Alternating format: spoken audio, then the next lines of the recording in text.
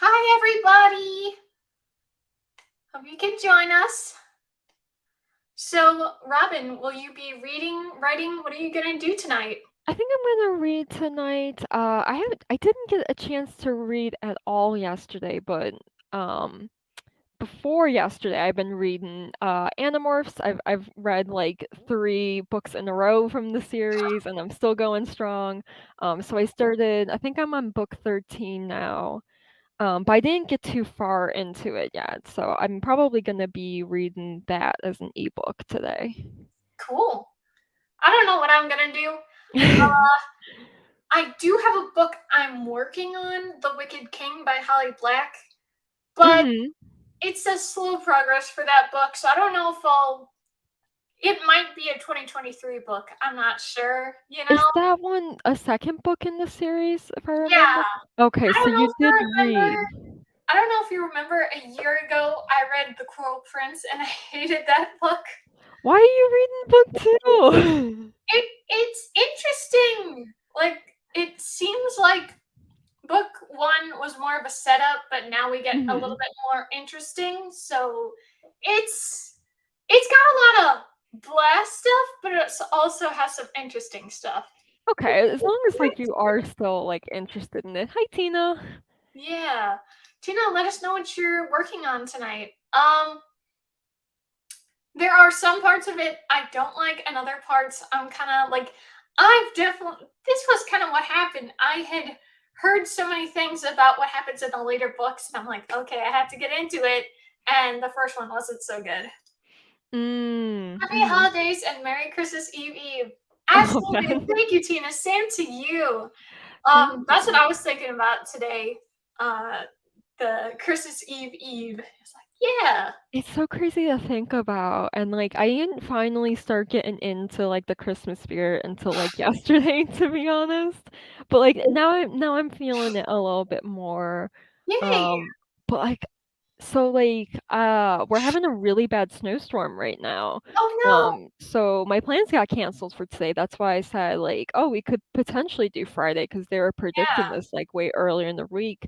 I was supposed to do my friend's Christmas party today, and then tomorrow was gonna be my family Christmas party, and so both got canceled, and now it's kind of like, I don't know what I'm gonna do tomorrow. Today I didn't mind too much because, I had off from work, so I stayed home. I filmed 2 videos today. I edited and uploaded one.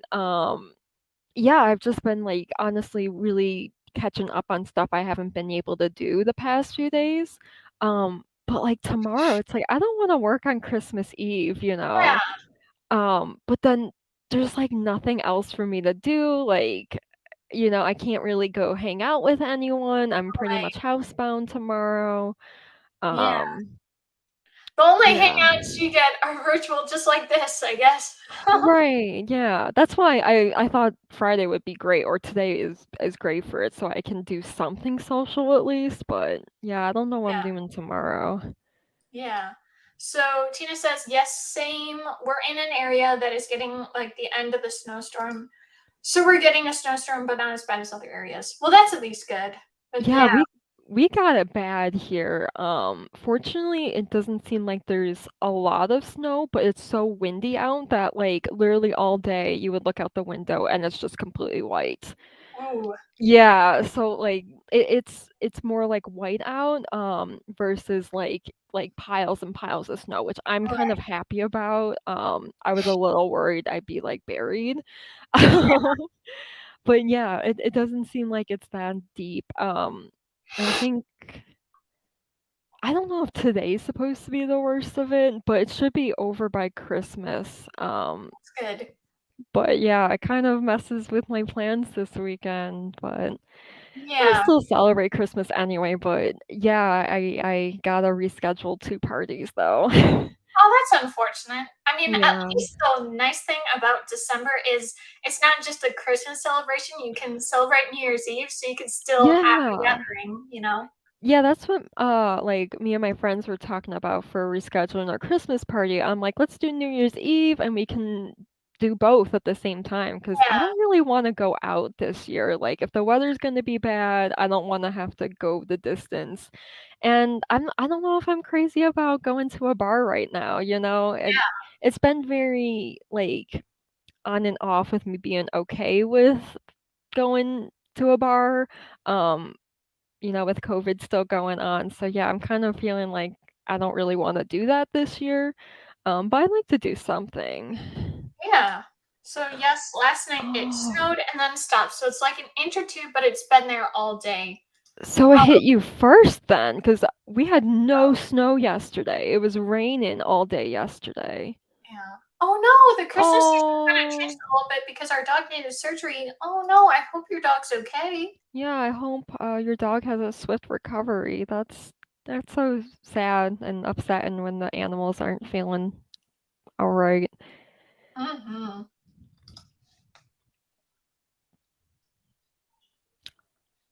Oh my God. Oh, I feel bad. Yeah. I don't like being away from my dog like that, but at least they're keeping tabs on him. Mm-hmm. Man.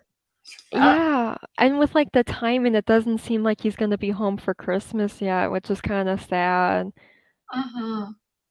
Oh, that's great actually. That's at least Oh, good. Yeah. that's like the best Christmas present ever is having your little buddy back home. She lives like really close to us. Well, that's good. Nice. Good. Um, that was kind of a bummer.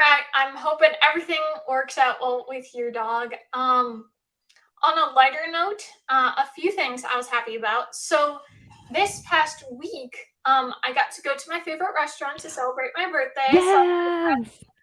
and it was really cool too. So I was trying to find my headphones. Like, with Apple now, they don't have it where you standardly plug something in. Like, you have to do something where Yeah. it's like an adapter. I couldn't find them. I was like, so what am I going to do for 3 hours and then another 3 hours for this trip? And I was like, Yeah. second, I have these other headphones. I don't know what version they are, but they're Sony headphones. They're really well done. And I hadn't used them in months. So I was like, maybe they'll last a little bit. They were fully charged. Like these headphones are so Nice. good. So I was listening to an audiobook. So I finally finished Yes. the book.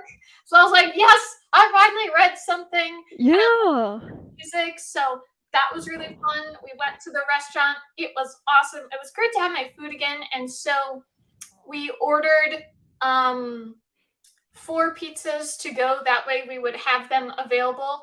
So That's so fun. Oh my yeah, gosh. And like such a great idea too, because you could always just freeze them and then yeah, reheat them, yeah, when you because want. so they are frozen pizzas. So yeah, like they can last the 3 hours back home. So Oh, so yeah, they weren't yet cooked. They're frozen raw, right? yeah, Okay. you can Oh, order that's them and then perfect. yeah, exactly. So I'm really happy. This is what we did last year because we'd gone for my birthday last year, and then throughout 2022 we were eating them. So it was very nice. So I'm happy we Yes. did that again. And then my family wanted to go to this mall. I can't remember what the mall was, but it was like just like 10 minutes away from my favorite restaurant. And this mall was very nice. And it had Ooh. the most exclusive types of, shopping stuff like Gucci and Tiffany and Co. and Oh all my this God. stuff. Of course, we could afford none of that, but Yeah. it was nice to window shop. But I was like, I don't know if you saw, but I put this post out. I posted a I tweet saw where a I was like, tweet. check Yeah. me out in these Gucci sunglasses. Of course I didn't buy them because they were like $500, but they were cute. Yeah, it was a cute photo too. I remember you tweeting it, but I didn't realize you were in the Gucci store. I've never Yeah, like I don't even know like where the nearest like Gucci store would be. Like I've yeah, never been to one. yeah. But Like that's it kind of was, cool. yeah. I can't remember what the store was. It was like some sort of. rich store where it had multiple products. So it had Rolex and other things. I can't remember. But then it had all the sunglasses and it had some Gucci stuff. So I was like, ooh, let's put these on. The only things we could really afford was like White House Black Market and like there was an Mhm. ice cream place, but that was about it. And even the ice cream place was more expensive than usual. I was like, It's whoa. crazy. But it was But funny. Oh, go ahead. yeah, it's such a different experience though, you got to do something new, you know? Yeah, but it really helped me understand because I always just assumed, kind of like how celebrities are, where like it's not the most common thing for people to just see them out and about. Like they got their own little, exclusive places to go. So I just assumed really rich people don't have malls, but apparently they do. It's just That's we like insane. never go to them.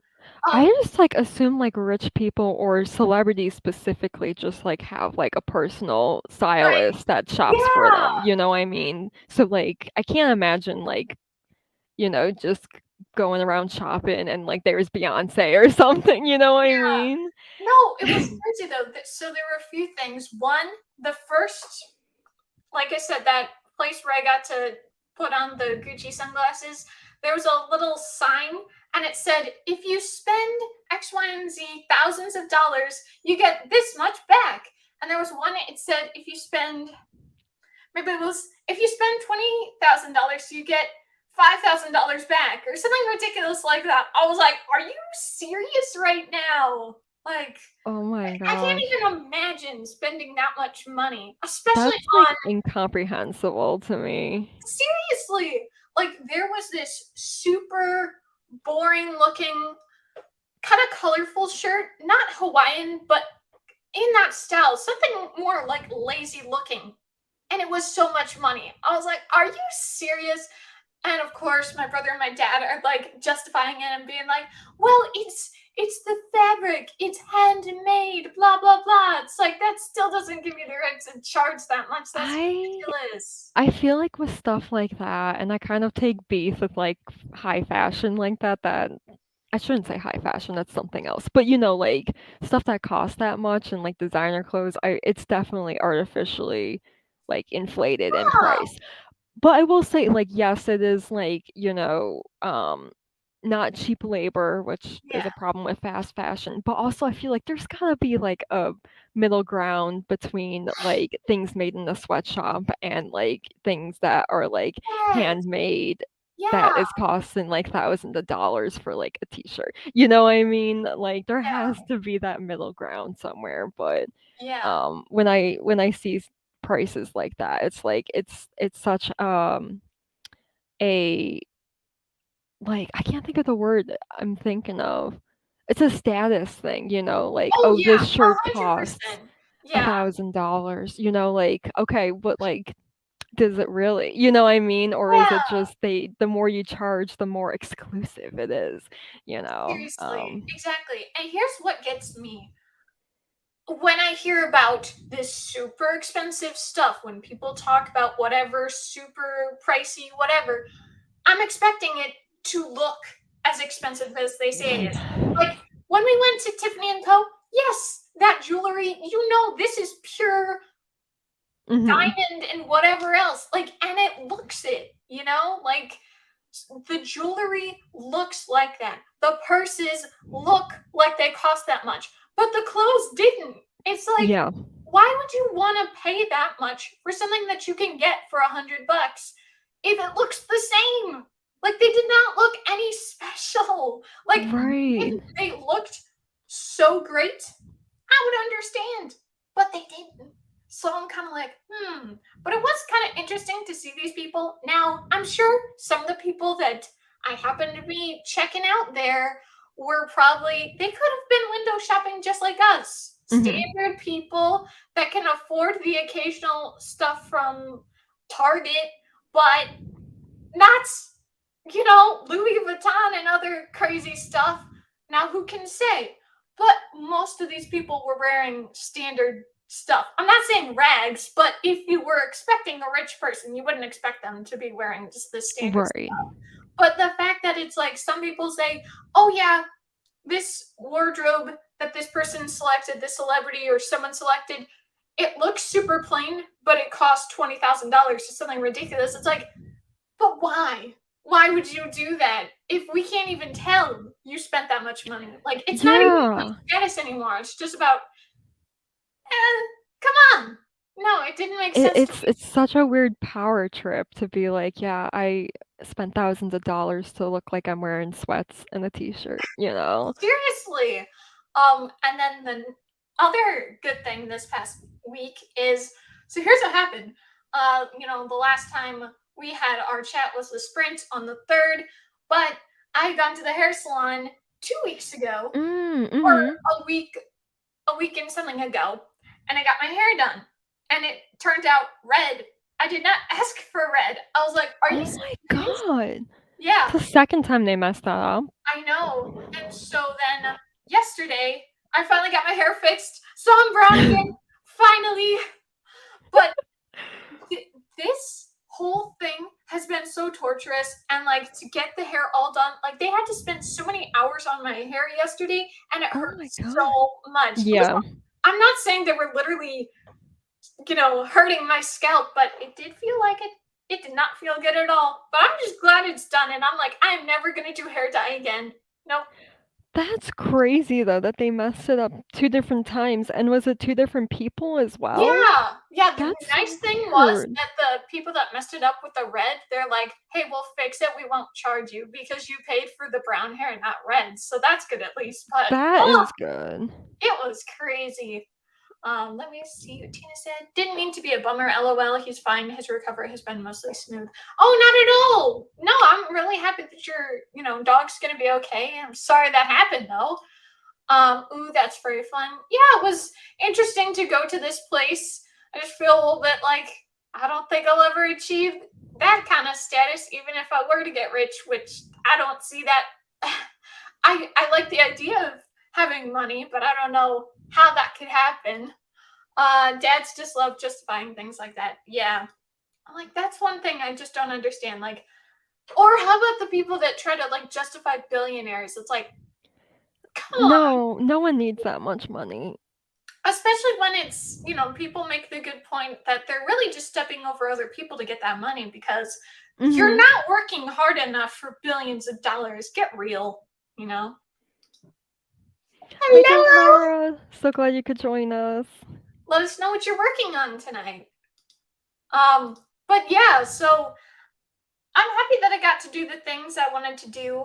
I still have a few plans, but two things. So I tried some kind of alcohol. I didn't really like it. Do you And remember then what it was? 'Cause it's always fun to talk about that. and then two, the other day I tried this white wine. My dad put it in, like those tinier things that they put like ice in it and just a little drink. Okay, yeah. My dad put the slightest little bit of white wine in, and I could like I decided to go with it anyway, but it was tame in comparison, but it was still very much alcohol. I was like, Mhm. yeah, it was something. I had like this butterscotch something, and my dad added it with 7 Up maybe, and it was just too much. Hmm. I can't remember what it was I though. c I don't know off the top of my head what that would be. Yeah. Um, Oh no, Johara, I hope you feel better. I know, I feel so bad, she's been sick for so long. Yeah. I mean, the curse of winter. Right. I'm listening to the House of Hades today Excuse from me. Thor and the Heroes of Olympus. That's awesome. Well, it's still really great, Johar, that you finally found audiobooks and you enjoyed them. Uh, Oh, yeah. yeah, I'm excited for one of my presents for Christmas. I'm getting Kindle Ooh, Unlimited, so I'm gonna have nice. plenty of new selections for stories for 2023. So I'm excited about that. I think Johara's books are available on Kindle Unlimited, if I remember correctly. Johara, yeah, Yeah, I can correct me if clarify. I'm wrong, but I Yeah, believe that is available through there. yeah. As soon as I think I'm doing better, oh no. Oh, I'm so sorry. Jeez. Man, I hope your Christmas gift is 100% health, you know? Right, God. yeah. Oh Yeah. boy. Do you have anything you want for Christmas, or you have said you wanted for Christmas? Most of what I want for Christmas is books. Yeah, Um, plenty of so sci-fi yeah. ones. Yeah, I don't know, I might do a book haul video or not. All depends on how I feel. But yeah, for Christmas, yeah, I really just want basic things like books, socks. I always ask for every year. Get those socks. Yeah. Dr. Pepper, my favorite thing in the world, you know. Yeah, I sometimes in Florida, sometimes I'm like, oh, I don't need these fuzzy socks. And then it gets to winter and I'm like, yep, I need my fuzzy socks. I'm currently wearing fuzzy socks because it's like, it's too Me cold. too. Yeah, it's not even the cold. It's just like it's very comfortable just to wear Yeah. them. You know, they're Yeah. not like scratchy like, my other socks will be. So, yeah, for me, I just like the way they feel. Yeah, they're nice. Once I feel better, I'll definitely do my birthday Christmas haul. That's great. Yes, my books are available on Kindle Unlimited. Could Nice. always check that out, Tiffany.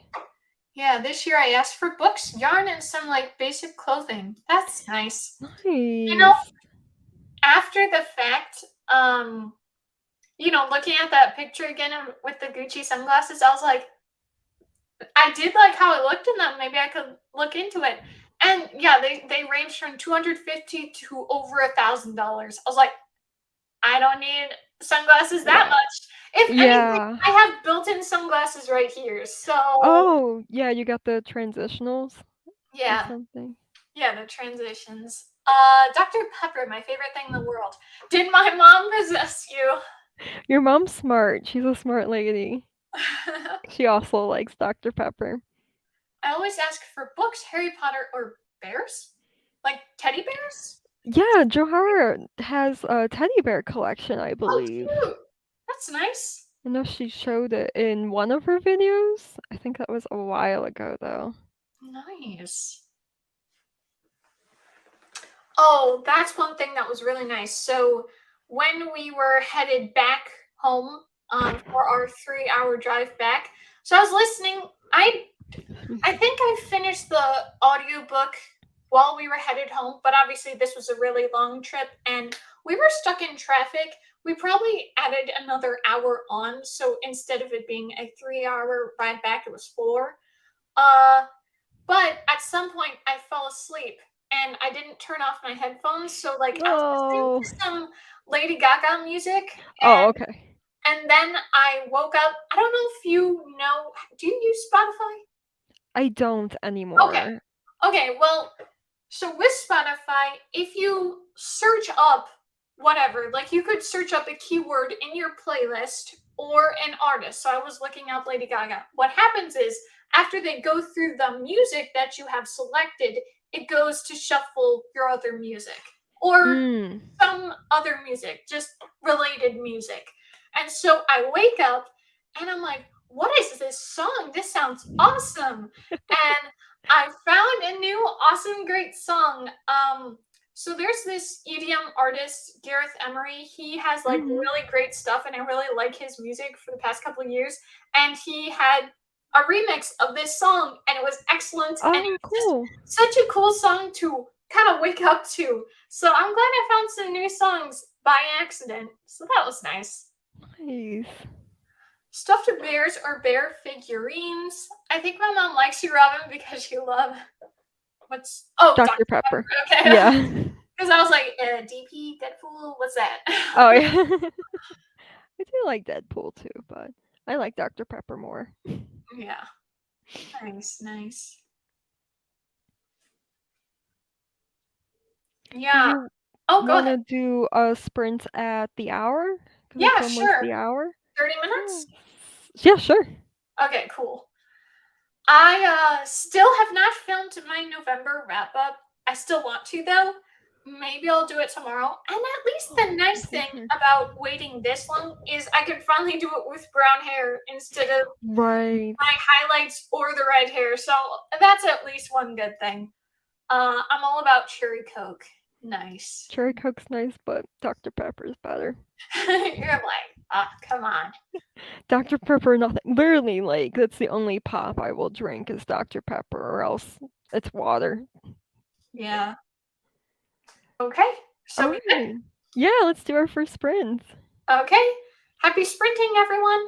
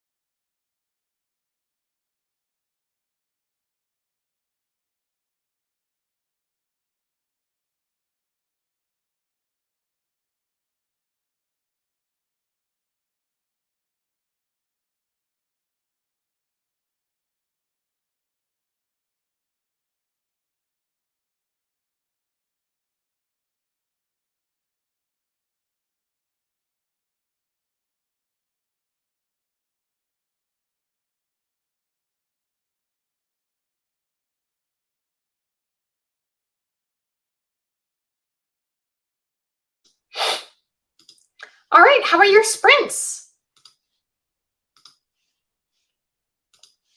So Johara says, I have read 91 books this year. I've read so much this month.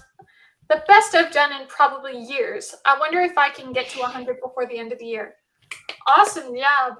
Well, Yeah, you're so close. 9 books by the 31st. I mean, try your best. How did reading? You said you were gonna read. Yeah, I'm reading. Got like 8 days to read 9 books. I believe in you, Johara. Um, I did quite good. I think I read like 4 chapters. They're kind of shorter chapters because it's a middle grade. But yeah, I'm really getting along. It's getting exciting. Yeah, I'm excited. How about you? I did read The Wicked King. I got a chapter in, so that was Nice. good.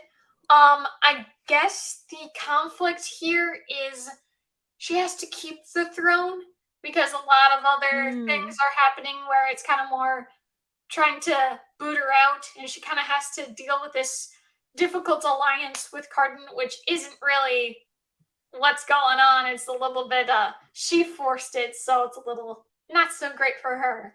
But hey, it's kind of getting interesting, so I'll give it the time. I'm at 70% in the House of Hades. Nice Yeah. job.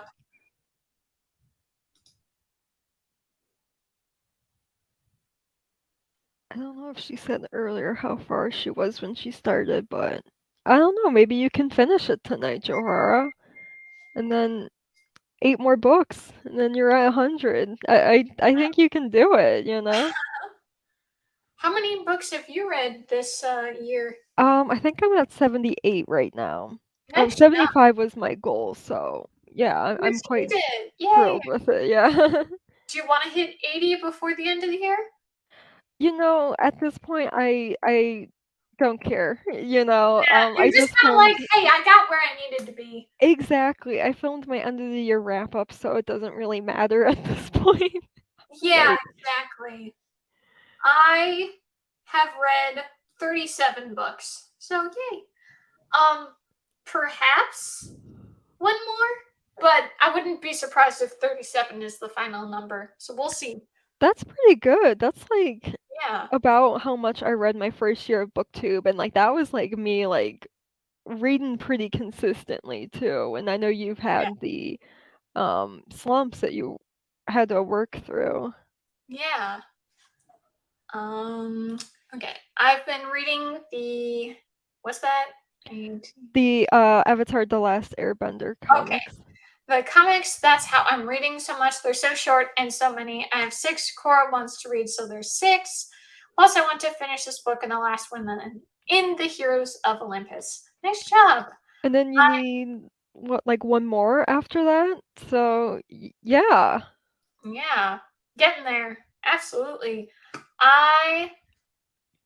2019 was the year before I'd started BookTube, and my goal had been 5 books, and I ended up reading 16. So I did much more than I had planned for, which Yeah. was nice. And then 2020 was 57, 58. Then it was 66, and this year was 37. So it may not be as much as the past 2 years, but it's definitely more than I usually would read. Right, yeah. Pre booktube. So, and the fact that I still was reading, and yeah, so didn't quite go as planned, but I already have a plan. I've already started like drafting up New Year's resolutions in general, but I also have, let me find it, my 2023 reading goals. I'm definitely going to make a video about that, but one of the ones is I will not be reading any more adult romance books. What I like about romance books is the characters, the getting to know each other, what you care about each other. The problem is, a lot of these adult romance books, that's not what they're about. It's about Yeah. you are attractive.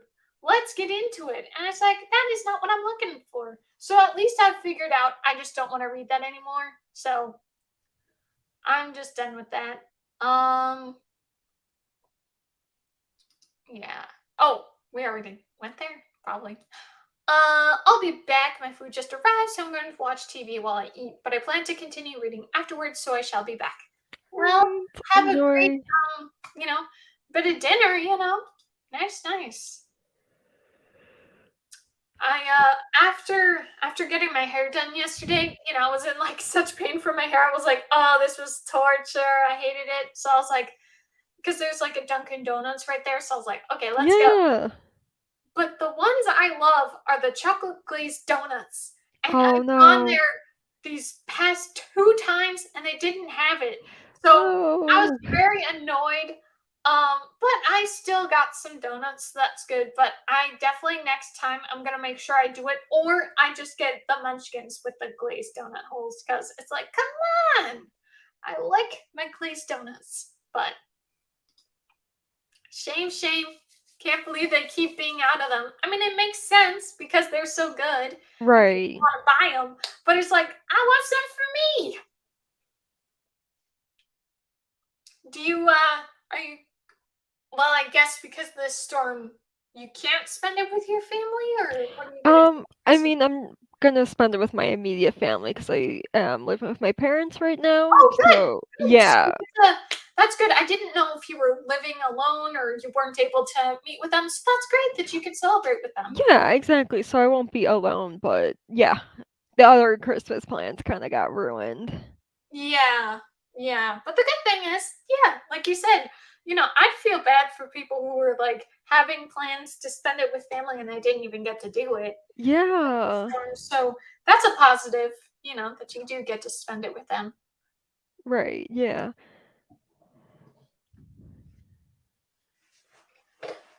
Do you have any reading plans or New Year's resolutions? So I think I talked about it last time we did a sprint, but one of my goals for next year is to read more translated books. Because I haven't really done that in the past, and I feel like everything I read is like books published in America or England, so like there's a whole bunch of like literature I'm missing out on because I only read that. Um, and then today I was like thinking about like I think it could be like a fun challenge or readathon. I'm not sure if I'm gonna make it a readathon, but like to read a book from every decade and like see Ooh, how far back in time I can go. cool. That's Um, because definitely like this past year I definitely read from the 70s, I read one from the 80s, definitely from the 90s, possibly 60s, definitely the 50s. I had one from 1912, and then like some in like the 1800s, like one or two from the 1800s. So I was like, yeah, like I'm already reading that, but like, what if I intentionally do it? Like, I think that could be fun. Yeah. No, that sounds really cool. That is one book reading idea I've never heard of. So that's really cool that you thought of it. Yeah, it's what I haven't seen anyone do that for a readathon or a reading challenge or something. So I don't Yeah. know. I just came up with it today though, so yeah, No, I don't that's such got a good idea. Yeah, that's really uh cool. anything in the works. Yeah. I mean, it was interesting this year reading two books that are much older than the other books I usually read. Like, What I did was not expect to read a book from the 30s. Oh, you did read from the 30s. That's so cool. Yeah. Um, That's like it one was decade I didn't get this year. Yeah, it was this book, 17th Summer. I thought it was like a book from now or maybe like 10 years ago or 20, but no, 30. The 30s. That's I was like, so oh, that's cool. crazy. But it was interesting because then you can look at the actual, because like they have so many different covers, and then you look at the one that was from the 30s, and it's like, yeah, that does look like it's from the 30s. But it was interesting the fact that it's like, it's was it showed its age, but it also didn't. There were times where it felt like any other contemporary story. So it was very interesting. That's one thing that I find, it's not so much a book that was like enjoyable based on its own merit, but it was interesting to see as a person uh reading in the 2020s about the 1930s or how a teenager is dealing with the 1930s. So I was like, that's very interesting. Yeah, that sounds so cool. Yeah, yeah. I had a whole analysis. I think it was in my August wrap up. So before I made this new channel, and my dad happened to watch it, and he really, really liked my analysis of about that book. So that was kind of cool, you know. Nice. Did So he ever oh, read it before himself, or no, no, oh, he I was wasn't just sure if he impressed had with his like the. own thoughts about it. Yeah, no. I mean, like, this is like a contemporary young adult story, one of the first. So, I don't imagine my dad doing that. He basically, it's like the only book he's really said he's already read. Um, but he would read more like nonfiction books, which he doesn't even read anyway, but like he had enjoyed back in the day reading A Brief History of Time, like stuff like that, you know? So, Nice. but yeah, he's definitely not like a fiction reader. And even though my mom used to be a fiction reader, she doesn't do it anymore. So, my brother sometimes does. He's actually supposed to be reading during Christmas break. He's supposed to be reading The Cruel Prince. So, that could be Oh my interesting. gosh, that's so crazy. Is it school assigned reading? No, he just wanted to. Oh, he He just wanted to borrowed read it for it. the past couple of years. I don't know if you see this white cover there. I'm hoping. Yeah, I can't like read Yeah, it though. Yeah. yeah, no, I'm just saying that white cover is just the dust jacket for the Cruel Prince. He's had it in Mm, his room for the past couple months, but he hasn't gotten around to it because he's so busy. But now yeah. he has the opportunity, so it could be interesting. And like he read my favorite book as well as the sequels, Angel Fall and the other three books. He read that in like a day or 2 days. Like he can fly through things. So I wouldn't be surprised, even though I'm currently in progress with The Wicked King. I wouldn't be surprised if he's like, "Okay, I finished the Crow Prince. Give me the sequel." I'm like, "Okay, Right. I'm not gonna read it that fast." You know? But yeah, he's not much of a reader. I mean, he's just more of like the doing the college thing, other whatever. But yeah, it is interesting. Like he reads then and again, but not that much. He used to. Well, okay, he didn't really enjoy the 100 books, but he did like the show. But it was kind of interesting. Like I had first gotten the 100, and then he got like the box set of all of them. It's like you could have just borrowed my first one, but okay. Right. We have two copies of the first book, but no biggie. Do you have siblings? I do. I have two older sisters. One is like in her 40s, and then my other sister's like almost 30s. She's a lot closer to me in age. And my oldest sister's a half sister, whereas my closer one is Oh, okay. Because I yes. was gonna say that's a pretty big It is. yeah. Yeah. It's like that's an interesting one. It's like, usually parents are it's more close in line, but now that makes a bit more sense. Right. Yeah, two different marriages, so Yeah. I'm trying to remember what I was gonna ask. Did they read? Or yeah, I actually had my closer to my age sister on my channel for the recommendations video oh, I I have to did. watch that one still. Yeah. Yeah, that was cool. I didn't so I didn't know, like, she just seemed well, that's the thing sometimes with some people, how they don't look their age. I just assumed I don't know. I mean, I'm still getting used to the fact that I'm in my 20s now. She looked like a teenager. I was just like, Oh, I just assumed. I think she would be really happy to hear that, so I'll pass that along. Okay. She's older than me though, but yeah, we did that, and even though it was recommendations for the Monster High readathon, still her, like, recommendations are really cool. She kind of reads a little bit different stuff than I do, so that's also why I wanted to bring her on to get, like, very different recommendations coming from Yeah. her. Um, but yeah, I'd recommend checking that out. Yeah, that is cool. Um, yeah, I'm trying to remember what I was gonna say. But that's cool that she reads too, you know? Yeah, we're a reading family. Yeah. My family definitely isn't. Like, if anything, besides the fact that in the past, more around my age or earlier, like teens or whatever, my mom used to read probably fiction, but if she were to read anything, it would probably be more the nonfiction stuff, which she doesn't read anyway, just so busy with other things. But it is Yeah. interesting. Even though I'm not as strong as a reader as maybe I've been in the past, I still read. I couldn't have this whole Yeah. big collection if I wasn't a reader. Maybe that would I be feel like I would lose my mind if I went like a whole year without reading books. You know mm, what I mean? Like even like in college was probably like the part of my life that I didn't read as much, but like I still would read like maybe 5 books a year anyway, yeah. even though it'd be like like super super slow. Like I remember reading like mostly anthologies then. So like I would slowly like read short story by short story of like the whole collection. Um yeah. It's cool.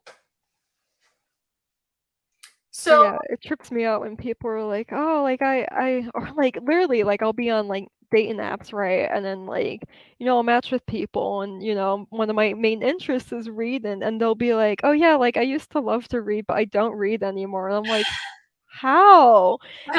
It's been so hard to connect with people like that because it's like, okay, like clearly we're living vastly different lives right now. yeah, like I have a whole YouTube channel where I talk about what I read. Okay, like I we're not on the barely ever same tell level. people about my booktube channel on the Oh, dating app because most of the time people don't care and like I kind of get it, like you don't have to watch my channel to get with it, you know what I mean? yeah. Like it's That's okay if one I thing. have my own If interests, you, but if you want to get with me, you have to yeah. watch my channel. Okay, Yeah. I need the views. That's um funny though. Yeah.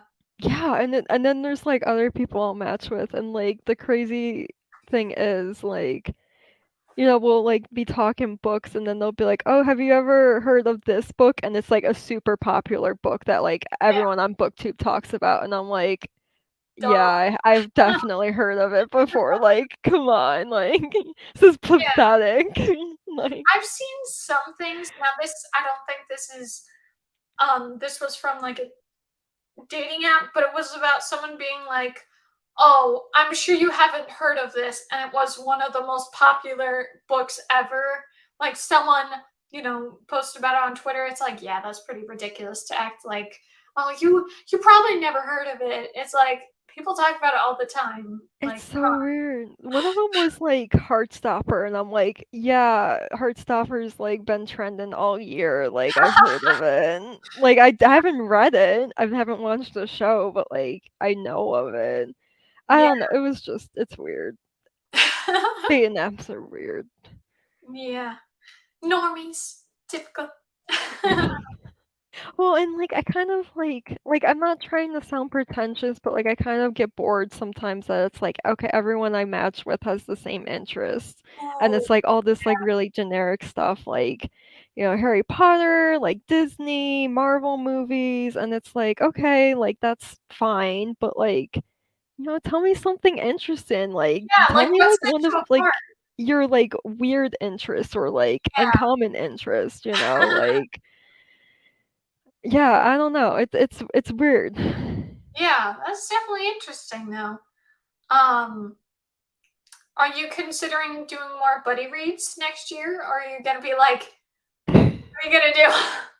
I mean, so I was doing so well with them last year, and then I kinda fell off the bus, later in the year, but I don't think I'm gonna put as much pressure on myself as I did last year. Last year, or I'm saying last year as in this current year, um, like, I wanted to do, like, a buddy read a month, and, like, that kind of ended up being a lot to coordinate, Yeah, which you wouldn't think so, but it did end up being a lot, so, I probably won't do that to myself, but yeah, I'm definitely still up to doing buddy reads.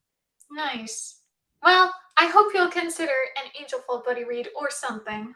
I gotta get I don't have a copy of it. Yeah. Welcome back. Hi, Johara. We've just been chatting, so you didn't miss any reading at all. Yeah. I was just talking about buddy reads. I do want to get into that or doing new things.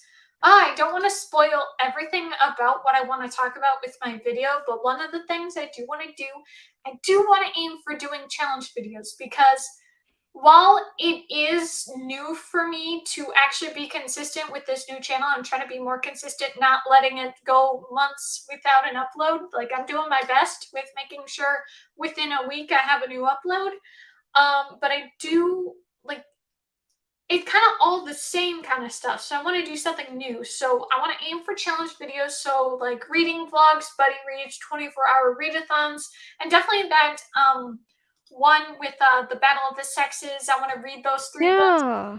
I'm hoping I could do it, you know.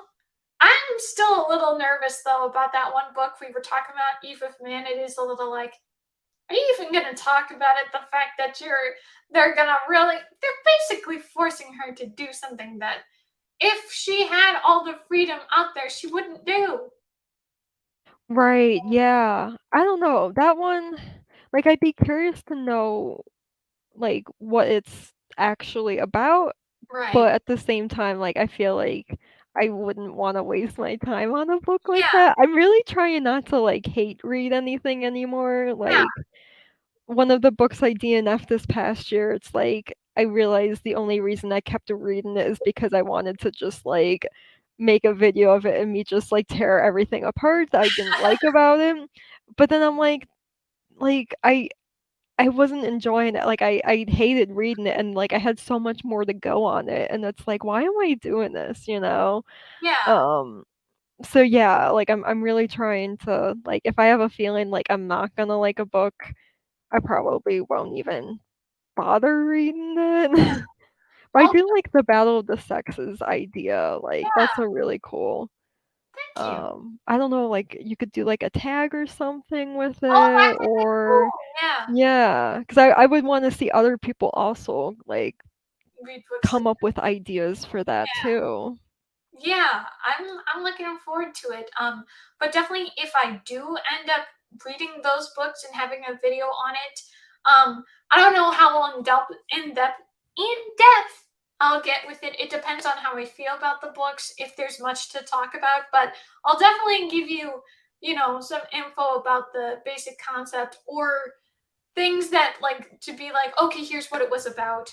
I'm Right, gonna yeah. have to be honest, I've looked at least one review. It sounds more they're going for like the typical dystopian story like the Hunger Games instead of it being about the actual political aspect of this. Mm. That kind of like moral dilemma, but I don't think they're gonna aim for that, which is a little like, why Yeah. would you have that concept then?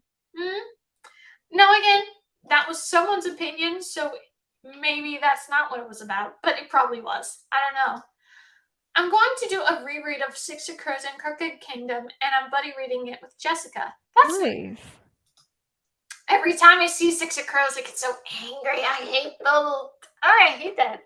Oh, I hate. You didn't like the show or you didn't like the book? Shadow and Bone. The show was meh. I've just realized I just don't like Leigh Bardugo's story building, her writing. It just doesn't work for me. But definitely Six of Crows. I just really hated that book. No, no, no, no, no.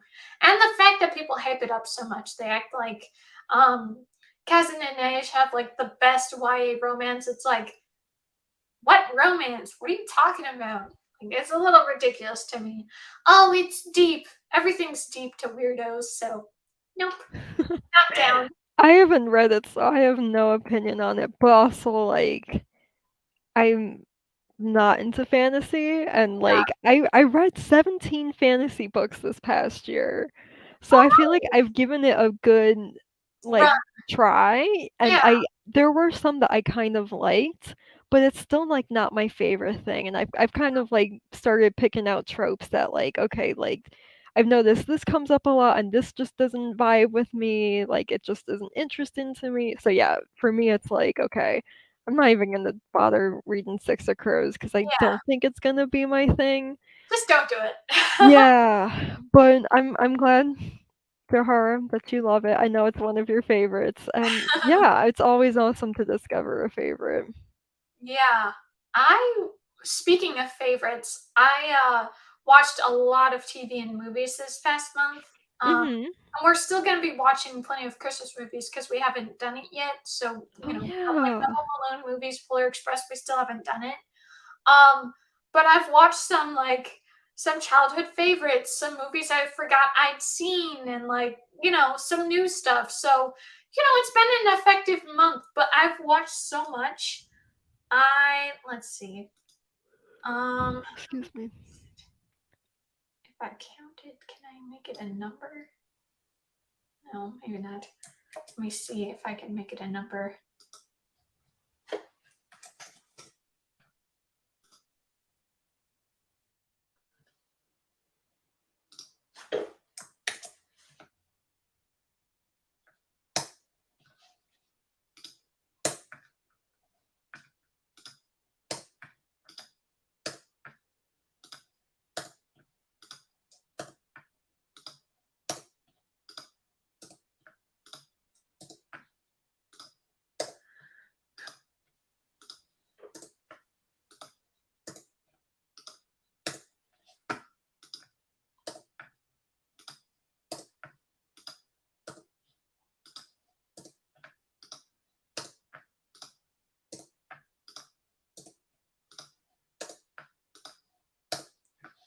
Yeah, I have watched 22 overall. Wow. Yeah, Just this month? yeah, That's amazing. That's like a yeah. movie a day almost. I know. And the fact of the matter is, with some of them, I watch multiple, like with shows, I watch multiple. So like I just watch a lot. So but that's the thing, like I enjoyed it, obviously. But yeah, like I did not really dedicate much time to reading. I only read, where is it? Oh, days read 1, 2, 3, 4, 5, 6, 7, and today. So I've only read 8 days of this year because there was one book I started this month, but it had content I wasn't comfortable reading, so I stopped reading Yeah. it. I DNF'd it. Um, but other than the Wicked King and the book I finished, other than that, that was all that I read. So there wasn't too much. But hey, you know, I'm doing what I love to do, which is watching TV and movies. And I also watched YouTube. So like there's plenty of that kind of stuff. Um and yeah, I'm not gonna force myself to read, but I'm hoping with Kindle Unlimited I'll find some more gems.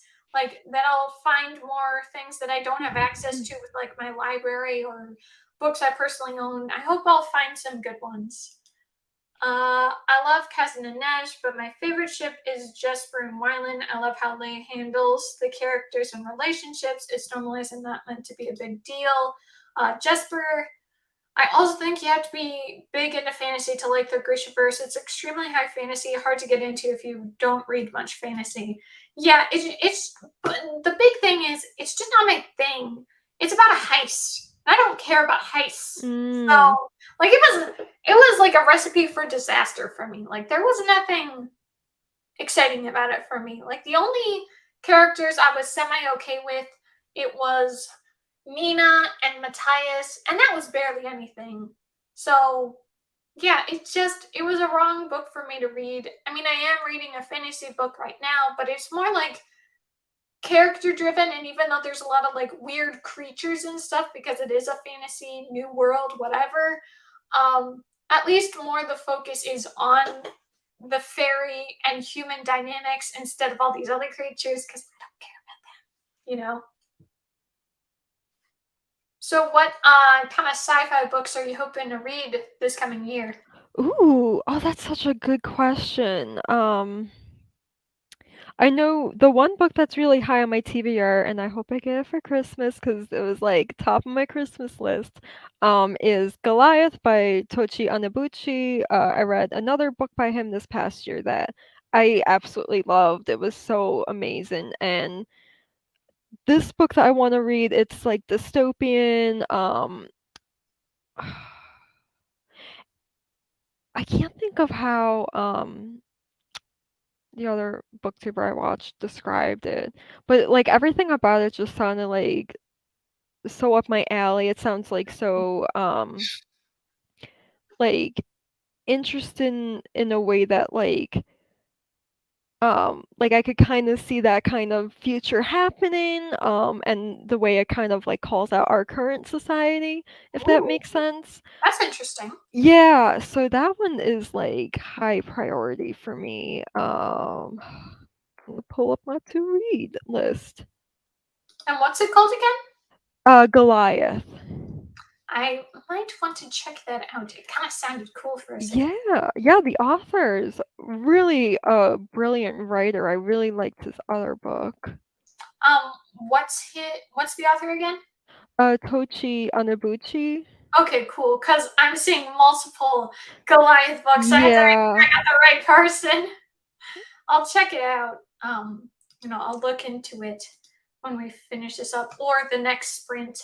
Um, I don't either. When I first go into BookTube and heard about it, I didn't think I'd like it, but I ended up loving it. Well, that's good at least that you liked it. Ah, that was just not the good fit for me. I was just like, no, don't like it. It's kind of a nice surprise too that you kind of were unsure about it, but it turned out being like one of your favorites. That's awesome. Yeah. Have you already started with like best books or worst books of the year?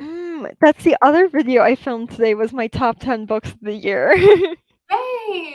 I have so much editing to do on that one. I'm not doing a worst books of the year. There's only one that I really disliked, and I don't know how productive it would be for me to make a video about it because it definitely was like just a taste thing that it just didn't match what I thought the book like was trying to be, and I also Yeah. felt like um the book was probably rushed through the editing stage. Like my impression of what went wrong with it is just that like, publishers like, wow, this is a super marketable idea. Let's get this out as fast as we can. And in the process, it's like a super underdeveloped story that's like contradictory at times and Oh, like um yeah, it's just I thought it was like so weak in execution, and I don't think it's the author's fault. I do think it's just like they really rushed it to be published when it was. So I don't want to like pick on the author about it, but it really is just not good. It was so frustrating to read because it could have been a really great story, but it would no, it wasn't. yeah, it was easy for me to pick my best books of the year because I have less good books, so Mhm. it's kind of like, okay, whatever I rated highest, let's put this on. So it was easy for me to do a top 5.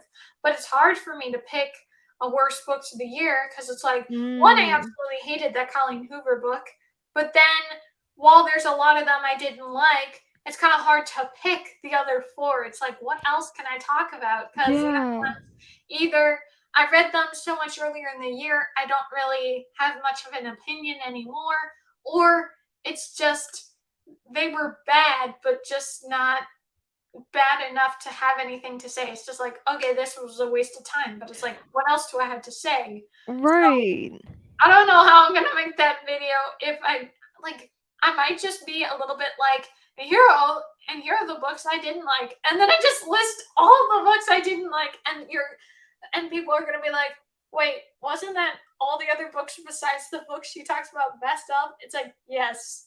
Oh my gosh. Maybe Well, I think it would be really cool if you did, like, at least the top 5 books that you liked, because it does yeah, sound like you're yeah, struggling with I'm the definitely gonna do that video, but it would be funny.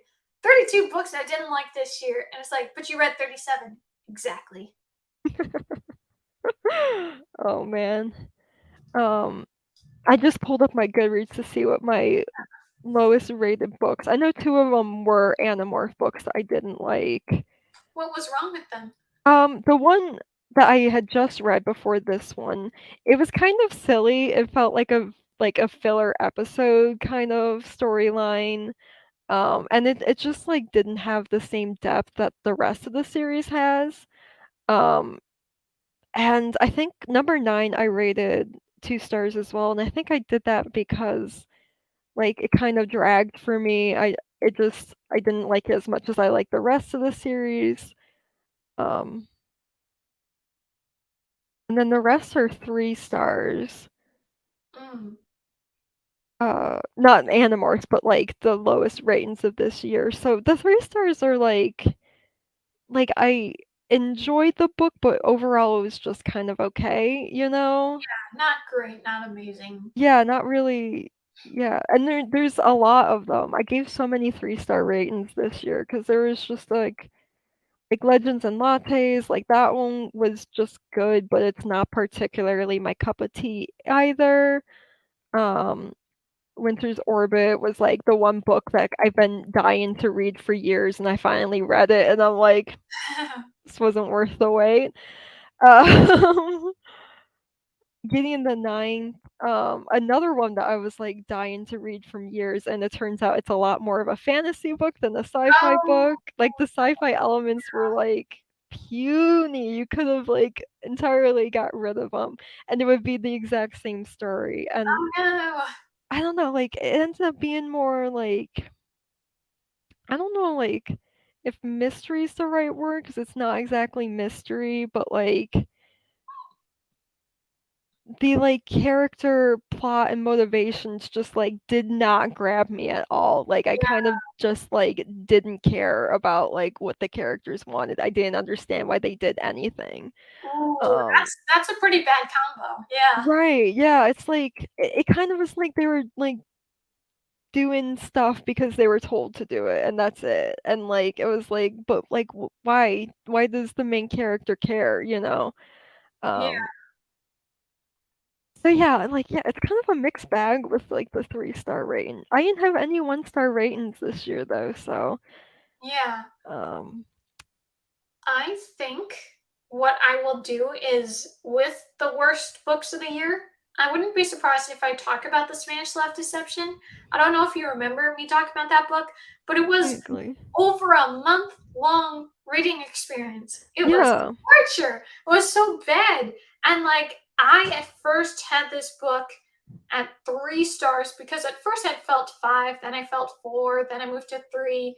Now I have it at two because it was just so bad. Because Yeah. there were okay parts about it, but it really is like what people say, where it's like it's clear this wasn't a well done, well written book. It just happened to be crowd full of tropes that some people liked, and that's why people hyped it up. But it's like the book didn't do its job, you know? It was pretty empty. So, and the fact that it was almost, yeah, it was almost 450 pages. That is ridiculous. So long for just a book of tropes. Yeah, it was a simple adult romance contemporary book. Was trash, and all the biggest reason why it was so long is because the main character was overthinking all the time, and it's like no one wants to read that. And she keeps thinking the same thing over and over. It was so not good. So I think I'll have to talk about that one because even though it may not be the worst, it certainly was like the one of the worst reading experience this year because I do not want to be reading a book for over a month unless I'm like I started it like one day and then at the end of the month then I read it all the way through. Fine, but that's not what happened. I kept trying so many times, it was just so boring, so not so good. Johara says Alyssa bought me an indie book about the witches because I love witches. She asked me to send her 3 things and she'll buy me one. I sent her links to 3 indie books and she chose that one, Nice. probably because she knows my love for witches. That's really cool. I need to do top books of the year. I don't usually have books I actively dislike to do a worst book of the year video, though I haven't been a big fan of most of, what is it again? Avatar, Avatar, yeah. Airbender comics. Surprisingly enough, since I love the show so much, I've been rating them either 2 or 3 stars. Well, that's kind of what happened for me last year. I've been, I've talked to you guys about the Owl House, how much I love the Owl House. Well, they had this little chapter book thing detailing 1 or 2 episodes, was in written format, and it was so not good. It's like, yeah, like the whole atmosphere, the whole show, the art and the music and the voices, that's what makes the story. It didn't work in written format. So yeah, I didn't like that myself, so that makes sense why it wouldn't really work, because it's like it's good when it's whatever format it usually is. So yeah, not a good idea for that. Yeah, and I feel like with like those like tie-in books, it's written by a different person entirely, and Oh, yeah. you don't always get the same, I wouldn't say quality, but there's gonna be like a different voice. So yeah, I tend not to read any sort of tie-in stuff like that. But I know like Johara, you really enjoyed like the Kiyoshi book and Yang Chen, I think was the other one that they did. And those were like written books though, not comic books. So Yeah. clearly like some of it is good, but Yeah. yeah. Otherwise, not so much. I do find it funny though, the fact that the Owl House had this chapter book format, and then a book I read this year was the Gravity Falls Cinestory comic, Oh, nice. which obviously it's just, each frame of the show and then, standard comic words. And I had so much fun with that. That was like my favorite book of the year. So Oh, if you cool. do the right, if you do it the right way, you could do good by putting it into book format, but you have to do it the right way. Like a comic format is the way to go. And they didn't do that. They should have. It could have been fun. Um, I hate Katara and Aang's romance, even though they are 2 years apart. She seems so Hmm. much older than him. And what about 14? What about a 14-year-old likes a 12-year-old? Just saying. But they make me cringe, plus they were forced. Oh, so that must be what the comics are more about, is about Katara and Aang's relationship. Mm. Yes, the Kyoshi ones and the Yang Shen. Yang Chen, I think is how you Okay, pronounce it. Yeah. one I rated 4 stars. I enjoyed those. Well, that's Nice. better. Do you have any challenges you want to do booktube wise or reading wise for yourself in 2023? I think I still want to do the challenge I had set for myself this past year, which was like once a month, at least one of my books has to be published before 1990 because I want to read more older books. Yeah, I really enjoyed doing that. I end up reading a lot more than one book a month that Yeah. is older. Um, and I don't know. I think that's it for like reading challenges. I didn't really set as many goals for myself this time. I kind of just want to read, you know what I mean? Yeah. Like, Yeah. not worry about it too much. Oh, I do want to, like, the two series I'm really gonna crack down on this year is gonna be Animorphs, obviously, as I'm reading it, and then Dune, I want to read more of. Mm. So not quite a challenge, but like, as far as series go, those are the ones that I'm like, gotta get on those, because I'm like, oh my god, if I like keep reading things at the rate I'm reading it, it's gonna be like literal years before I finish the series. So I'm like, I gotta get moving, you know? Yeah. Yeah. How about you? Any challenges you are participating in? Well, like I was mentioning about the reading vlogs, Battle of the Sexes, um, going into a book blind, I definitely want to do that. And then that Nice. thing I put out, let me go back to my channel. What did I say? I wanted to read my subscribers' favorite books. I Oh still have yeah. to read Uglies. I still have to do yours. I I had think I planned gave you for a it. different one. I think I gave you a different one this year. I know Uglies was my recommendation last year. I think I do Illuminate? have it here. I do Yeah. have it here that you did recommend it. Here for Either's my fine. subscribers' But favorite. yeah, I'm like, I know like you read like the first page of Uglies and it didn't grab you, so yeah, I gave you Oh, another just one. the Um sunset looks like cats. I was like, what? No, but uh, I I am curious about it, so I'll definitely check it out. It's just been very hard, very slump season for the past year. So, I want to get out of it. I want to do what I can do. So, but I will aim for that. It was just last month. Yeah, it was very slumpy. Again, when I'm trying to get out of it, it's like, please stop. I just want to read, you know? Yeah, I get what you mean. Yeah. I want to read more of Erin Hunter books. Never heard of her. She wrote Seekers and The Oh, Warriors. Yeah, Warrior no Cats. wonder Johar wants to read more from her. Yeah. I mean, yeah, Erin Hunter's very prolific, so there is so I feel like there's other series too that she wrote too, so there's a lot for Johar to read. Yeah. That reminds me. Now, usually I don't read, even if there's a book I really enjoyed, I usually don't read the author's other works because I'm like, hey, that was Mm. kind of a fluke. That was a nice book to read, but I'm done. But this year, I found one book I'd enjoyed, Focused by Carla Sorensen, and she had more books in because it's like a standalone, but it's a series, so it's like connected with the other sisters. So the sisters have their own romances. So, but they're Mhm. standalones. I tried to read the next book. No, I read the book before that one, and I was so bored. It just was not good Oh. at all. The quality was so low, and it's exactly the point of what I was talking about. Why I don't want to read adult romances anymore.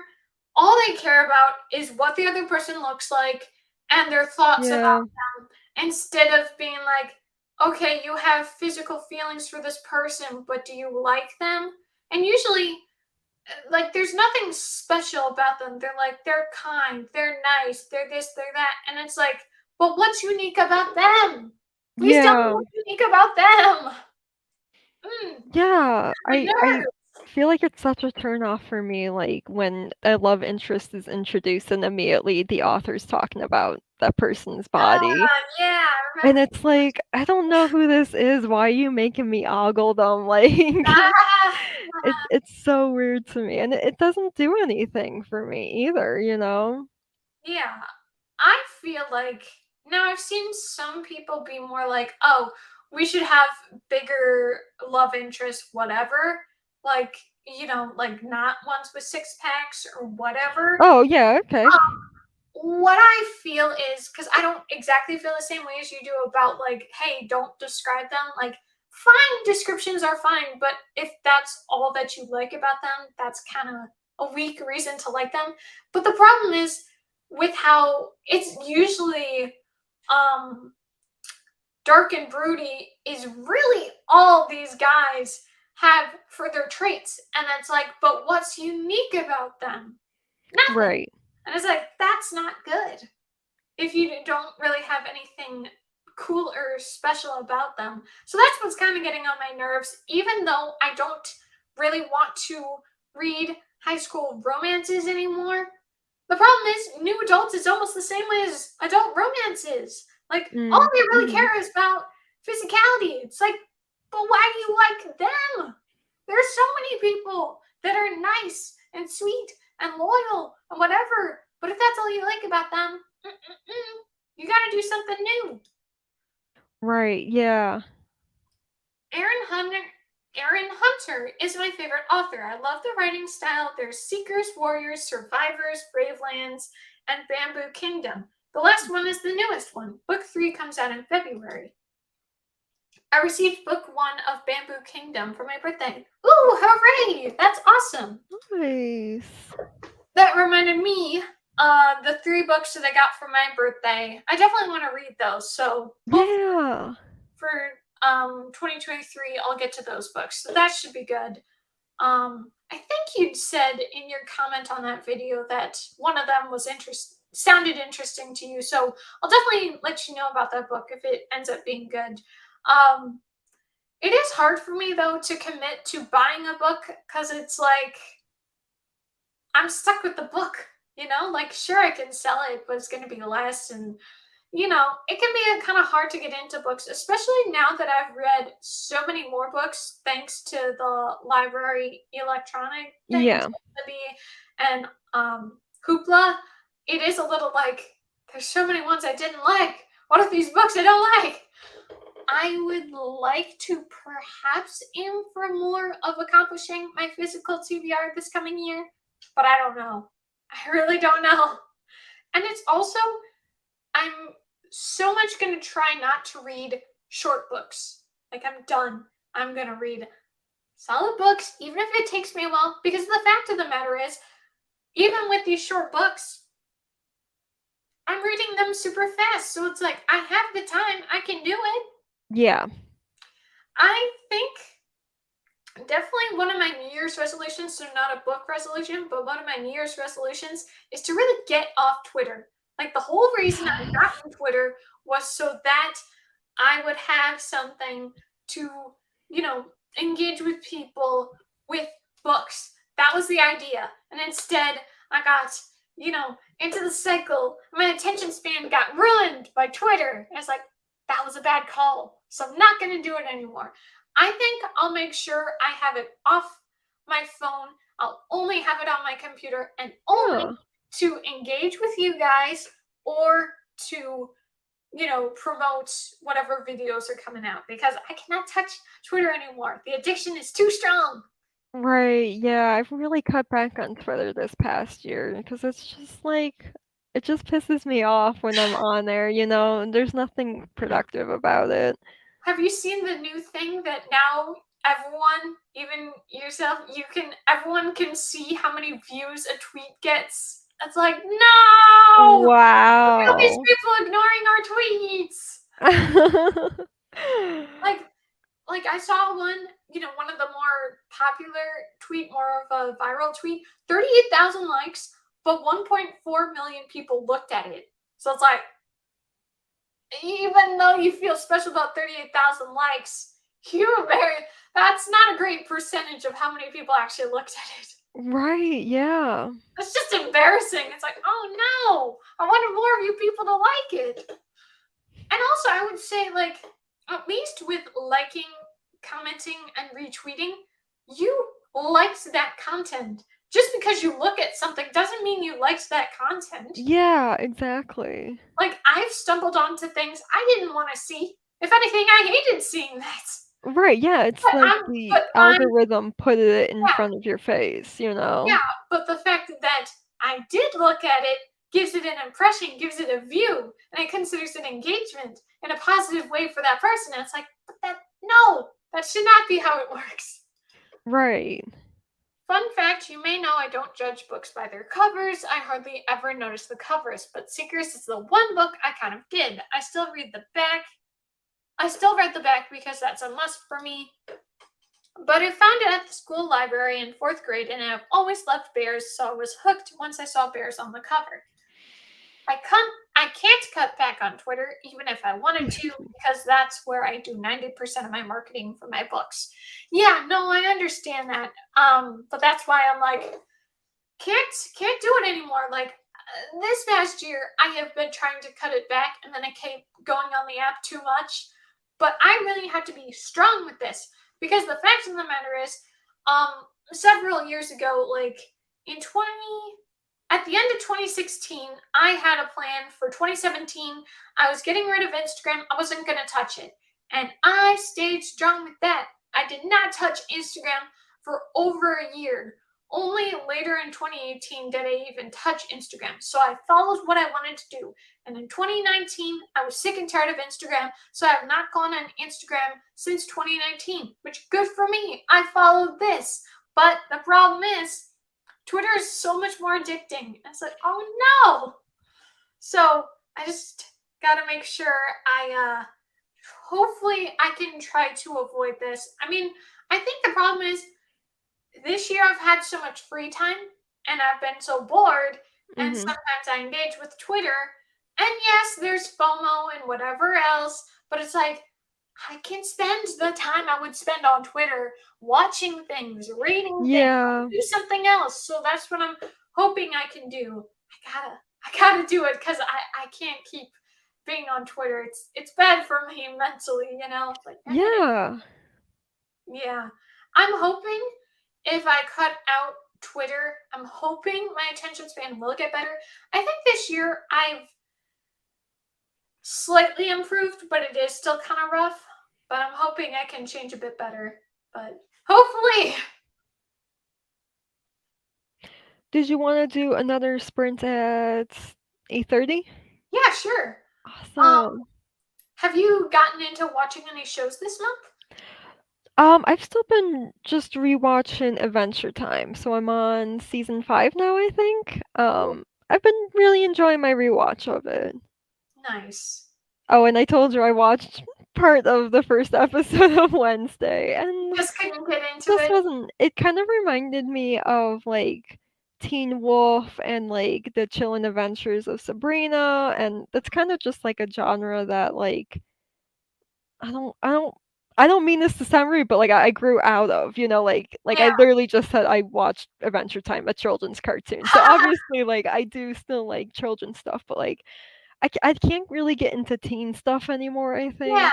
It's hard for me to connect to like a teen character, and they gave like Wednesday like that really typical like, not getting along with her mother drama that Yeah. just I don't know, it just didn't connect with me. I like how in, classic Addams Family, they were like all really loving and supportive of each other. It was kind of missing that for me. Um so yeah, I guess I watched that, and then I watched a couple like YouTuber commentary on it. Some YouTubers that I like reviewed it. So I kind of know what happens in it, and now that I know what happens, it's kind of like It kind of ruins the oh, mystery because you already know what's up. the mystery would have been the only thing that would have kept me going. And also there's that stupid love triangle that I know is just gonna like annoy me if I continue watching it. What Because I find funny about people talking about a love triangle is there really wasn't a love triangle. There was only one guy she was engaging with, and the other guy, it was just like, are you the hide or not? That's really what the other guy was. oh, okay. Like, Okay. it's more that fandom came up with this idea of a love triangle. It's just who's Mm. someone more rooted for instead of it being what was canon. And he was Yeah. not canon.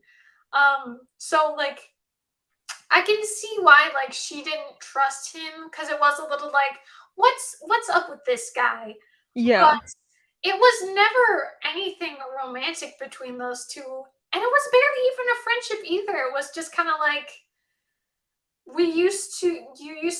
you once helped me one time and it's like okay they engaged then and again but there wasn't anything to it. There was not like a love triangle. Like it was way more fandom. And then the problem for me is even though I really enjoyed the show and I'm glad I watched it, I am getting hounded with all of people talking with their fandom opinions and whatever. And now it's kind of like it's almost like the show's been like oversaturated with like too many people talking about it or something. Yeah. And it's not that I don't like the show because I do like the show and I really enjoyed it, but I've never shared this opinion. I know some people do. I never shared this opinion that someone said like they don't like Star Wars because a lot of people like Star Wars. Like they don't like something because it's popular. I've never been like that, but this one was a little bit like I'm getting over it because too many people are hyping it up. It is good. Yeah. It is worthy of being loved, but some of these opinions are getting on my nerves. And I Right. just don't want to hear about it anymore. Because usually I really love something and then I'm over it. And I expect everyone else to be over it. And they keep talking about it, but not in such a good way. Like just opinions that aren't canon, aren't anything. And it's just a little like annoying to see and hear about. So like I don't know if I could do a rewatch of the show anymore because like I'm Mm. kind of over it. I'm not saying I don't like the show. I'm just saying I'm getting too sick and tired of people's opinions about the show. It is good. I did love it, but now I don't know. I can't really look at it. Yeah, I get what you mean. It is like everywhere, so I vibe with that too. Yeah, I even watched this girl because I watched the show all the way through on my own accord. Then I watched this person's reaction to the show, to like the full show, and it was a little like, eh, even though I had enjoyed it while I was watching it. So I guess sometimes some media just stay in your own head. Don't look at other people's opinions because they can Yeah. make you more mad than happy. Even if they're hyping a show up, sometimes they hype it in a bad way. So, yeah, this just didn't work out. I mean, I'm glad people are listening to other people that they like it, but I'm a little like, shut up already. Johara says, I love the mystery aspect of Wednesday. That's what was so good and interesting to me. Oh, that's the thing. So I'm definitely going to go into genres, challenge myself to genres this coming year, and definitely mystery. I'm definitely going to look into mystery this coming Mm. year. So I think I will distance myself from like romances and get maybe into thrillers, mysteries, fantasy, Mm. sci-fi. I'm really gonna check that stuff out. Maybe I'll check out Illuminate. I remember you were talking about Illuminate. That could be good. So I'm gonna look Yeah. into stuff like that. I really want to try something new because I think I'm getting bored. So Yeah. I gotta try some new stuff. But I gotta be careful. I don't want to get myself into an even worse slump. So I'll be careful with that. The love triangle I hate. Like I said, I don't see there being a love triangle. I know people have their little they want there to be something there, but there's not. Um, I want Wednesday to be Arrow Ace. She doesn't need a love interest. I did a whole rant on that on my review of Wednesday.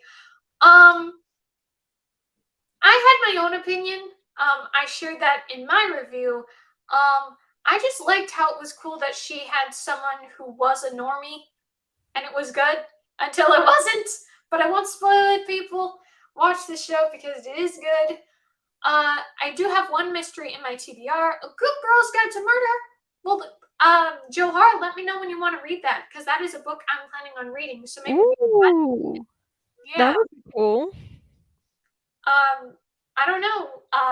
Robin, do you Nope. have any interest? Nope. Okay, that's okay.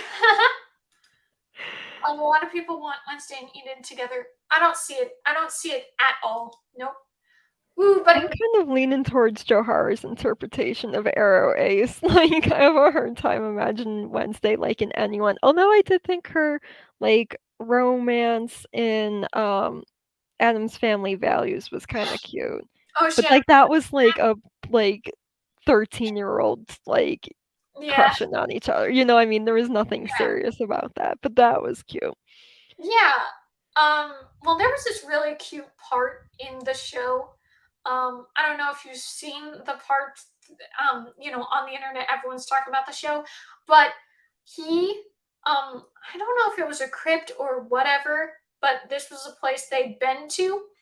And so he decorated it with all these lights and it was really pretty. And he's like, how do you feel about scary movies? And I was expecting, okay, a scary movie. No, no, no. He personalized it for her, what she considers a scary movie. So he put on Legally Blonde and it was so cute. Oh, that's It was funny. such a good move. I was so impressed with what he did, but you already know what happens, so I do, yeah. I'm probably not gonna watch it to be honest, but no, that's okay. I was just saying I had a fun time with that part. So like I saw why, and I still liked their deal with each other, but obviously some people didn't. They let's erased see. Arrow Ace once again by having Wednesday say that she didn't want romance or marriage at the very beginning, only to have her have a romance. Well, I don't think she said anything negative about romance, but she said she didn't want to be like her mom. She didn't want to be the housewife with the marriage and kids, which is understandable because I wouldn't want that either. But that doesn't mean I don't want to be having a romance, you know?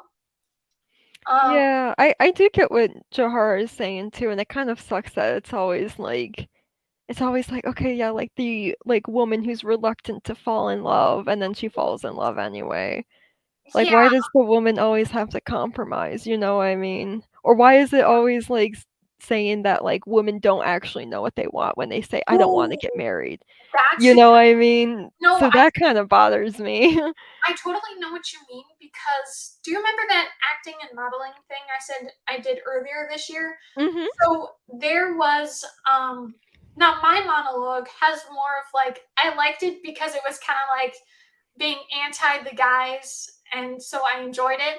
but there was this dude who had this monologue that it was like he was trying to convince this girl to go out with him or something. And so this was like a guest teacher who was there, and she's like, "Oh, well, I could see this," even though she had absolutely no interest in this guy or anything, or being in love or anything, and she explicitly was not into it.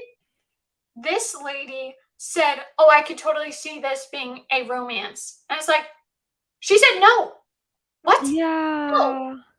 Like, Like, but you that's, shouldn't have to convince someone to go out with you. yeah. Just But saying. that's the thing for me. She did not explicitly say she did not want romance. Yes, she did say she didn't want to be like her mom with being a housewife, marriage, kids, all that sort of thing. Right. She did not say anti to romance. If she did, I would be on Johara's side, but she didn't. So exactly why can't there be a representation? You say we deserve it. Well, maybe it'll happen. Uh I do feel that there should be some stories that do just not have romance, but I do think I understand with some parts where it's like usually um there can be media that has a male main character, and it's either it does have romance, slight, or no romance. But Yeah. almost every single time there's a female main character, there's always romance. Yeah, that's a So really good point, and it's so that is the true. one thing that I am on the same side about, that I am a little like, yeah, they could do better with that. But again, I have my own opinion about Wednesday. I liked them together, even though betrayal. But um, yeah, I had my different opinion about it because like she was no, it was a good show. I got my opinions. I said it in my review, but before we hit our sprints, one of my work in progress doesn't have romance, and another story I've planned but have not yet started that doesn't have romance. Nice. When I was a teenager, I couldn't read a book that didn't have romance, but now I think I'm more open to not having romance as long as the plot is interesting. If it's not interesting, Yeah. what am I reading it for? I realized one of my whips actually doesn't have romance. Well, it Nice. does, but there's a breakup in the beginning of the story, and, like, he never gets together with anyone else. He never Oh, has, like, nice. any other love interest, because that's not what the story's about. Yeah, Um, exactly. which, yeah, then I didn't realize it, but I'm kind of happy I at least have one. Others is Oh more shoot, like there's one. there's a whole story, but there's also romance on the side just because I like to write romance. Yeah. Okay. Sorry that was a 5 minute delay, but we're gonna sprint. Yes. Um, I'm sure you'll get into plenty of this book. I will try my best to do another chapter, but I'm gonna see. I'm gonna check out the Goliath Oh, synopsis. yeah. Interested. Whoops. Now it changed to 11. Okay, there we go. We'll be back at 11, guys. All right. Happy Happy sprinting, sprinting. everyone.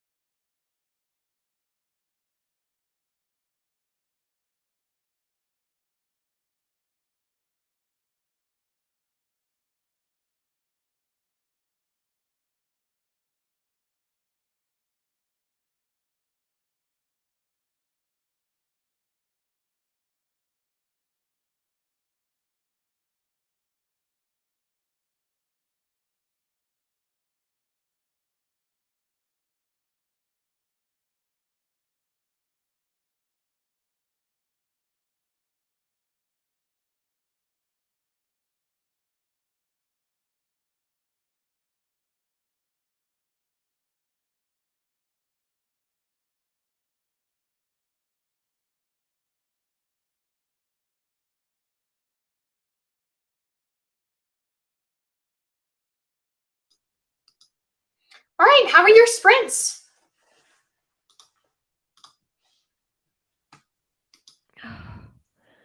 I went pretty well.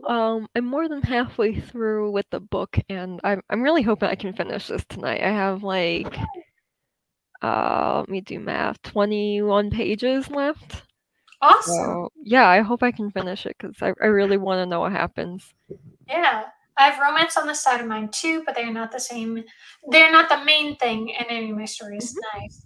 I didn't end up reading. I had to put some stuff away in my room. And actually, because we were talking, because I shared about that funny part with the Legally Blonde thing, I started Yeah, listening to As Perfect as yeah. You Do. That was fun. And then I did look at the concept of Goliath. I was a little confused, but I don't think it's really my thing because it does still kind of deal with spatial exploration. And while the 100 was okay, I'm not gonna Mhm. frequently look at space stories, but that's great that I you want think that it is mostly set on Earth, but there is like that concept that like I think Mars is terraformed or something, and the privileged are on Mars, one. Yeah, and then they want to come back to Earth now that Earth is like recovering or something. oh So I no, don't think it's like a space set story, but also like I understand if you read it and you're like, maybe not." yeah, right. I'm 73% through. Nice. Awesome. I want to finish it tonight or tomorrow morning. Nice, nice. My hair, I definitely think it got slightly lighter. I don't know if it has to do with the red or if they did go for a lighter color. So yay.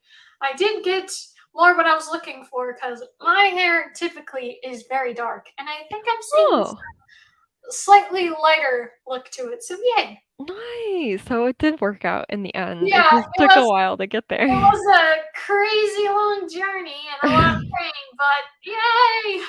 I'm never doing this again. Oh man, that sucks though. Yeah. Yeah, I was actually saying to my mom, because I know you get wigs sometimes. I was like, you know what Mhm. would have been more cost effective? Could have just gotten a wig. And then I would Yeah.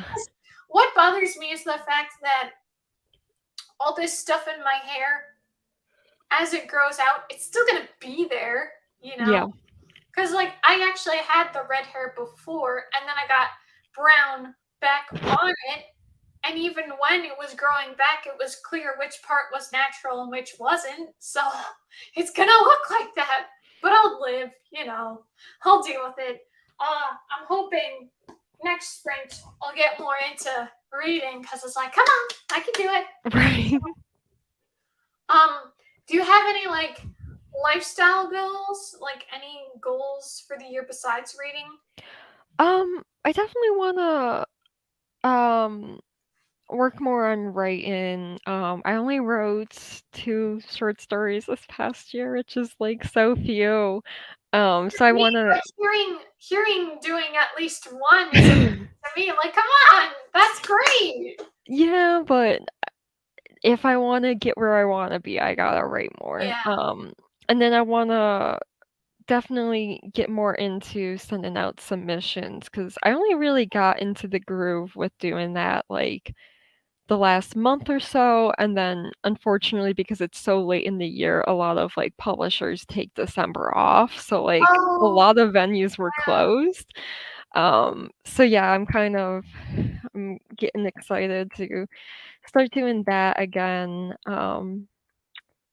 Yeah, because like, I follow, like, other writers on Twitter, um, and then, like, people will, like, post, like, their stats of, like, like, "This is how many submissions I sent out, this is how many rejections and acceptances," and it's, like, 5 times the amount of Right. things that I'm sending out, and then I'm like, "No wonder, like, these are the people who are getting in all of, like, these magazines," because, like, you literally do have to send out, like, hundreds of submissions, Wow. to get there, so, yeah. Yeah, that's a My lot. goal. And I have the story ideas too, it's just I don't know, like, finding the motivation to actually write it is a little hard. Yeah. Oh, yes, for sure.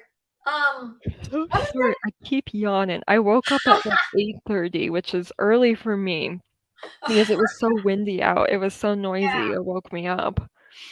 I'm trying to remember what I was gonna ask you. Something. Oh, that publishing thing. Mhm. Like, what is it you do? So I'm working as an editor, so it's kind of a little bit of everything. For the most part of this year, I've just been, like, reading like submissions, and so the submissions I would read are mostly like book proposals. So like people would say like, this is, the book I've written, this is what it's about, this is how long it is, like and then usually there's not like a synopsis, but like an actual detailed outline of like chapter Oh, by chapter play. yeah. And then so I go through that. If something sounds interesting, then I would reach out to them and ask, can I have a sample of the manuscript to like get an idea of the writing? So I would usually ask for like the first three chapters. Um, and yeah, usually from the first three chapters, you get a pretty good idea of Yeah. what the project's gonna be like to work on. There was a few that were like, this was really like interesting to me, but then like I went back and looked at the outline and I'm like, dude, like the pacing in this story is whack. It should be like half the length it is. This isn't gonna work as a novel. Um and then, for, like really promising ones, and I would ask for like the whole manuscript and read the whole book.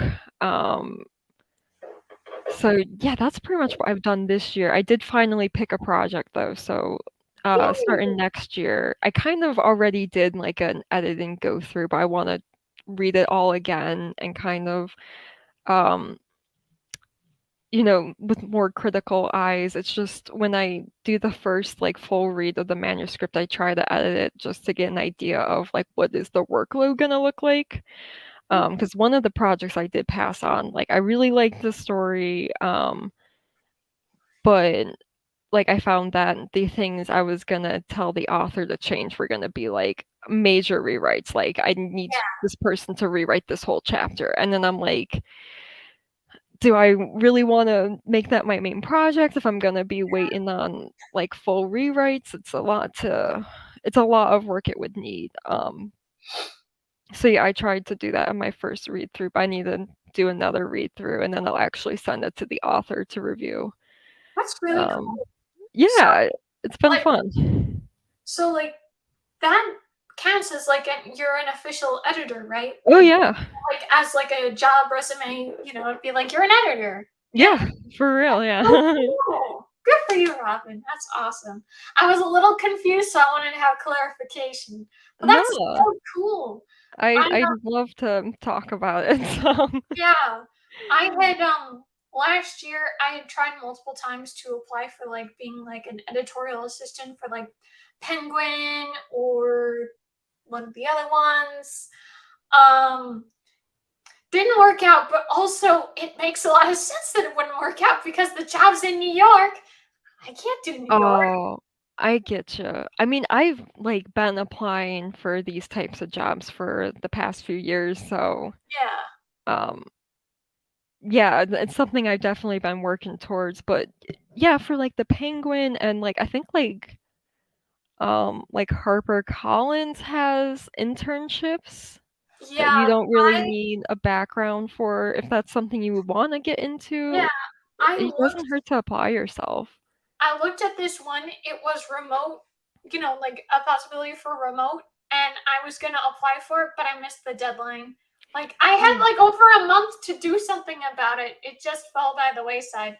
I should have done Yeah. it, but at the same time, it was kind of like they were asking, um, after this internship, will you take a job here? And it's a little like I'm not gonna move to New York to do a job. Yeah, yeah, if you're not willing to do that, yeah, then Yeah, I mean, it was exciting though because they wanted it was like it was the marketing one, and because I'm kind of getting into marketing now, it would have been pretty cool.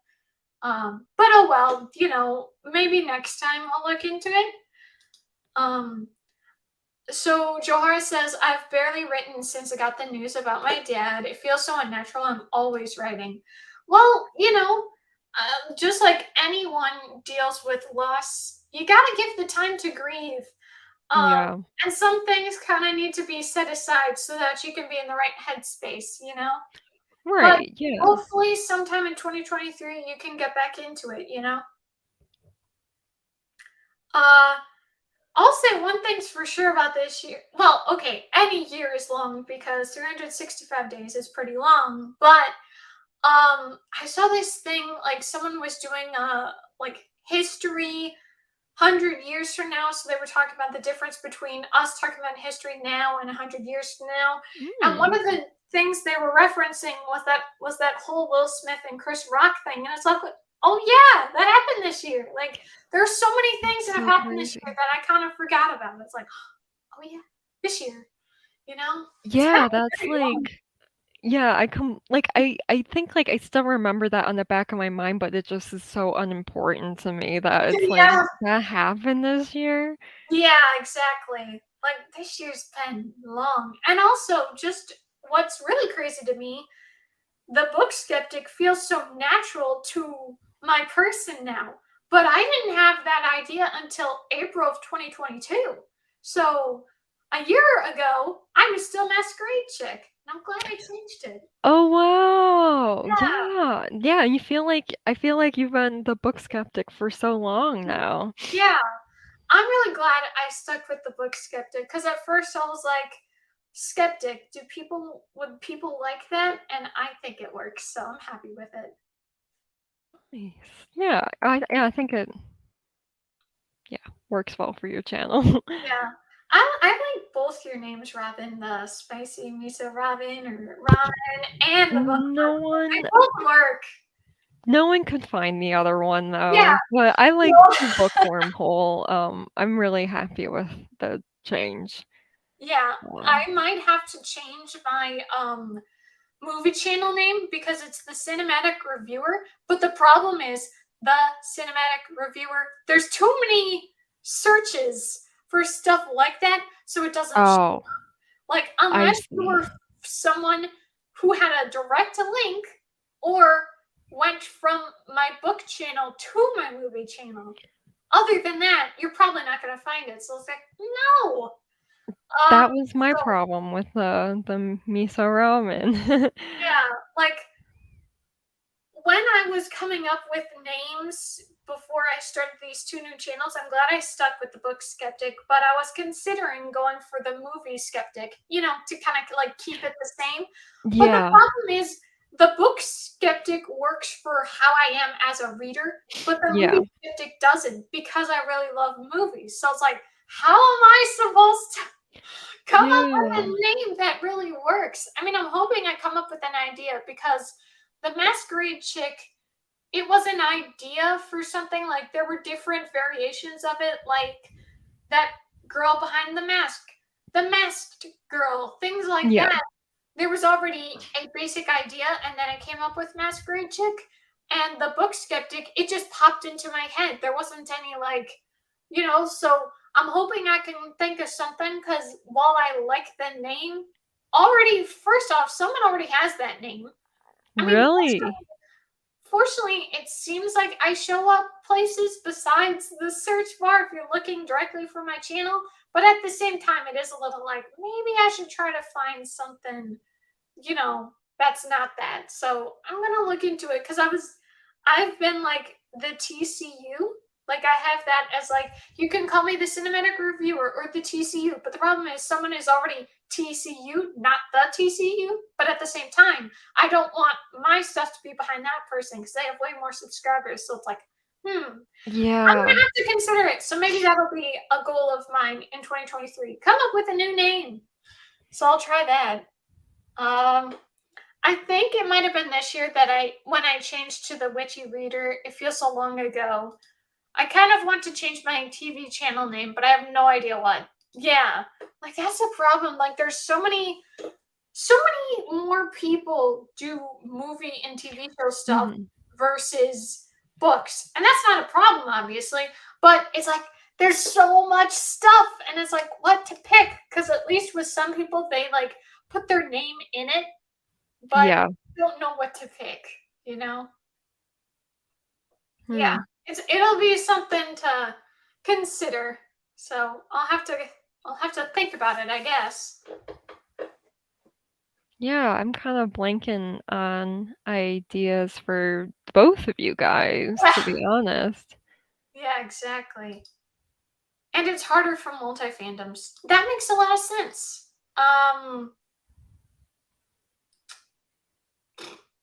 I was gonna say something to do with multi fandoms that you could put that in the name, but maybe don't want to do that. Like, yeah, I have no idea. It is hard to think of something, but hopefully both Johar and I can come up with new names for our movie channels. But I'm happy with what I've had done. Like, there were times where I was a little like, maybe I shouldn't have quit my other channel. Maybe I should have stuck with that channel. But at the same time, there were so many inactive subscribers. And Mm, I really needed the change because while my thumbnails were okay, I needed the change to do something new and do new consistency. Like, I think I did need that like shift to get better yeah. thumbnails, proper consistency. So I think it was like a necessary thing for me, but at the same time it was a little like, but I did like those views. Hopefully it won't take too long to get back there though. Yeah. I'm getting really close to 4,000 overall views on my movie channel though. So That's amazing. I'm like Yeah. I'm like 7 away. So it's like, come on, you can do it, you can hit it. Yeah. But it is funny with both of my channels, the fact that they're like tied with watch time hours. It's like 52, 53. So it's like, come on, you can do it. But yeah, so I think it makes a lot of sense though, because I have more videos um on my book channel, and Mhm. um not as many overall views, but they get pretty good views versus my other channel. They're longer videos in for my book channel, and I have much smaller uh shorter videos, and even the ones that got like a lot of views, they're typically shorter videos besides like my Wednesday review. So I guess it makes sense to watch time hour wise. It depends on how long they stick around. So, but I want to figure that out. um did I tell you guys? I can't remember if I told you guys. I got a yoga mat, so I want to No, get. you didn't. Oh, I That's did. exciting. I do have a yoga mat. I did do one day of doing the yoga, but I do want to make it more of a habit. I think because it might be hard for me to get into exercise besides walking almost every day, which has worked except for when it gets too cold or it rains. Yeah. But what I do want to do is at least aim for yoga once a week. I was Yeah. gonna say once a day, but I know that's unrealistic for me. I'm gonna be You like, can always work your way up to that too. yeah, exactly. I did 2 sessions, like I was watching yoga YouTube videos. One was just fine. I could do it. The other one was so hard. I when she was Oh, like doing the other things, it was like I'm in too much pain to keep it going. And then so I was just kind of like standing there just waiting for her to keep going until I felt good enough to do more stretches. But yeah, it really hurt. I was like, oh no, I guess I'm not that, you know, physically active. I may be walking well, but I need more stretching. So I'll try better. I now have 160 subscribers on my book channel, and I'm so close to 100 on my TV channel. I have 96. Nice. nice. Yeah, I am definitely pleased with the number of subscribers I have on my book channel. I am 2 away from 55, and then my movie channel. I'm really happy. Ever since I uploaded that Bambi short, that's gotten over 2.6 thousand views. Ever since then, I've definitely gotten better with having subscribers. So I have 22. before I uploaded the Bambi short, I had 9. So I was really, or 8 or 9. So I'm happy that it's like, come on, you can build yourself up. But it's definitely, while it's nice more people are watching the channel, they're not sticking around. So I hope I can Yeah. convince more people to stay for my channel. It's like, come on, people. But, I'm gonna see how things go. Try better for this coming year, which should be good. With what you were saying, Robin, about how you don't know how you'll read Angel Fall, I can message you. I just don't want to say for the sake of the fact that this is public and stuff. So Right. I have 2 possibilities of how we could do a buddy Yeah. read. So I'll message you about that through the Okay, yeah. yeah, that'll be good. Uh is there books you're looking to buddy read this coming year? Like books that Um, you'd be like, I'd want to talk about it with someone. Usually with buddy reads, it's kind of like, okay, like, what book do we both wanna read? I mean, like, with you and Johara, where, she was like, "Oh, I'm reading this mystery book," and you also were reading that mystery book. Yeah. That's kind of how I try to coordinate them usually is, like or, like, sometimes when I watch other, like, booktube channels too, if, like, someone says, like, "I wanna read this book this year," and I'll be Yeah, like, "Me too, let's buddy read," you know? Um absolutely. so yeah, there's not, like, specific books I want to do that with, it kind of is just, like, if it works out. Yeah, totally. It seems harder to build a community in the TV world than book world, which makes a lot of sense because there's just so much more people. It really is. We plan to buddy read Ghoul Friends in October, Robin, Mhm. because it kind of fell through this year. We read the first book this past year, and then, yeah, I think we're planning on reading book 2 next October for the next readathon. But Cool. I think Johara, already read all of Ghoul Friends this year. Okay. Um But yeah, I had to get it from the library. I don't have, like, the first 3 books, I only have book 4. Yeah. Do you have a reading goal yet for how many books you want to read? I'm gonna do 75 again, Cool. because, like, that was a hard number for me to even get to. I don't think I'm quite ready for the 100 book challenge, Yeah, so but yeah. if I'm doing, like, super well, like, halfway through the You'll raise it. year, I'll probably raise it, but that's where I'm looking at right now. Cool. And I think, like, 75 books, that's amazing to, like, read in a year, especially considering 2 years ago, like, 30 books was a lot for me to read. Yeah, no, I mean 30 books is a lot. It was funny though, how I've talked about the dating app and whatever. I still find it so funny the fact that I was talking to this one guy about how many books I read, and I was like, I didn't read as much as I wanted to. I've read 35 books, and he was like, what? And it's like, yeah, 35 books. And so obviously, his standard culture, that's pretty impressive. But for Yeah. most people, they're like, 35 books in a year, come on. But at least I've read more.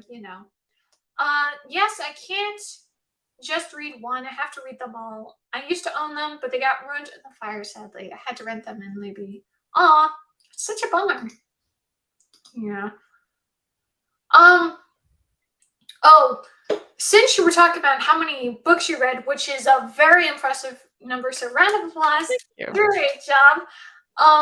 It reminds me of the fact, like I said, I watched 22 things just in December. So Yeah, that's I amazing. I am looking forward to because there are plenty of repeats. Mhm. I watched Stranger Things probably separate months, Owl House multiple months, stuff like that. So I'm gonna obviously have to cut them out and see how many straight up things I watched. But I'm very curious how many things I watched this year. I'm sure it's gonna be a huge number though. It's like, oh boy, it's gonna be a lot. You think Um, you're gonna do, like, an end of the year wrap up for everything you watched? yeah, that's what I'm excited about. Oh no. Cool. I was about to look at this thing up because it was maybe March of 2020. I had done a reading wrap up of January through March, and I was going to do a movie video wrapping up everything from January through March, which was so much more. Yeah. This is when I first got Disney Plus and Hulu for the first time. Oh, So I nice. watched so much more stuff. And obviously, in 3 months, you can hit plenty of things.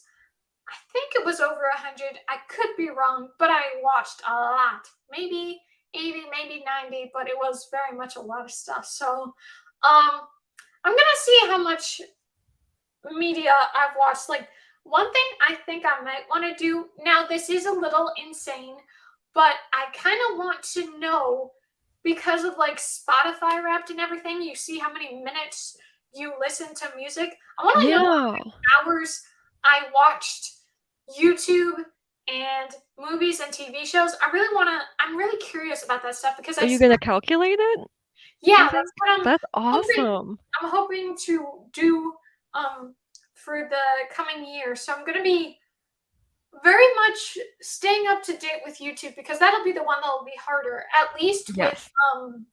movies and TV shows, they already give you how long something is. Mhm. So I'm gonna check on that. But that should be fun. Yeah, that's a really cool idea. Yeah, I really want to see it. I'm sure it's gonna be so many minutes and hours. It's gonna be so insane. People are gonna be like, "You're lying," just like how people say like 180 books in a year is too much, and it's like, well, it depends on what you're doing. If you have no life and you only read books, that's possible. Are you gonna divide it as, like are you just gonna do, like, minutes or hours, or are you gonna do, like, I've watched, like, 7 days, like, Yeah, 12 exactly. hours and 15 minutes of I'm probably content? gonna do like I'm first gonna say the biggest number, and then I'm gonna jump Okay. ahead and be like, and this is the equivalent of 2 months or whatever else. So I'm looking Yeah, forward to that. okay. I think it'll be fun, but I know people are gonna be like, "You're insane." I was like, "I know." So Johara says, I think I'll set mine to 100 just because I'm doing so well now at the end of the year. I've been trying to get to 100 the last couple of years, but always fail. But now I'm so close.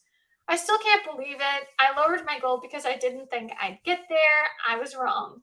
Good job. That's so awesome.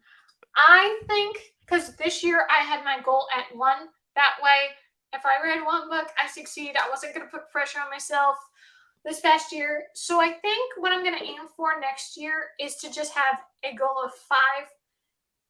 Yeah. I could probably read more, but I just don't want to, overexert myself, Mhm. overestimate what I can do for the year because I might have other stuff going on. So I'm going to see. But it is a little hard um, to have book videos when you haven't read, but at the same time, I usually don't talk about books until the end of the month. So Yeah. I'll try my best to figure something out to make it work.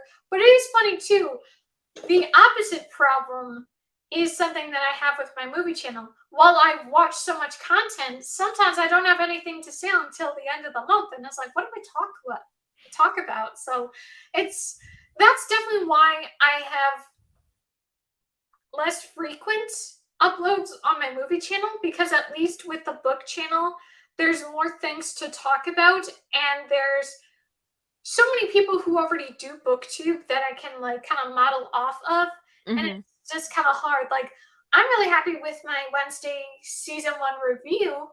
Um but yeah, there was so much new media I'd watched in November that I couldn't talk about because I didn't have enough to say. So it Yeah. is really about um finding something that works for me to talk about, whether I really liked something or I really hated something. So I'm gonna figure it out. Um, yeah, but worst of 2022. I think that's gonna be Mm. difficult. But I think it'll be interesting if I do of a best and worst of for what I watched. I think it's gonna Yeah. be hard for me because there's so much I watched and I might have forgotten some of these things. So I'll try my best if I can think of anything to do. My favorite type of videos on my TV channel is Countdown, which are top 10 videos. I love them. That's nice. I remember watching countdown or top 10 videos, I started to get bored by those videos. Especially when like they would keep on talking about it and like I don't know. I feel like videos like that, you gotta be fast with your points. While it's good to be um thorough, it is a little like, okay, I'm bored. Can you speed it up? So it depends, for top 10 videos. But that's why I like top 5 things like that. It's much quicker. But it is interesting. Last year, you know how I was talking about for the worst books of 2022 that I'm trying to think of a solid 5 or so. Last year I only did 3 because these books were such terrible books. While there were so Oh, many other books I really didn't like, these were like the worst of the worst, like negative 1,000, jeez. I watch Miss Mojo and Watch Mojo and I love them. I used to watch those. Occasionally I watch The Take, but not too much anymore. I just don't happen to watch those videos. But yeah, I definitely remember having watched those plenty of times though. Do Watch you those watch? occasionally, the 2 Mojo channels, but it's not my favorite type. I Yeah, I don't know, like, this is gonna sound so bitchy, but, like, their voices kind of annoy me. Like, yeah, the voiceover they do, it just it's weird to me. But I also think it's maybe just the style of videos, not what I particularly dig. The only, like, really TV channel I watch, is, this Canadian reviewer named well, her channel is called Amanda the Jedi. Um oh, I remember her. Yeah. Yeah, do you watch her? I Or used to. The problem is she reacted to what was it? The Human Centipede? That was too graphic. That was way, way, way, way, way, way too I graphic. That traumatized me.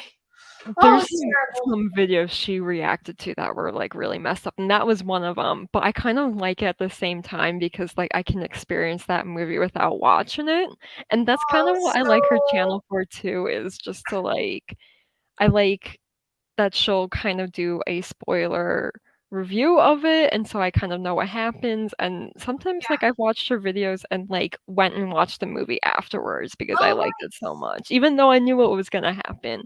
But other times, like, I'm just, like, living vicariously through her. yeah. Like, with Human Centipede, I don't think I could ever watch that movie, but, like, I am utterly fascinated by hearing other people talk about it. I don't wanna watch it, though. It's a little Oh, too that nasty thing for me. traumatized me. I had never heard about the concept, so I didn't know what I was in for. And Really? I have to say, I cannot believe her video got away with that on YouTube. G- You know how extremely upset about that video I was? I reported it. I was so Really? disgusted with the video. I was like, how could you let this on YouTube? I don't I could remember it containing any, like, graphic images, but I don't always watch them. Sometimes I'll just listen to videos too, so maybe Yeah. I did that. Oh, it was bad, man. It was so so bad. Now I'm thinking about it. No, I've been trying to avoid that. I'm sorry for Oh, bringing that up. yeah. I made a mistake. I should never have clicked on that thing because I was curious. I'd heard about it years ago, and you know what? I complained about how disgusting this was to this one dude I had talked to. He was a jerk, even though I tried to consider him a friend, but he was trash. But I talked about how traumatized I was by it. And he's like, oh, yeah, I remember watching that movie. I loved it. I was like, you're trash. Get out of here. And like, even if someone liked something and someone else is complaining about it, how about some empathy, maybe? Just Yeah. not. Oh, so. Yeah, that's weird. Mhm. I can't usually narrow down to just 5. Sometimes I struggle so much to narrow down to 10 that I end up doing 20. I have several top 10 Harry Potter videos planned that I plan to post on both channels since they have books and movies. Well, that's nice. That's good. Um, yeah, I have like a document where I work on things. Um, Definitely that one I had posted the question asking like new videos I should post and everything. The thing that you'd sent about the Never Have I Ever video, I Yeah. had planned. Um, I'm excited to see that. I wanna see more people do that because I'm yeah, curious what, like, really popular authors have people not read before, you know? I yeah, don't know, it's just it's such an interesting idea for me that I hoped more people would kinda copy it. yeah. And then this girl had asked about 2023 reading goals and then reviewing my 2022 goals, which I think is cool because I'd already planned on doing a video talking about how 2022 went for me.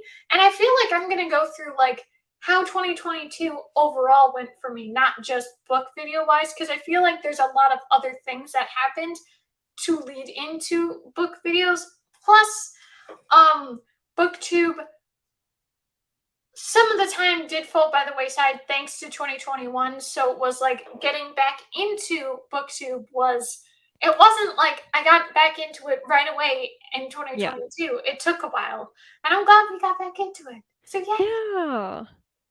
Yeah, you really, you know, like, I know you really struggled this year, but, like, you kept at it and, like, Thank you. you started your new channel, like, yeah, you didn't, like, just quit, and, like, that's what makes the difference between, like, channels that are successful and not, is that you don't quit, you know? Yeah. Exactly, exactly. Do you have any book videos you're already drafting for 2023 or soon? I'm trying to, like, finish up, the 2 videos I did today. I have 1 more I have to edit. But I do wanna do another, like, Never Have I Ever for next year, even though I've only read a few of the ones from my last video. Um, I don't know, there's still, like, so many popular authors I've never read before, so I think I might do that again, for next year and then check in at the end of the year to see how I did. Um And then, yeah, again, like with the idea of reading a book from every decade. So I don't know, like I might make that a video in January. It's just like a year-long challenge for myself. I'm not sure what I'm gonna do with it yet. Um, yeah. Excuse me.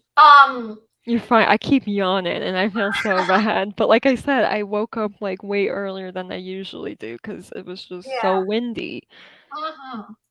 Yeah, that can definitely be annoying when like the weather just wakes you up. It's like, come on, Well, I try to woke up chill. and I'm like, "Is it 10 o'clock? Like, what time is it?" And I Yeah, look at the clock, I'm like, "Oh," and then, like, I lay back down and, like, it's just, like, it kept that gust would, like, push against the house, and I'd be yeah, like, "What's going on?" Like, it almost sounds like someone's, like, opening up the door or something, and I'm, like, kind of a light sleeper too that, like, if someone opens up my bedroom door, like, it will wake me up usually, yeah, unless I'm, like, super deep asleep. So I think it just, like, kept, like, waking me up even though I was already awake, so, like, I couldn't get back to sleep. It was yeah. so annoying, but I did have a super productive day though, so I'm so happy. That's awesome. I need to do top books of the year, my birthday haul. I also have two ongoing vlogs going on. Nice. I think for me, vlogs will probably just be difficult because the problem is sometimes I'm like, I'm ready to do something. Or like sometimes I have like the tiniest clip available for something and then I do nothing with it or like nothing else is added to it. But Yeah. certainly I don't know if you've seen the video, but my bookstore vlog where I basically did it like it wasn't like a music video, but like the biggest thing was like the music playing with it and the editing choices, all that sort of thing. Um but that was a really hard video for me to do because I had really tiny little clips being in Barnes Mm. and Noble, and it was hard to pick where each piece of footage would go. But it ended up being really good, and like I said, this ended up being my best performing video so far on my book, Nice. which I'm still really happy about. But I remember how there's something about filming stuff I'm not used to filming. Like if I sit down and film, I'm good to go. If I'm doing something I like to do by myself and I'm filming, It's way harder for me to do. Now, it could be Right. that I'm not used to it, or it's just I can't relax when I'm doing something like that. I don't know. I'm hoping. It's probably a little bit of both. Yeah. Yeah. I know I did one, like, come shopping with me video, and, like, half of the shots I took were actually photos because I thought it was on video, but it wasn't, Oh so, like, I no! lost, like, half of my footage. Oh no! It still turned out like a really good video, and I would love to do them again, but, like, I didn't go to, like, any bookstores besides then this year. I did a couple library book sales, but, like, I wasn't gonna do a video of that. Yeah. And otherwise, like, I just, like, tried not to buy books this year, so Yeah. Oh, that reminds me. I'm not gonna name names, but there was this movie commentary channel. I used to Mm. watch his videos all the time. I really enjoyed his content. But then this year, besides the fact he wasn't as funny anymore, Mm. besides that, it was also he said something really awful about something that was like in the news that I really didn't appreciate. And I Yeah. was just like, I'm done. And I was really appreciative that other people had the same opinion and stopped watching his content as well. So while I'm still sure he's still big, I'm happy I am no longer a supporter of his content because Right. he was a bad dude. And a lot of people made a lot of good points about other questionable stuff he'd done in the past besides the really blatant bad stuff he did this year. So I'm just glad I'm over that. It was a bummer though because I used to like his content, but you gotta move on from the bad guys. Yeah. My wrap up for this month, I fear might be long with how much I've read. I'm not looking forward to that. I have no idea what my TBR for next month will be. I'm excited for my Google It Yourself flip through video, but I have no idea when I'll Yeah. post it because I still haven't finished it. What I would recommend to you, Johara, is this is what I did when I read 12 books in September.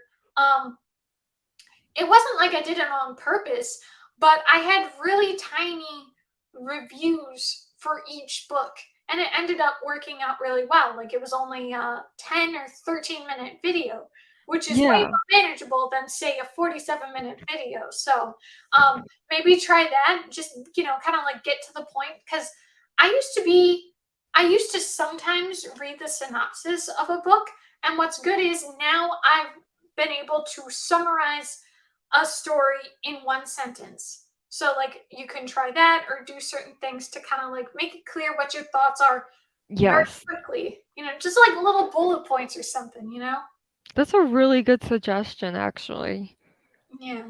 Especially, yeah, like, I'm such a rambler too. So I try Yeah. to script, but yeah, to like, yeah, write down points ahead of time so you know what to say. Yeah. I um can I talk a little bit about the book I read so far this month? Yeah, sure.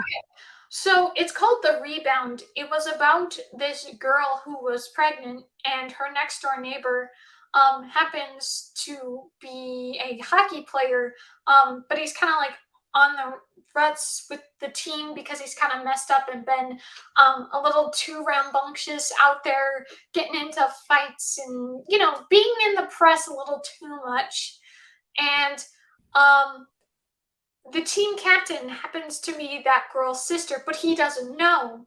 So they just happen to chat. They become buddies, friends, that sort of thing. And I thought that was cool. But then it got into all this stuff where they wanted to get physical and stuff, and that's what lost the book for me. There was Mm, At first it was cool because it was seeming like they had stuff in common. I mean, you wouldn't hang out with someone as friends if you didn't have stuff in common and likes their company. But then it got too much into liking their physicality. And it's like, I don't want to read about that. I thought it was cool that it's like, hey, you know, she's like a pregnant woman, like Yeah. Because that's what was appealing to me, the fact that he loved her anyway and blah blah blah, that like it felt like it could be a good story, and I don't feel that's what happened. I don't think this was well done in what it was trying to do, if it was trying to do that, because now it was a shorter book. um Maybe it was a little over 4 hours, but Mhm. it just didn't do what I was hoping it would do. Um, yeah, I just thought it could do better. And then, yeah, it was just, there was a lot of it that didn't work. The fact that I'm struggling to even talk about this one book has me a little concerned about my December wrap up. I'm like, what am I going to talk about? I mean, I'll try my best, but it was kind of like a whatever book. And that's what I mean. Yeah.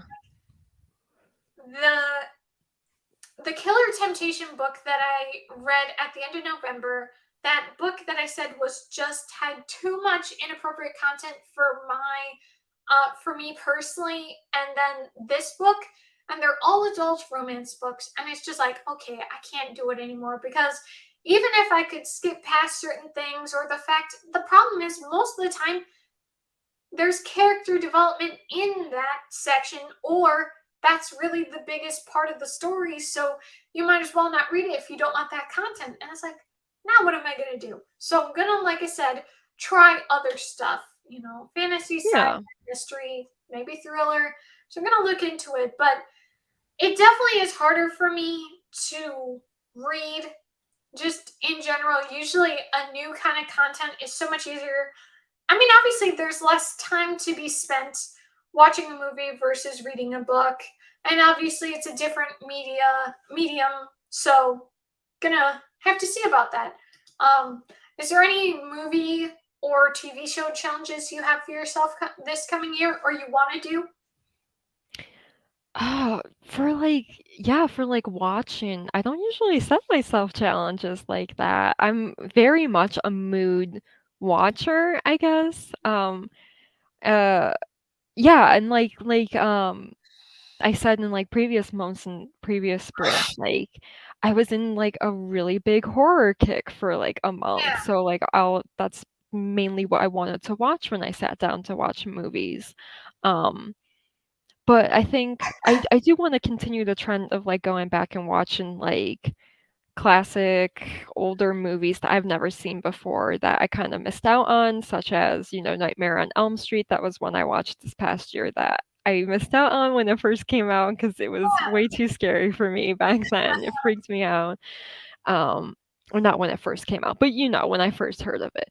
Um but, like, I really like it now, so I do wanna, yeah, go back and watch some older stuff, and, like, I don't know, like, I'm looking at, like, new movies coming out, and none of them are really grabbing me, you know? oh yeah, that's So, I'm kinda thinking I might watch older movies from now on, unless it seems like the quality's coming back.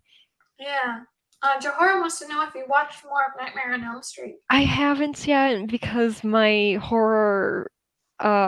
craving for horror movies finally ended. Oh, But I get in those moods every now and then, and I'll yeah, definitely come back to that when, I get in that mood again. yeah. I'm a mood watcher too. I'll watch whatever I'm in the mood for. I do a lot of rewatches, mostly rewatches. I Yeah, I do like rewatches. Yeah. I'm sorry for interrupting you, No, Tiffany. no, that was basically all I was gonna say. I probably won't get too much into the Avatar: The Last Airbender? right in my wrap up. Half of what I read this month was those. I must them were meh. You Okay. could always just say like, "I read this comic, I rated this," and Yeah. then, like, go through them really quickly like that. Yeah. Exactly. And then maybe, like, overall just say, like, "Yeah, here's some things I liked or I didn't like about this set of comics that I read." Yeah. I'm more into TV shows than movies. I don't watch many movies. I'm kind of the opposite. Mm-hmm. I don't know, it's so hard for me to find a TV show I like. Yeah. I'm really picky about TV. And Yeah. movie, it's like a one and a done, you know, Right. most of the time. So it's like if I like the movie, great. If I didn't, well, it's over and I finished watching it. Yeah. Whereas with like TV, it's like, okay, you gotta watch season one, and then sometimes season one isn't the best, but like season three is the really good season, you know, and you gotta stick with it longer. And I Yeah. don't know, I don't always have the patience to really ease myself into a TV show if it doesn't grab me right away. Yeah, exactly. And while I still love movies and TV shows, like I'm not gonna be like, I like this one, I like that one, or I don't like this. Like movies, TV shows are my life. Like, that's what I love almost more than anything, Do you have a preference though, TV versus movie Well, wise? that's what I was gonna say. Obviously, movie, like you said, it takes us time. The Mhm. problem for me with the movies is if you really like a character, you don't get to be with them for very long. Well, it's Yeah. nice to watch. Like, I'll give an example. I did a rewatch of Finding Nemo the other day, and I had a Yeah. really fun time with the movie. But also, I was a little like, I like got to the end, and it's like, wow, like there's like I kind of wanted more content with the two of them, but I know how bad Finding Dory was, so I was like, I Have you don't. seen Finding Dory? Yeah, I watched it once Okay. and I did not like it. You know what? I actually liked it more on my second watch. I Oh, didn't like really? it the first time I saw it, but I Maybe watched it I don't know. again, and I guess, like, because it kind of got my expectations in check, you know, I did end up liking it a little bit more, so Yeah, it might be worth rewatching. I don't like it as much as I like the first movie, Finding Nemo. yeah. But that's the thing for me. It's like sometimes I want to see the characters more, but sometimes it is a little like they couldn't make the magic of the first movie in the sequel, and that's Yeah. Um, but the one thing I have a problem with TV shows, while it's nice to get to know these characters and have more adventures, obviously movies have a more set up budget for the cool action scenes you want to see. There's way more bad looking CGI or things like that with Yeah. TV because they have to split the budget for each episode, which is understandable, but it is a little like sometimes you see it and it's like that looks terrible. Certainly, like the example I'm thinking of is Once Upon a Time. So Mm. many, so much of the CGI was so bad. Mm, I do like the show. I have liked the show, but it is a little like, man, that CGI could have done better. But obviously, I get why. Like they had so many episodes and such big long episodes, so it's understandable. Um, but with TV shows, they can have a good,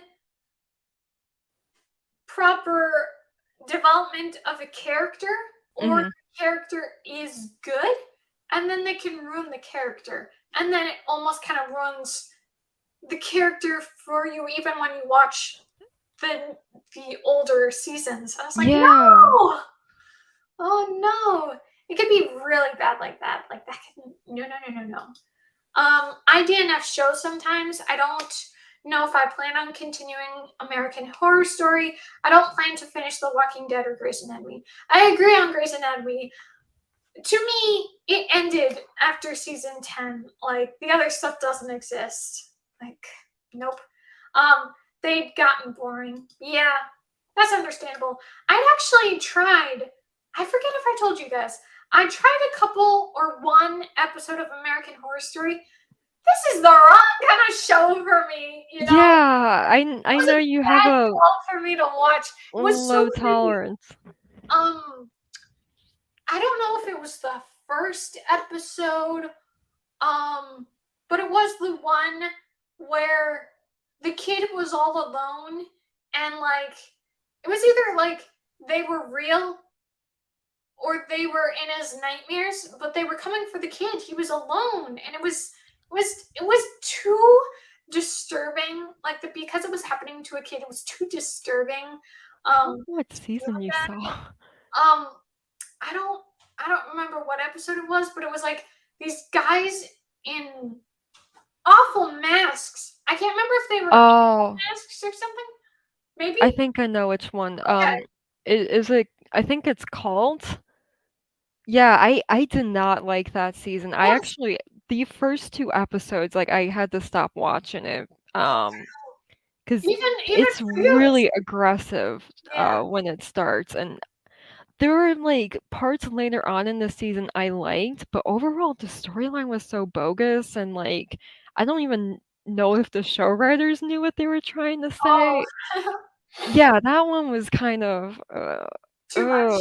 Yeah. yeah, but yeah, that was, like, honestly, like, one of the only seasons where, like, I started watching it and I was like, "Oh my god, I gotta take a break," like, that was too much for me even.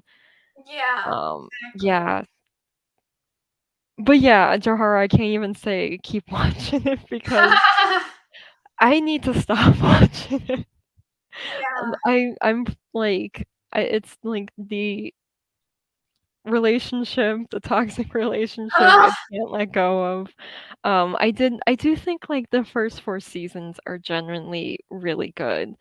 Um, but I don't know if you personally would I really like season 2, that's my top favorite, but I don't know if you would, Johar, just judging by your tastes.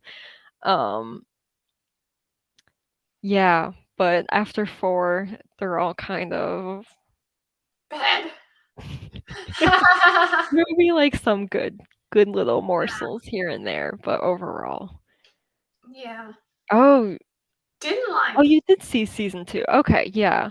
Yeah, that one can be divisive. I loved it though, but Yeah, it just my really favorite worked for season me. 1. I do like season 1 too, that's probably my 2nd favorite, Mm. and then season 4 is probably my 3rd favorite, and then 3 is my 4th favorite.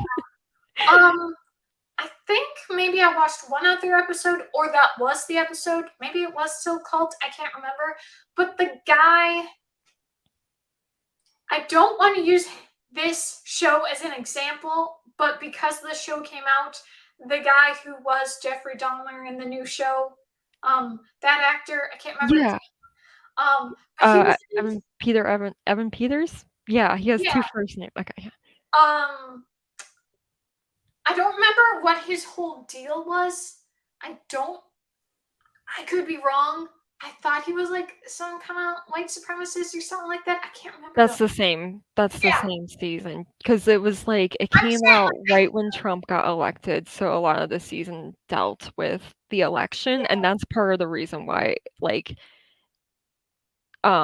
it got too much to me 'cause it was they're these 2 main lesbian characters are being harassed and, I think episode 2 ends with, Mexican person being shot, and, that just was "Okay, if this whole season is just gonna be, minorities, being hurt and scared all the time, I can't watch this, this is too much for me right now."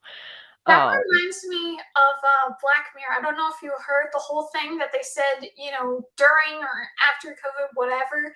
But they said they wouldn't post anymore with Black Mirror. They wouldn't make any more Black Mirror because the reality, the real life is too grim. They're like, we were trying to have fun, but this is too much. Darn, Black Mirror kind of got disturbing at times too, and not in the Oh, good oh, way either. that was the first episode.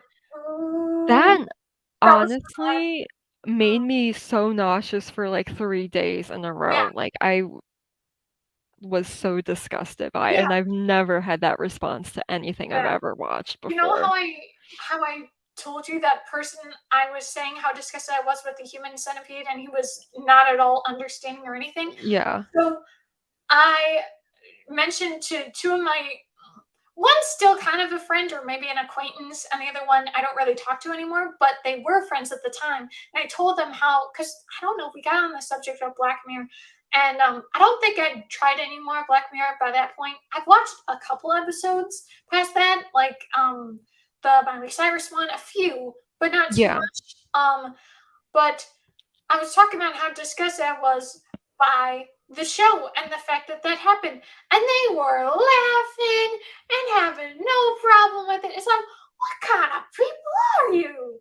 Come It's on, so that was bizarre disgusting. because, like, that episode kind of parodies that attitude because there's, like, there's all those, like, people, like, in the bar watching the Right. live stream, and they're all like, "Yeah, like, this is so hilarious," and then they actually watch it happen, and they realize what's Yeah, actually going on, then they and find the then it dawns on transparency. them, and, Yeah. like, what, like, completely, like, messes with me, like, part of me thinks it's brilliant, the other part of me is like, "This is so disgusting, why did you think of this?"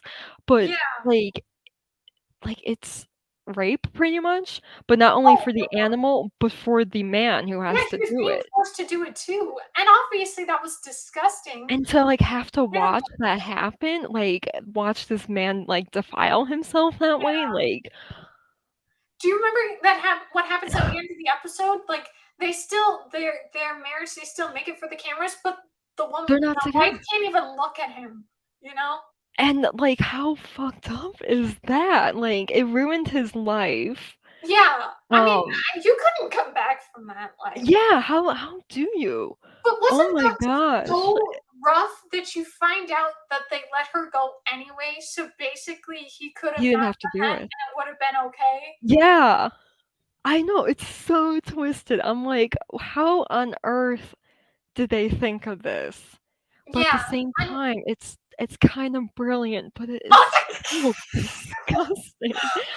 I hate it so much, but I also kinda see the genius in it. oh, I think It's they could do it something a little bit way more tame because they've done that before. So much more tame than that was brutal. I also No, think it's insane that they made that the, like, first episode yeah. ever of that show, like, I don't That's think exactly I why would've I was like, watched no more. anything after it if that had been the first episode I had seen. Fortunately, I didn't watch that episode first, Yeah. but yeah, I probably would've stopped watching. Yeah, no, I was traumatized. That was so disgusting. And that was Oh, the problem too. Have you seen Pulp Fiction? I haven't Okay, actually. okay. Don't watch it. Like there's some parts that I thought were kind of funny and other parts that were way too disgusting. Okay, but something happens. I'm not going to get too much into detail for the sake of YouTube rules and the fact that I don't want to talk about it, but something happens. So, Bruce Willis and I don't Uma remember his Thurman? name. Huh? Uma Thurman? No, no, no, no, no. Oh, It was a dude, but I can't remember oh, his no, I don't know who else very is in that tall dude, movie. but I can't remember his name. But they're into a fight, right? So they're like I don't remember if they have maybe they have guns, but they go into this gun store, okay? And at first it's like, okay, he's not a part of this. But then maybe they didn't have guns. But anyway, they're in a fight and they go to um the gunman's place. I don't know why they went there, but they do. And so then he holds these two guys at gunpoint and then they're down. I don't maybe it was his basement, but then it's really creepy, okay? So you know the leather thing that weirdos get into? So what? Leather, like people Oh, leather, okay, I thought leather, okay? I heard, like, So weirdo thing. Ugh, yeah, I'm okay.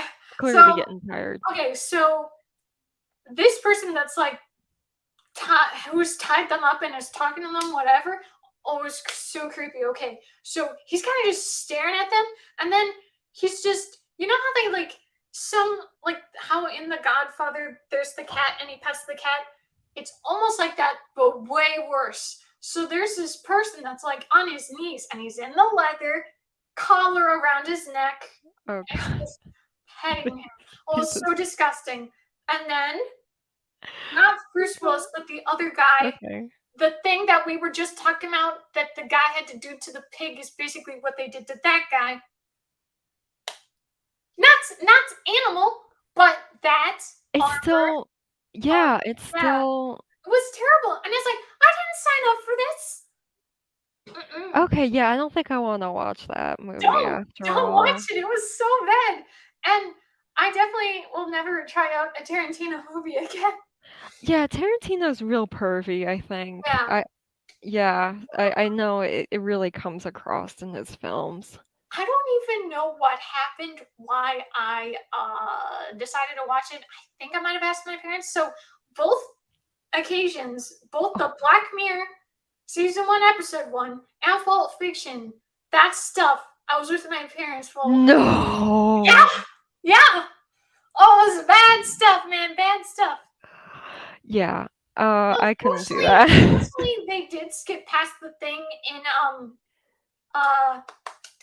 Black Mirror, but Okay. you know how You it's still not get that the you idea want, of what happened. it's not that you want to watch the part, but it's almost like your brain kind of like picture something because it doesn't want to think about something, and it was Yeah. just so terrible all around. I still can't believe both those things happened. It was just so terrible, and that's still the problem for me. Even if they shouldn't have wanted to put that in media, but the fact that the R word is something that some people try to say it's art, which why would you say such a terrible thing as art? And the fact that there are people you can, not that I want you to talk about it at all, but people can allude to it. You don't have to graphically Right. show it. The fact that people are like free speech, it's like, why do you want to do something so criminally evil? Come on. Right. Oh, it really disgusts me that people to really try to defend that gross stuff. It's like, why? Why are you defending this now? So back to Oh. American Horror Story. Season 3 is my second favorite, and my mom says hi. Hi. I hope she didn't hear what we were just talking about. Yeah. Sorry if you were listening to all that. No, but those were two. Well, I guess I mentioned 3 super traumatizing things in media, and that's what really disgusts me is um you don't, like, no one told me this kind of content would be in Yeah. there. Otherwise I wouldn't have signed up for it, you know? Um but that's one thing that really gets me about media. Like, some things I could deal with, not super graphic violence, but the occasional violence I could deal with. I could deal with language, I could deal with whatever, some things, whatever, but some stuff is way too much. And I just, it's so trash, that stuff. Oh, that's actually something. Fight Club. I could not completely I watch through haven't that seen that movie. one ever. I couldn't completely watch through that movie because the house he was staying in was so disgusting. Now, I never watched that other thing, Saw. I never watched that movie, but Oh, I I haven't seen it. couldn't watch something so disgusting like that. Like, that environment that they're in that little place, it looked too gross. I couldn't deal with watching something so gross. And yeah, like, I can't deal with gross stuff. Like, yeah.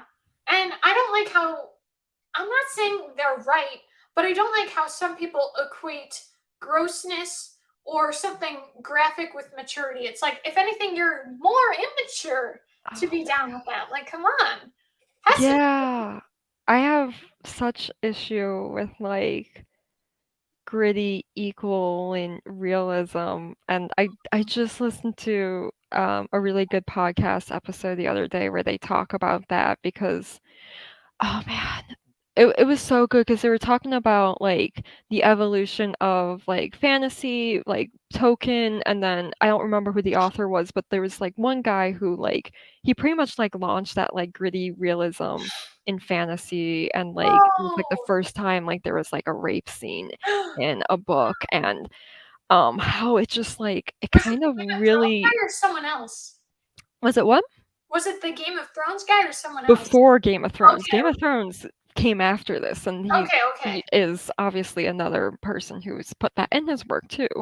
But yeah, it kind of just like completely started this new trend, and it kind of made like people think like, oh no, if you're gonna write like a realistic fantasy, it has to be gritty and it has to have these things in it, and it's just like it's such a turn off for me, like Yeah, absolutely because not. that's not true. If you want realism, have your woman have leg hair, like come Yeah, on. no, I do like how some people make the point, or how about, like, there are people have talked, criticizing Game of Thrones, and they talk about the fact that it's like two arguments people have. One is it's realistic, but also these people meet 21st century beauty standards. They don't have Yeah. rotting teeth. They have, like you said, Shaved armpits, shaved legs. yeah, legs. Like, That wasn't a thing that until wasn't after the a thing. 60s. And then when they say it's historically accurate, it's Middle Earth. this stuff isn't real. Right. I like what some people make a good point of, how they talk about, uh, typically what happens with some male written fantasy books that deal with this kind of gritty stuff.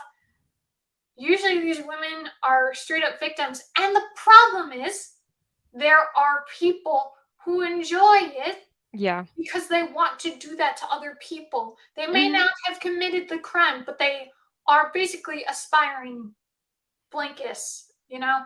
It's yeah, it's obvious when it's a sexual fantasy. Just Mm. saying. It's so When you disgusting. read it, But it's no, really that's obvious. exactly what I'm saying. I just didn't wanna, be like, I'm saying it and you know exactly what I'm saying. So I made the point. No, you're absolutely right. And that's so terrible, so evil. So I'm glad you're on the same page with that. Because I feel like I've literally never wrote a story with that as a plot point, any like, I never had a character that was a backstory or yeah, like, it's never been a plot for me because it's too terrible. it doesn't appeal and, like, that sounds fucked up to say it doesn't appeal to me, but, like, yeah, it's just, like, it's somewhere I don't really wanna go, you Yeah, know? exactly. Like there was a book, um, uh, it was I called it Death Wish, and I don't remember if I told you about it, but basically, um, that happens to this girl, and in this society, because of how terrible, um, all this violence against women and other things, like they don't get the same rights, that sort of thing. So Yeah. thing in this society things changed, so every single woman gets the option to choose one man to remove off the earth. Oh, yeah, I think you did tell me about Yeah, this. so uh but the problem is the whole reason I come up with that, because like now I have very different ideologies from when I first wrote that book, but it was going to be something where it was like, um he was in the wrong place at the wrong time. He was falsely accused, stuff like that. But also, I don't really want to write about something like that because Right. mm, the Me Too movement is now being weaponized, And I would not And want to contribute to anything, anyone trying to be like, this is how women actually are, something ridiculous like that. Because it's like, they already believe that, they already do that. They just want to come up with another stupid excuse or justification. So while I thought it could have been a good story, at the same time, I don't think we're in the political climate that it would uh be beneficial. If anything, it might yeah. make things worse. So while I thought I could write a good story with it, I don't think I'll do anything with it, because it's like I understood why I was writing it and I had ideas for it, but it's just, you know? So at least I've figured that out for myself. And I agree with you. I don't want that content. I don't want to see that content, any of that stuff. It's terrible enough that it's real. It shouldn't even Yeah. be a thing in life. Like, it shouldn't be anywhere. Like, I feel like that word shouldn't even exist. Like, that violence is just so evil. It But is. unfortunately, we are in this terrible world. So, yeah, I don't want to contribute to adding anything. Um, and while I understand, while some people want to like share their stories in like books and stuff, I don't think I would want to read about that. Do you ever watch Read with Cindy's videos? You know, I used to watch them, like, way back when I first started BookTube, but I Yeah, kinda don't like the direction she's taken, I sorry. agree. I am so sorry. Okay, I'm I glad was it's not kind just of me. yeah, Um, and nothing against her, it's just I don't know, it's like she's, like, too popular now and she just, yeah, like, does things I don't know. I don't watch, like, popular booktubers anymore, like, yeah, their stuff is just kinda boring to me, I rather, like, yeah, watch a small booktuber and get, like, the more genuine experience versus, like, yeah, I had to make a video to make money, so I'm gonna yeah. talk about Exactly. this really popular book that everyone is talking about. Yeah. Two things. I'm sorry. No, what no, you were saying no, no, no. about her. I was actively wanting to hear your opinion. Um, Okay. so two things. One is that's one thing that is kind of lame. Like she became the very thing she swore to destroy. Like her beginning videos, she didn't care about certain stuff. Like it was very much like just this hobby she was gonna do, but now it's become this whole big thing. So I totally agree with what you mean. Like there were just so many.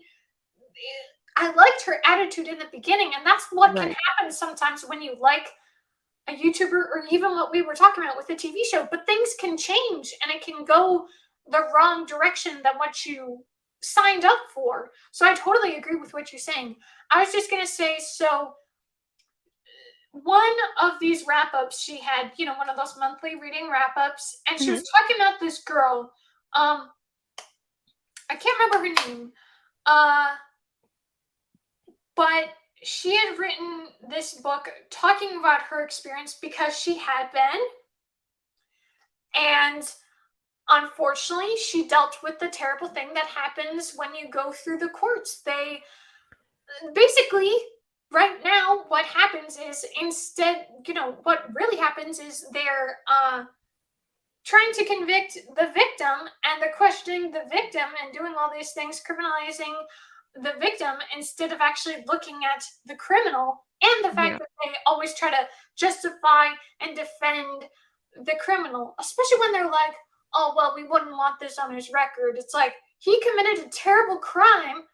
Would you have the Right. same attitude if he'd stolen property or killed someone because of this terrible, horrible crime that he committed? Because you're okay with it, you're gonna let him go. Oh, it was so terrible. But that's the thing. While I liked the idea of what she was talking about with this book, it sounded like a well done book, but I couldn't read something like that because it would just be too terrible. And like, it's nice to see stories where they talk about my blankets has been convicted or whatever, or this person died, all that sort of thing. That's so awesome because unfortunately justice system most of the time is not properly convicting. So Yeah. I just don't like that content and all. And certainly the people that keep on trying to say falsely accused about things, or the people that say innocent until proven guilty. If you were that innocent, you wouldn't even have any accusations against you. Like, come on. And they even talk about usually what's classified under falsely accused is there's not enough evidence to convict. Even though it still happened, they don't have enough evidence for it to be that it wasn't consensual, which is ridiculous that they could Yeah. get away with that. No, it's terrible. So yeah, I just can't deal with that content. So anyway, that's my opinion about the whole thing, and I'm glad you have that same opinion because I really don't like hearing about how some people think about it, that it's like that there's like no consequence to it or no big deal. Or how about the people that say um their values aren't reflected in the fiction they read, and it's like it's still a terrible thing that is happening. If you're cheering for it or don't care about it or apathetic to it, you're not a good person. I don't Yeah. like it And at all. like in that podcast I was telling you about, so like the book was aimed at teenage boys, and it was the main character who Oh, raped the a woman, and it was like really like blasé. The book was like written, I don't know, like 80s or something. I don't remember. Um But, like, so, like, the podcaster was, like, saying, like, like, how many boys read that and thought, "Oh, well, like, this is what a hero does, like, this is okay." You know what I mean? oh Because my gosh, that's who the book was aimed at, that's the way the main character is portrayed doing a good thing, that's you so a evil. good thing, quote, Oh unquote, like, my it god. was never called out as, like, wrong. Oh my You god. know? And so, like, that's why, like, yes, like, literature does have effect on real life because, Oh, yeah, how many boys grew up reading that and were in a situation where a woman's saying no, and they're like, No, but a real man gets what he wants anyway, you know what I mean? Yeah, And no, you just literally, normalized rape, like yeah, so no, yeah. literally. But also the fact that people try to say, um, the the people that the problem is there are so many people, and society excuses them. The fact that they care more about what they want than what someone else like. They're not asking for something they can do for themselves. They want Mhm. someone to violate their own boundaries and give themselves to someone else. And besides all sorts of other reasons why not. But Yeah. the fact that people try to say, "Oh, uh the the only real R is the like in an alley or something like that." Like most of the perpetrators No. are husbands, Mhm. boyfriends, people Mhm. you already know, Mhm. or family, unfortunately. Terrible, terrible stuff. So, yeah, I am not cool with people that are all right with reading that kind of content that either glorifies or doesn't call it out. Even if it does call it out, sometimes it doesn't do a good job of calling it out. And also, why Mhm. would you want to read about that? I want to really ask these people, why do you want to read about that? There are so many books that don't have anything to do with that. So much media that doesn't have anything to do with that. You know? Well, I'll tell you one thing. Have you ever watched Promising Young Woman? I haven't, but I did watch Amanda the Jedi's video on it, so I know all about it and what happens. Yeah. I don't know what her opinion was on the movie, but I don't I remember. was so angry about that movie because it was very much the trailer was very much false advertising. Okay, so you know the basic concept, right? I do, yeah, I know what Okay, happens in it. okay. So the fact that she's trying to make these guys and the women that also helped make this go away, uh, the fact that she was gonna get revenge and stuff like that. That was the whole idea. And at the very end of the trailer, it's clear she's gonna take these dudes out. And it's like, yes. And also the fact of the matter is, murder in fiction, unless it's like two horrible innocent types, like killing bad people isn't bad. And I'm tired of people trying to say that it's, bad to take out bad guys. It's like, get real. You keep on giving them more ammo to hurt more people. Like it's ridiculous. But so the movie, she usually, besides the fact that the people that she would go home with that would try to violate her, but obviously she was actually sober, she'd be like, all she would do is give them a stern talking to and walk away instead of making them pay or anything like Oh, that. really?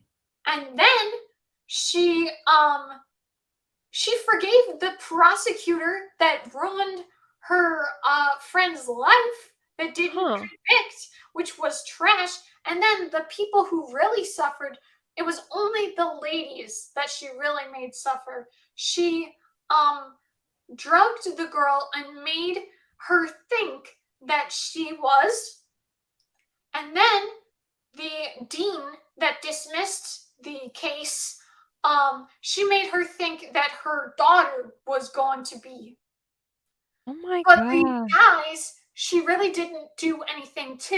And what happens at the end of the movie is, so she goes to the place where I think she's gonna kill them, which is kind of the idea, right? Mhm. But what actually happens is she gets herself killed because blank is not so easy to convict, but murder is. So he goes to jail, but also you could have just Mm. taken him out. So no, it was Huh. really, really trash.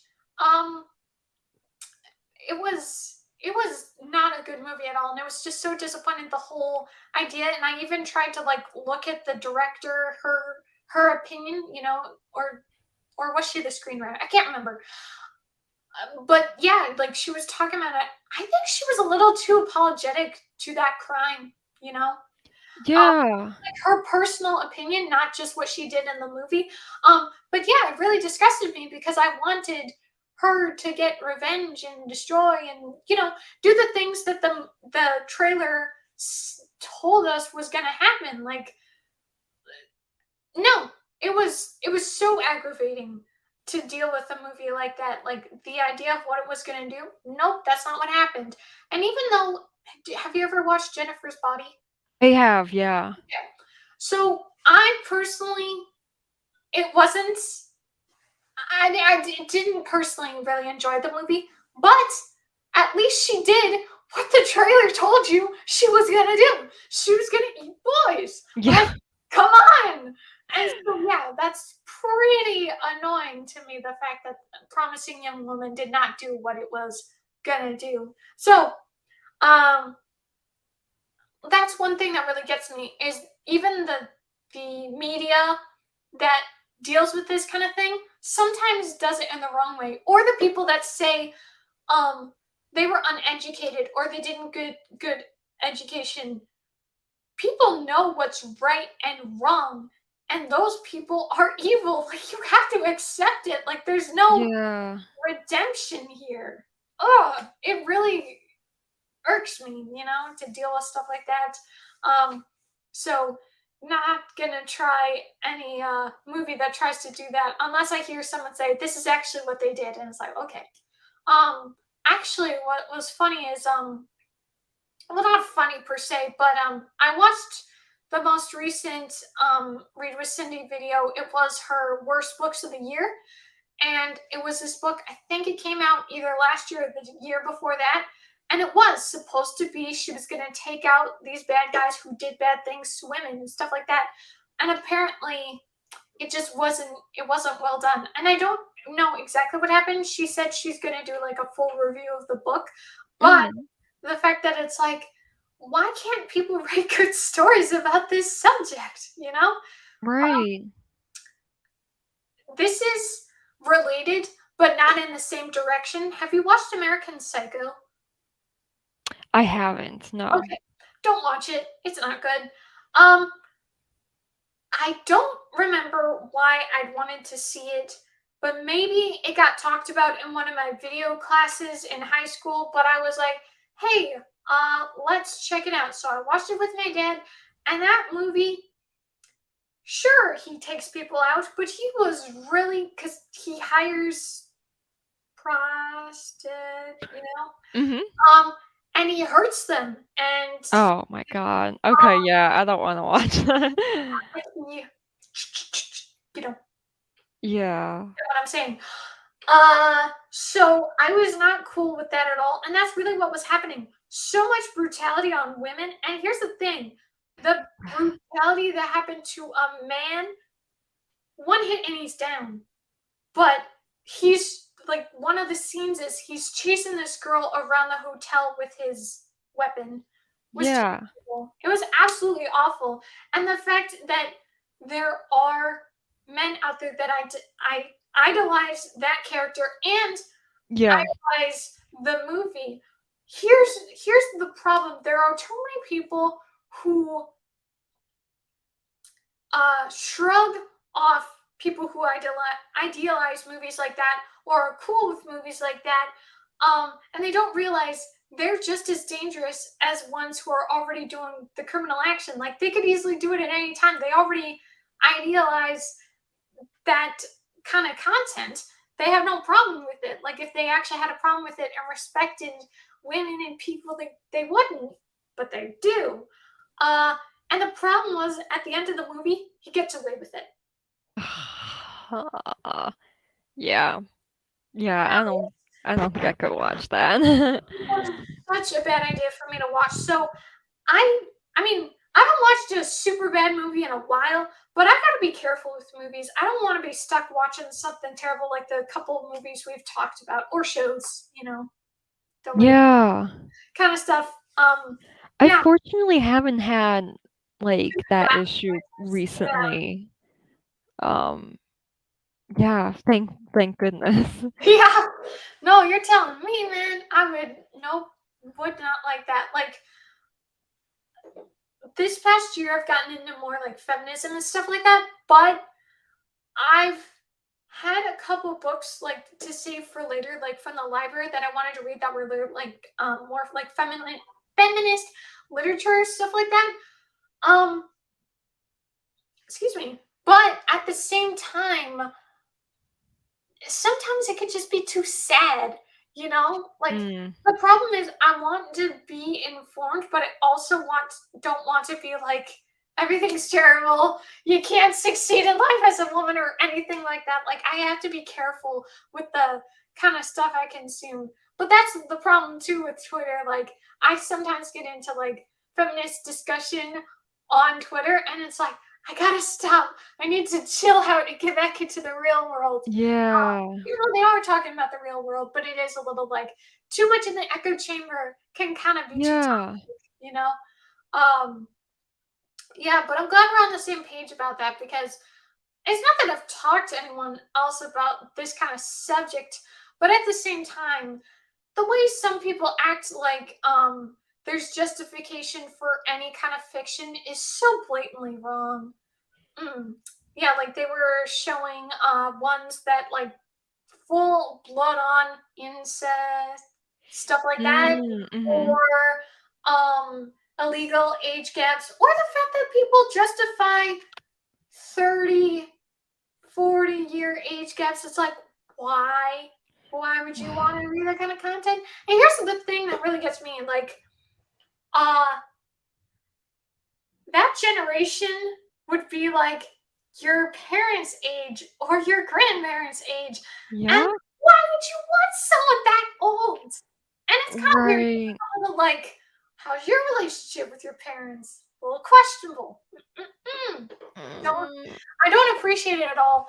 And I don't like how people are like because someone was talking about a 24 and a 36-year-old, and someone tried to say, oh, they're the ones um the people that aren't cool with that age gap, they're the ones that are weird. It's like, what That's 36-year-old? not What kind of weirdo yeah. 36-year-old is cool with a 24-year-old? And I'll say too, um, it's bad enough like an 18 and a 24-year-old or something, but the fact that right, oh, there's so many reasons why not. The fact that they only just became above age, legal age. Besides that, it's also there's such indifferent lifespans. There's a terrible power dynamic, and Yeah.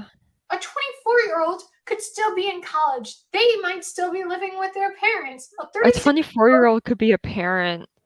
yeah, a Like, I know 36-year-old can like 24-year-olds who have babies, like yes, yeah, like a I 36-year-old should already have their life established. They should be done looking. Oh, oh, like, and have you ever talked to an 18-year-old before? Like, and I'm not trying to sound like a jerk, but, like, every time I've talked to an 18-year-old in the past few years, it is so obvious that they're 18, like yeah, and I don't mean oh, that they're completely immature, they're definitely adults, but they're just coming from somewhere completely different from me. yeah. Um, No, you're absolutely right. And that's the thing too, because it's like there's no reason why you'd be interested in an 18-year-old unless you want to take advantage of them. right. Come on, like it's ridiculous that people are like, it's okay because legally they say so. I'm still on the side of people that say the legal age should be at least 21. Um, apparently, like it was way lower, centuries ago. Oh, And okay. obviously, it's still low in other places. Yeah. But the Oh, fact that Lord. they had to fight really hard to make it 18 and stuff like that. And, um, you know, even though still 21 is a little like, no one should, at 21 should be involved with someone like double their age or close to double their Right. age. Like, come on. Like, when I'm looking on the apps, I don't even want to see a 26-year-old. Like, come on. Like, Yeah. that's gross. So, no, I, so that's what really gets me about how backwards things are. The fact that people really try to justify things like that in the real world, in fiction, stuff like that. They're like, it's not harming anybody. It's like, yes, it is. Like, oh, the attitude some people have. It's, oh, that is a really cute, blanket quilt that you have there? This thing? Yeah. Thank you. Yeah, it's crocheted, I think. My mom's aunt had crocheted it for her, and I Oh, inherited it. And it is so nice and comfortable. that's awesome. Unfortunately, she's not with us anymore, but Aw, I'm well, sorry. my mom's aunt, so Yeah. Oh, then yeah, that is yeah, a yeah. bit up in age.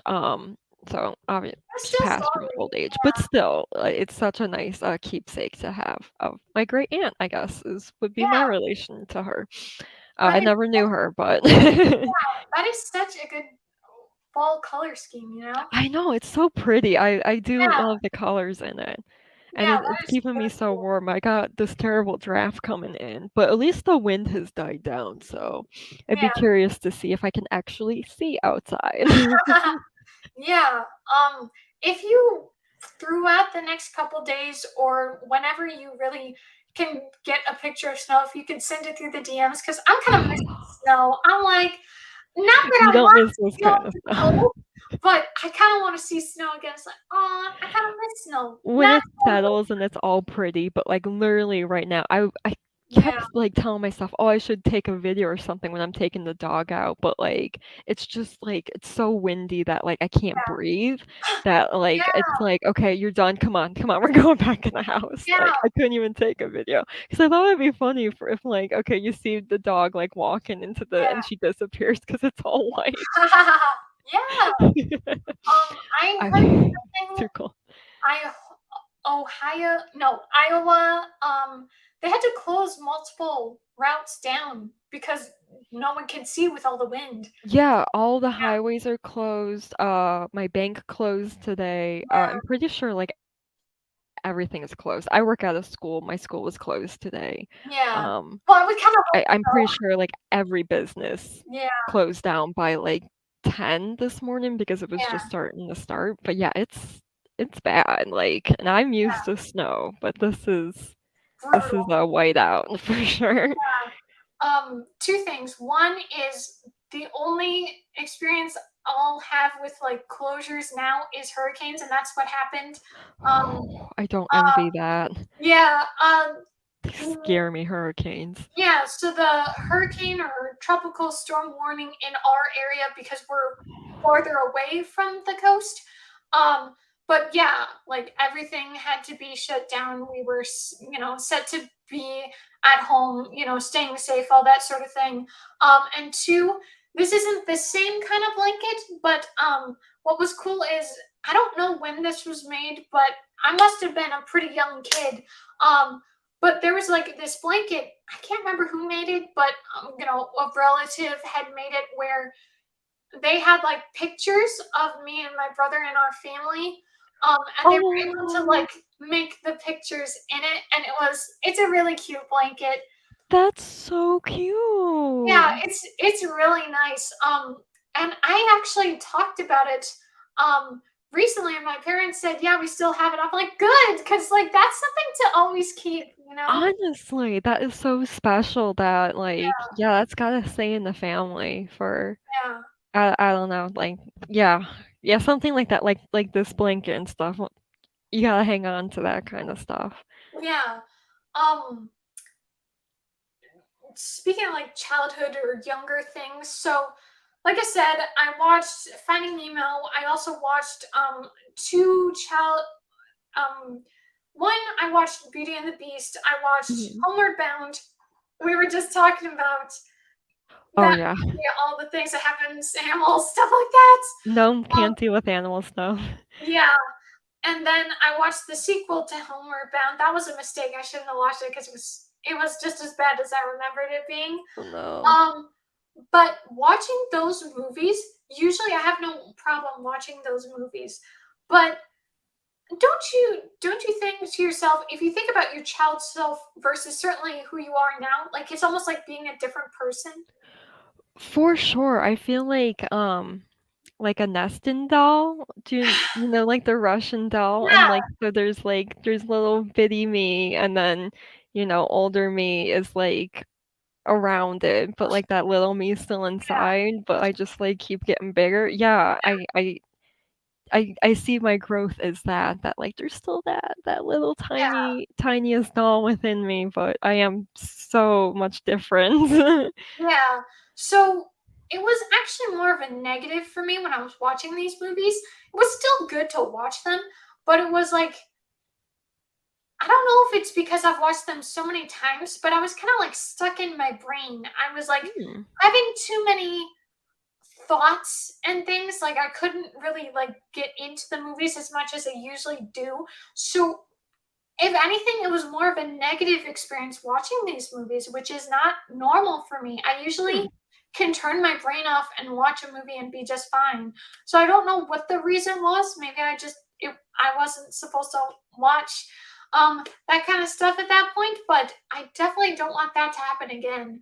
Uh Do you think it was kind of a fluke that you were just in a yeah, different mood that day, or do you think it was the content that just, like, was stirring up all these thoughts? I think it was a fluke because I've watched these movies before. I've certainly watched Homeward Bound Oh, with okay, like, recently as an adult. yeah, I watch Beauty and the Beast occasionally. Like I can watch things back, but Gotcha. maybe it's because usually I watch it on TV or on the TV or on my computer. And my computer's pretty big, so I can see a lot. But I used my phone for this, so maybe that was the wrong call. You know, my brain had just too much brain energy or something. I don't know, but it was just such a mistake.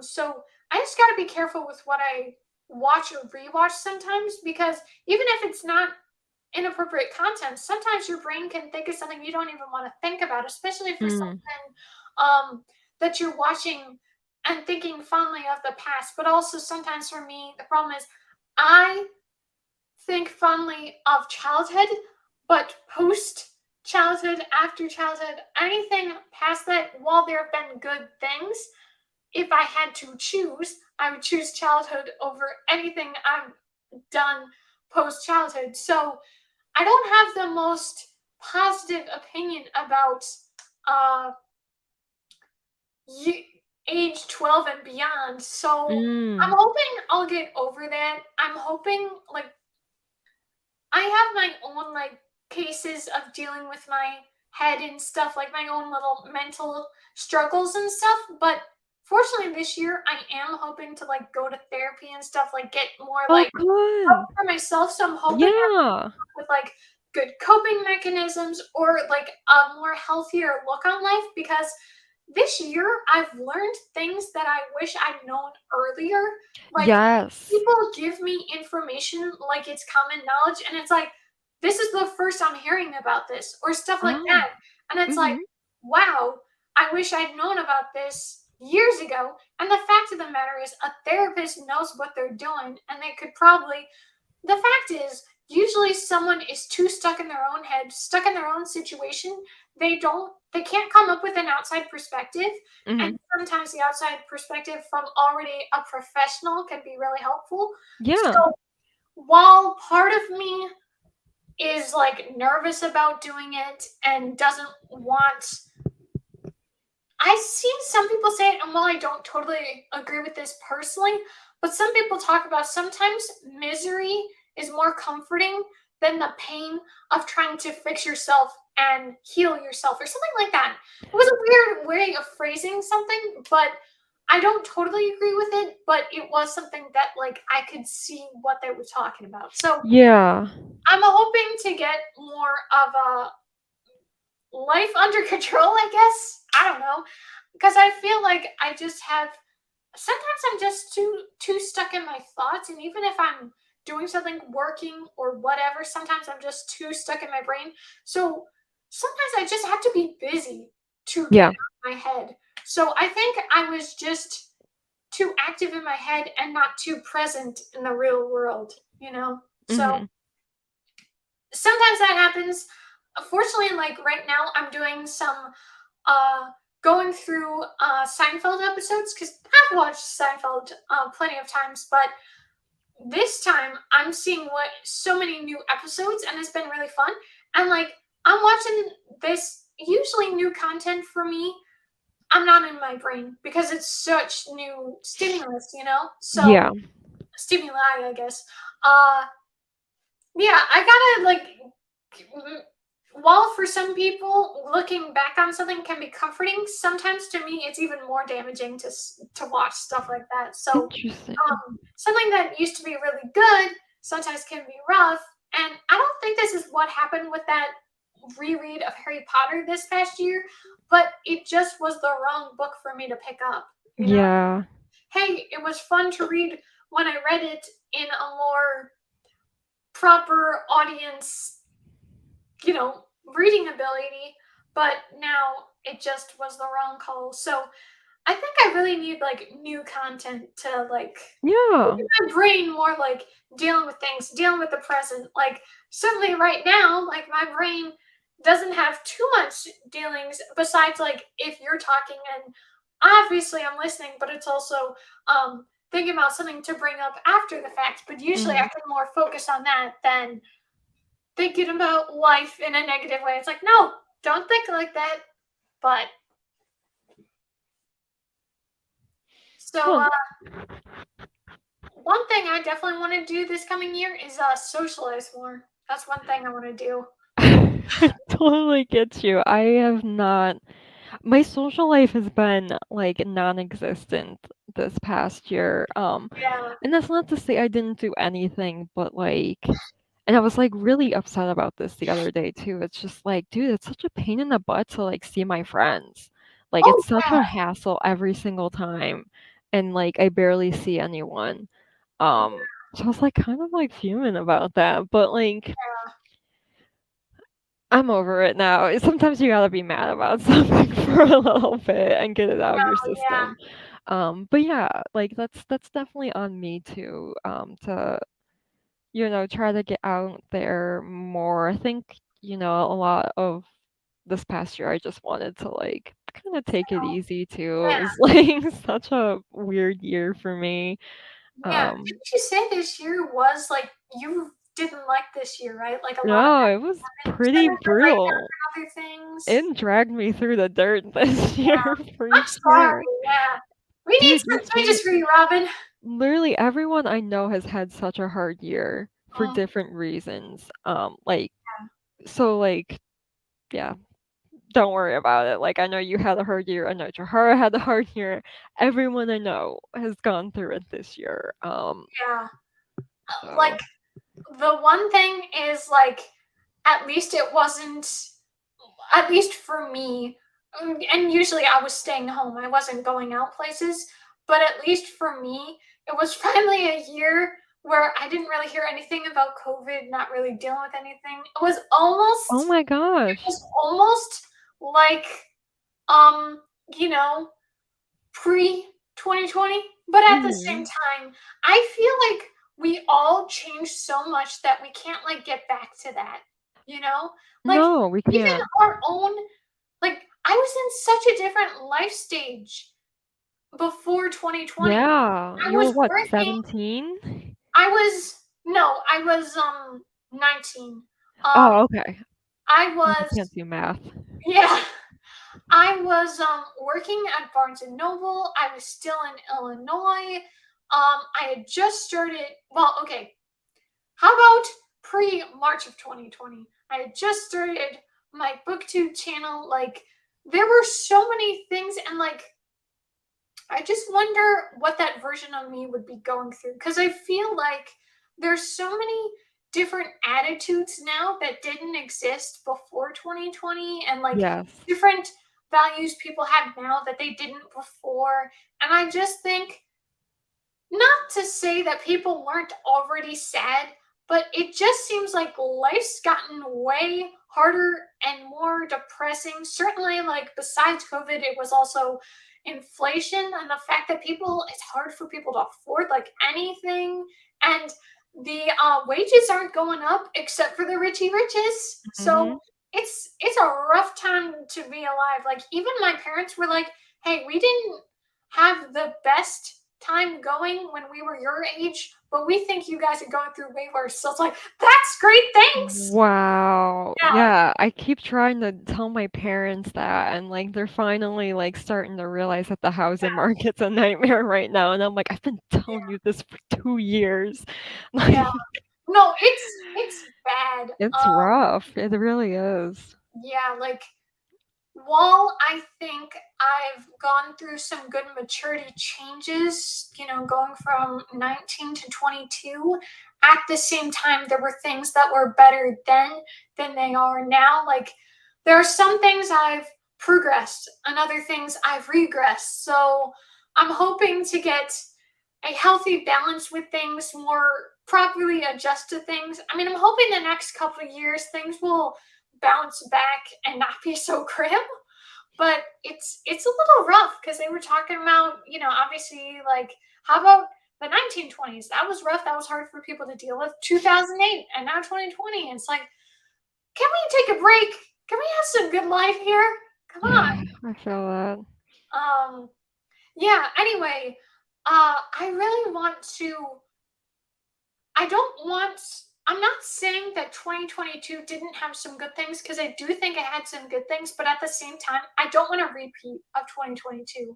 I also don't want to have goals that look identical to 2022, because Hmm. that's almost like repeating 2022. So I Mhm. don't want to do that. So there's a lot of things that I'm like, I'm not trying to overthink or overanalyze or set myself up for failure for 2023, but I got to be careful that I don't expect my whole life to turn around and I become a new person, because while I can improve and change, I'm not suddenly going to become a Sally, you know? Like, Mhm. so I can't expect the whole world to like change to whatever I desire. Like, that's not going to happen. But I'm hoping to find more good things. Like, I don't imagine this happening in 2023, but in the next couple of years, I'm hoping to live on my own and get a golden retriever puppy. So I'll finally have a dog.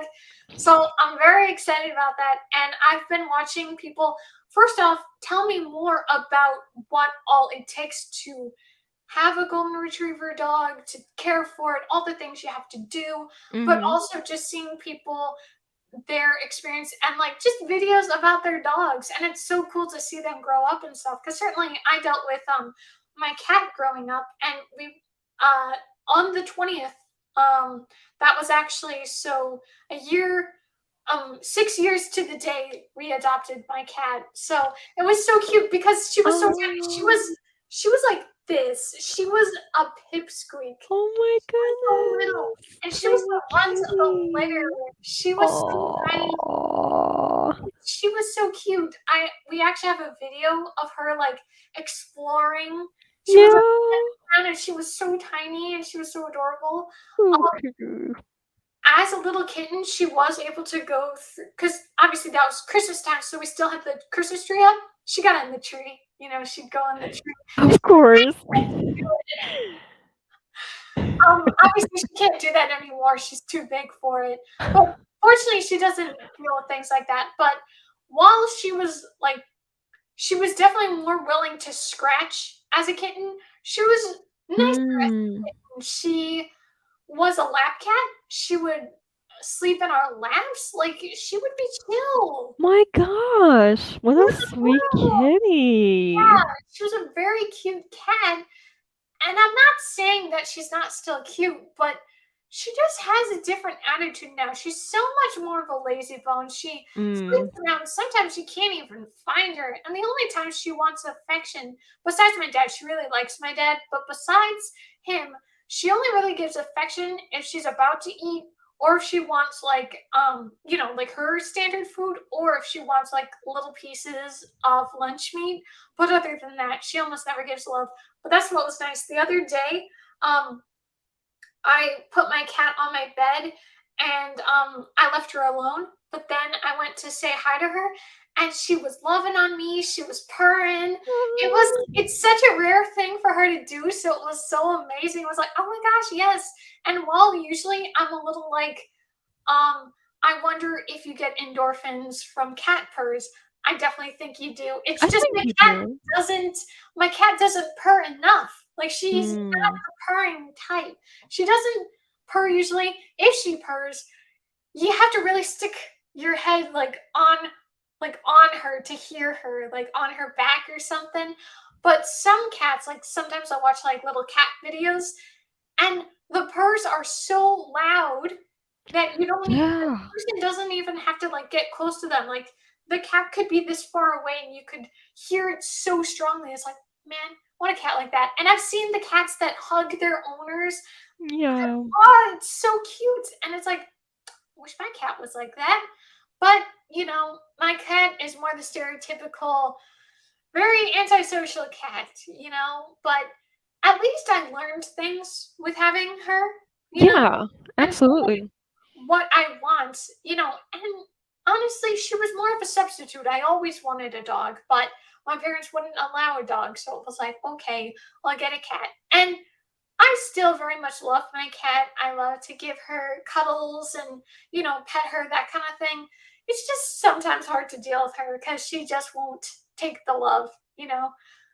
But, you deal with the kind of animals you have. So, what's your dog like? Oh my god. She is, like a little fuzzy baby. Aw, She eats up the way that we all baby her. We put her in a sweater today because it's so cold out, so she wears a sweater. She has to be picked up. She aw, lets us hold her like a little baby. Um, but she's also super energetic too. So she'll get like the zoomies. yeah, Um, and will like run around like a maniac. It's so cute, but she's so smart. So she's golden doodle, so she has poodle and golden retriever. yeah. She's like the smartest dog I've ever met because she'll play by herself. Like she will like throw a ball up and like play with it and like go get That's so it and cool. like none of the dogs I've ever had or like ever interacted with would do that. You would have to play with them. But, like, she's so entertaining because 'cause she'll just, like, entertain herself, when she gets bored, so, yeah, no, she's amazing. I absolutely love her. Yeah. Oh, that's so sweet. Um, yeah, I'm really looking forward to getting my dog. I know it'll be a while, and my dad and I agreed because I've never lived on my own before. We think it'd be best I have 6 months to myself to really, Yes. adjust and deal with living on my own. Then we talk about getting the dog. The nice thing is my apart. Well, we're talking about like doing a condo thing, not an apartment, so that I don't have to pay rent. Um, but we were talking. I'm trying to remember what I was just gonna say. Ah, shoot. About living on your own for 6 months Yeah, before. something like that. Um, shoot. I don't remember. Um, yeah, like I don't know. I don't remember exactly what was said, but like I'm just gonna have to kind of figure it out as I go. Um, I am a little scared about like living on my own, but I'm also excited because I'll finally have like my own personal space and like now technically this is my personal space, but a whole home to yourself Yeah. is so much better. Um yeah, trying to remember. I think it will be difficult though for me to like adjust to having a dog because I've never really had a dog before. Like when I was 11, we had a dog for a month. And you don't really know what life is like with a dog for a month. Like, you deal with the dog, but you don't know much about it. Like, none of us really knew what we were doing. So it was a bad call because it was a German Shepherd. And that was like the wrong kind of dog to get for a first timer. Um, Yeah. yeah, like the dog, because they don't know, they think the dog was previously owned because it was actually walking the streets of Chicago, but it was like fresh coat, looked well taken care of, but they don't know what its past is. Like, it was an aggressive dog, so obviously that was the wrong call for us to get. And the problem is, while they've been cool with getting us a dog finally, like they'd always been anti getting a dog, my parents were even more anti getting a dog after that fiasco, even though it's like, as long as we get a puppy, and certainly more a proper temperament kind of dog, but they just never agreed to it. So it'll be good for me to finally get one. But yeah, I'm learning a lot from like this info and stuff. And I didn't even know you're supposed to like blow dry your dog, after a shower and stuff. You can towel dry, but the dog really needs to be dry. So it's like, oh, okay, you know. I Um, don't usually do that unless it's cold out, because every dog I've had has been definitely scared of the sound a blow dryer makes. yeah. I don't But if know. you take them to a groomer, they do blow Yeah, dry them. Yeah. yeah. I don't know if it's all dogs or if it was specifically the golden It retriever. might be specifically golden Yeah, retriever because their coat might have yes, that they're big. particular Oh, need. this is one thing I found so interesting. So groomers typically sometimes they shave their coat. You're not supposed to do that. The coat, they have Mm. two coats. They have an undercoat and an overcoat or whatever they called it. But that coat, besides other things, it's to regulate their body temperature to keep them healthy, whether they need to be cooler if it's too hot or warmer if it's too cold. But you need to keep that coat on. You are not supposed to do that. It can, like if they're out in Mm. the sun, Mhm. apparently they can get like a sunburn and stuff like that. So it's Yeah. like, wow. So, I'm just gonna do everything I can to be properly informed of what I need to do with my dog. But I'm looking forward to it. Yeah. One of the things they has been talked about though is like obviously like the nice thing about having a cat is the cat can take care of itself. It has its business, it's got it all figured out. It can be left alone. Um but a dog, there's so much more time and energy that's needed, and you can't Yeah. leave it alone for too long. Um but also, like, my dad was making the point of, you're in your 20s, you might meet people and want to hang out way more that might not be dog friendly. So Mhm. I gotta consider things. And I still don't know where in Florida I'm gonna live in the next couple of years, wherever I'm gonna go. But we were talking about like maybe sometimes my parents would dog sit, but I also had to find someone to be cool. But at least one thing my dad said is, at least with condo living, there might be more dog owners or people that are Mm. open to pet sitting. So Yeah. that's at least a positive. Like, you don't have to have all these friends so you have someone to take care of your dog while you can't do it. So, but yeah, it's something I'm looking forward to. And that's one thing that I think is good. There's still so many great experiences I haven't lived Yeah. in life yet.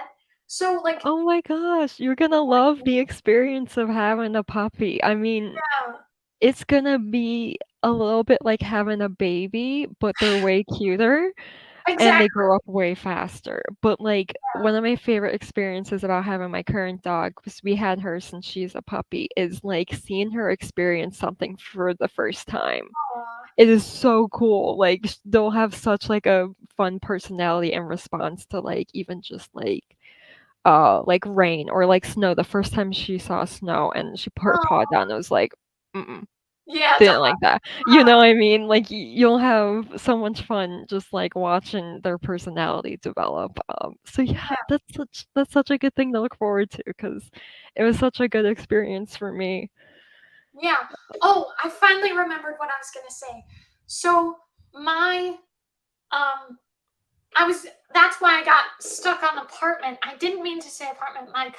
Like, when it happens, when I move out, my present from my parents is the dog. So they're gonna buy the dog for me. So I don't have to worry about like the That's price and everything. amazing! Yeah, Yeah, that's gonna really save you so exciting. much money. Purebloods Yeah, are so yeah. expensive. And they talk about the fact that, obviously, like, I don't want my dog to be a puppy mill dog. And they were also talking about like one thing I've was like I said, I've been looking into golden retrievers, and they talk about even breeders, because golden retriever puppies you can get good money for those puppies. There are breeders that are not good breeders. And sometimes, like Mhm. someone gave an example, one of the videos I watched, this was so sad. So this person got this dog from a breeder. The problem was they had to put the dog down 8 months later because it had a genetic disorder that it couldn't live through. So That's awful. I'm not gonna deal with some kind of sick dog. Like I want a good old healthy dog. I want to make sure, like the because that's one nice thing about breeders. Typically, you can at least meet you know, the the the parents, the two dogs, and see their temperament and stuff like that. So you can at least hopefully get an idea of what the dog could be like. And obviously, they breeders are getting to know these puppies, but at the same time, we sometimes want to know like what kind of puppy is this. So, Yeah. but I very much like I want a friend. I want a friendly dog. I want a dog that is very much a people dog that just loves the owner. Like I need the dog hugs and the love and all that sort of stuff. So I'm very looking forward to it. And I still find this study funny that I saw recently. It was women sleep more soundly when they're sleeping with their pets versus when they're sleeping next to their male significant others. And it's like, duh, they don't Yeah. have to be stressed out. They got their awesome dogs. Come on. Like, there's so many reasons why that makes so much sense. Yeah. I still find it funny though when we got my cat, we got a little cat bed for her and Mhm. we set it down on the ground and she was like, I'm not doing that. She hopped right up on my bed. Like, I'm gonna Oh. chill. Oh, she is such an adorable cat. And yeah, like sometimes like she would like sleep right by me, like she'd sleep like by my thigh and cute things like that. Like I miss it how she used to sleep with me, but Yeah. eventually she got a little older and she would paw and bang at the door. Like she could really push hard on the door to be let out. And I was like, man, come on, you were cute. But now the only um bed she'll sleep on for the night is my parents' bed. It's like, come on. But also she doesn't even stay there all night.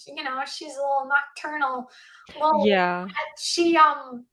fortunately, she's not too loud. Like we don't wake up to her. Just usually I'm up really late, and then I can spend a little bit of time with her. But she's an interesting cat. But like while she's not the most friendly cat, she's very docile. So yeah, we can pick her up. We can kind of do whatever with her. She's cool. Like sometimes she may not have the be the happiest about it, but she won't fight us or like some of those cats like freak out and Yeah. that's not like that. But um is there any other dog that you think you'll want to get like throughout your life? Um, that's hard to say. I feel like, I probably would just like adopt a mutt next.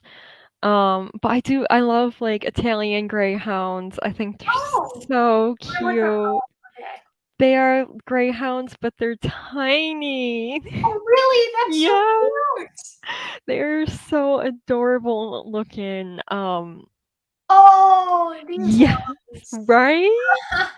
I'm obsessed with them. I Oh my like gosh, I got a dachshunds picture of one of the too. puppies. Yeah, they're Aw. so cute when they're so little.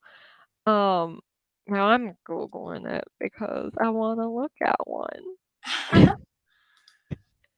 Yes, I love their little Cute. faces, they're so cute. Yeah, Um, yeah, and I like it because I don't think I could ever have a big dog. I've yeah. never really had a big dog before. So, like, rather than having a greyhound, I think, tiny greyhound Yeah, would be perfect for exactly. me. Yeah. And yeah, and I like dachshunds a lot too, they're so cute Oh, I and love so Dyson. They're so very exotic. cute. I just feel bad for them, the fact that they have all those health issues, you They know? can have back problems, but, Yeah. one of my friends has always owned dachshunds, and so, like, you pretty much gotta, You can't have them go upstairs. They have to have a ramp. So there's different ways that you can help to make sure that they won't develop really bad back Yeah, problems, but it's like super easy for them to mess up their yeah, spines. yeah, So yeah, you really gotta be careful with them. They can't like jump up on furniture and stuff like that. Like, yeah. but I still think they're so cute. Yeah, they are cute. And I still find it funny that, like hot dogs, usually hot dogs, like if you're gonna symbolize hot dogs, it's usually a little dachshund puppy. Yeah, I thought that would be such a funny name for a dachshund is hot dogs. Oh, hi hot dogs. That's Come so here, hot dogs. um I don't know what I would name my Italian greyhound though. I haven't thought of yeah. a name for that. I was actually gonna talk about that. So when we went to the animal shelter to get my cat, like at first I was like, it didn't look like they had the cats that I wanted. And I said Mm. the only one that looks possible is that one. And I pointed to my cat, but I didn't know it was my cat at that time. But we were Yeah, looking at the cats, and then we went to see, like they put us in one of those rooms so we could, deal with this cat one on one. She was very much showing how she was as a cat. She was running away from us. She was a little scaredy cat. She is not I mean, fortunately she deals with things, but yeah, she used to be she still is. She can't deal with new environments. She definitely cannot deal with mm. new environments. She did terrible, like the drive to here to Florida was terrible. Like that's Oh, poor baby. 18 plus hours, because Yeah, that's a lot. yeah, there was a paper carrier thing that the animal shelter gave us that she was able to deal with just fine. But my dad got this like one of those zipper ones, one of those holders. Yeah, yeah, my She sister could has one not of those. deal with it.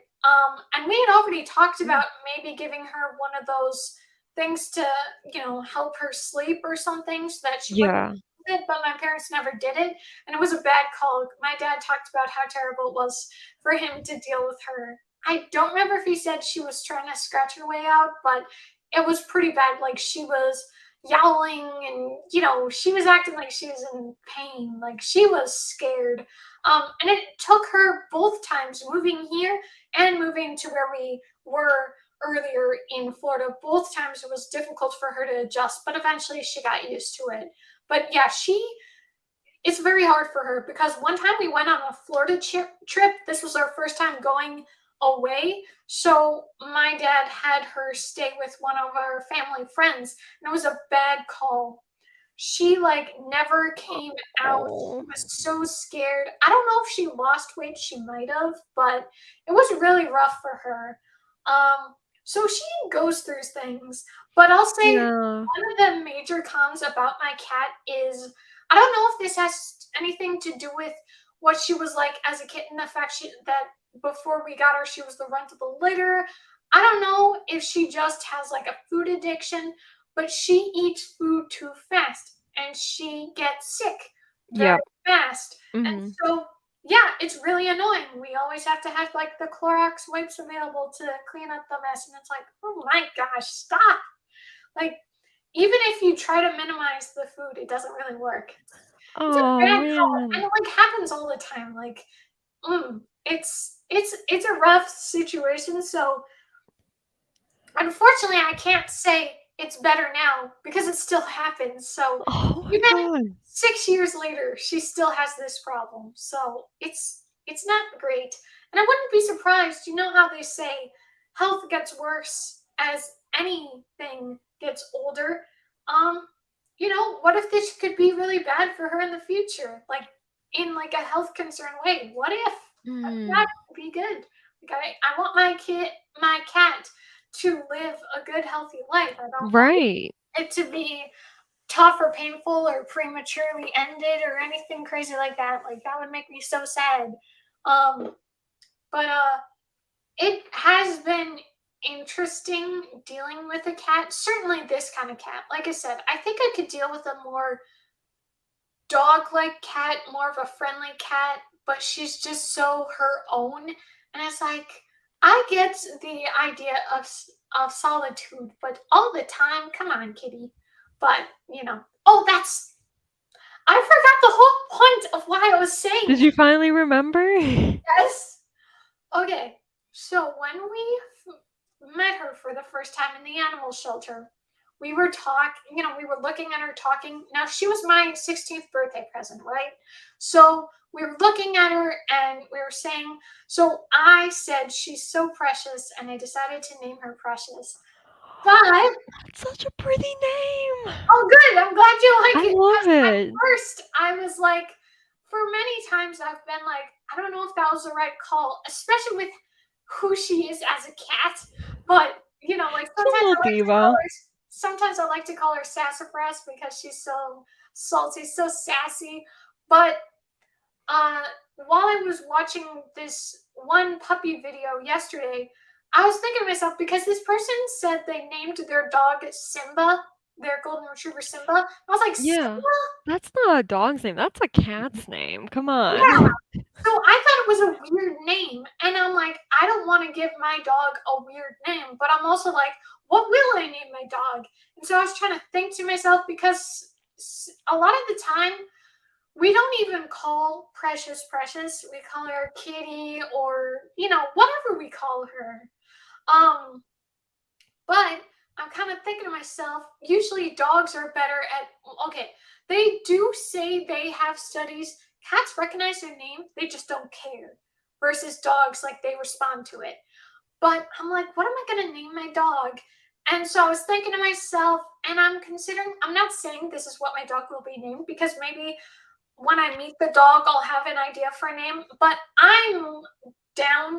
I'm okay with the name being Buddy, because I say Buddy all the time anyway with dogs. So obviously the Yeah. dog could respond to that easily. And obviously the dog I think of with Buddy is Airbud. And Yeah. I don't The remember golden retriever.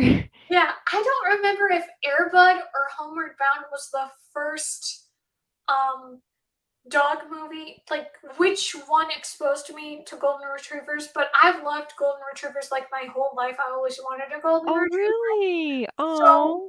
yeah, like there was this cute kids book, when I was really little. It had this cute little golden retriever puppy. It was called Goldie. And there were other, books in the series, I but think obviously that was the I've one seen I really that liked. one. Yeah. Yeah. Um, and I used to get like my brother and I's kids' bathroom. It was decorated with all dog stuff. We had Oh, cute. Labrador retrievers, so we had the yellow, black, and brown one. Like it was a whole like it was all themed towards this one look. Like there like I had golden retriever plushies. I had golden retriever, like they were, I don't remember uh what kind of material it was, but it was breakable stuff. So you had to be careful with it, but it was for display. But it was like this, Mm. maybe this big of a golden retriever. So like I always loved Mhm. golden retrievers. So it still irks me that I never got a golden retriever until eventually I live on my own and am independent. But I know it's gonna be good. And the problem was the first video when I started doing research on golden retrievers, this person, I didn't know this, that there's the American golden retriever, but there's also the English golden retriever. Really? English golden retrievers have a different coat. They're more like the white golden retrievers. Because I had always seen those dogs, and I'm like, what's up with them? But apparently they have like Oh.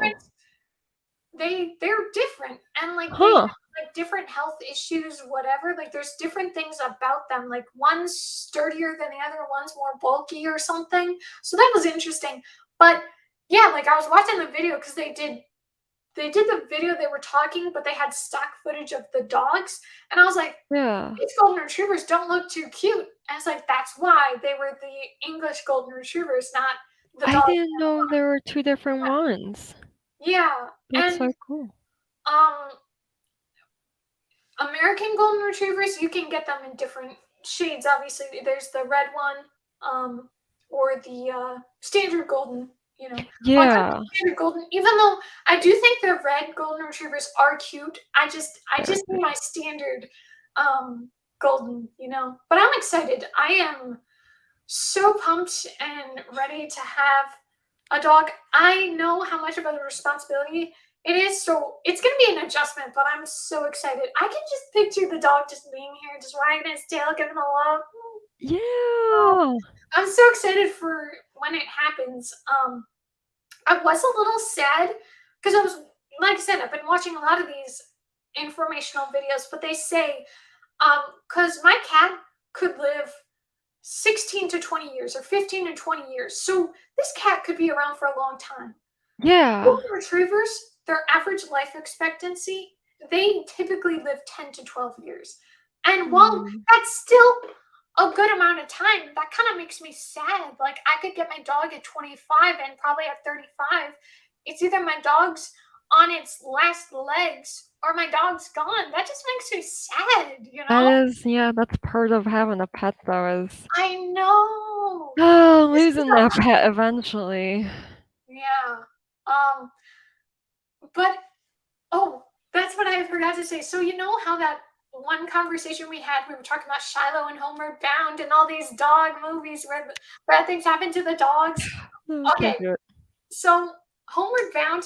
Now, usually the only time I cry is at the end when something happens to Shadow and like it looks like they're gonna let him go.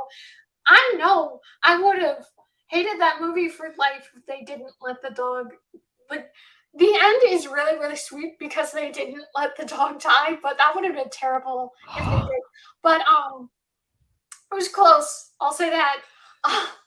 But something happens to the cat earlier in the movie, so she doesn't want to go swim through the water when it's all tame and chill. So she tries to go on one of those things, like because it's like I don't know, a river, a lake, whatever. Um, so the water is so much more extreme, and so she falls into the water, and so then the music gets all dangerous, exciting, that kind of stuff, and Shadow, the golden retriever, is swimming after her to save her, but he cannot save her. Fortunately, the cat's okay. Like the cat survives, but probably wouldn't be realistic that she survives because she went down a really big waterfall. I don't think a cat could survive that. No, I Yeah. don't think so. Anyway, but this time watching the movie, I got choked up at that part because it's like, oh my gosh, like come on. And then Yeah. the other time I got choked up this time was the reuniting scene because it was just so sweet. Yeah, it's still just an excellent movie. It's definitely one of my favorite movies of all time. I love it, but I understand why it can be hard for you, and I understand why I Yeah, too don't want to deal with I don't horrible like things happening to dogs. sad pet movies. Yeah. Have you ever watched Shiloh too? I have not watched any of Shiloh. Okay, okay. So in Shiloh 2, Judd has other dogs, right? Because he's, hunting and stuff. That's the whole reason he got the beagle. Anyway, but he had two bigger dogs. He had multiple, but there was a yellow lab and a German shepherd, and they got loose. And so the main character, the boy, had two sisters, and one of the sisters gets bitten by the dog. It was really terrible.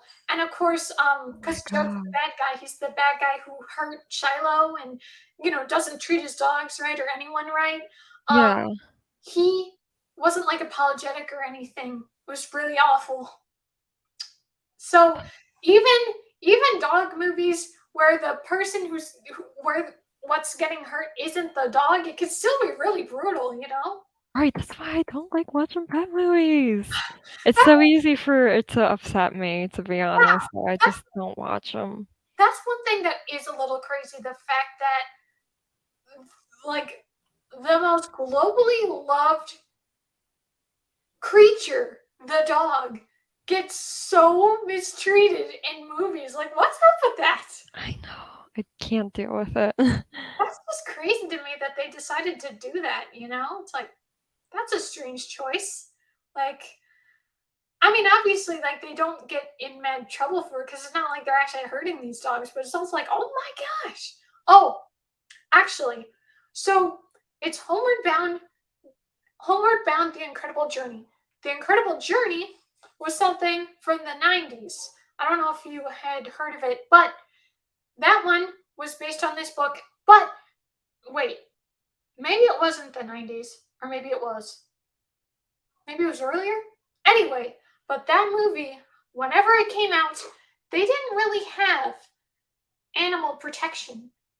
So, like, there were scenes in the trailer, it looked awful. Like, there was like a straight up bear, and the cat was there, and the dog was there. It was like, oh my gosh. And then there was like the mountain Oh, lion. And did they have to go through multiple cats? I don't know. I can't say for sure. But I could, besides the fact it didn't look interesting, like Homeward Bound is good because you got the animals talking, but I could not deal with uh what is it? I couldn't deal with um such animal cruelty happening. Couldn't deal with it.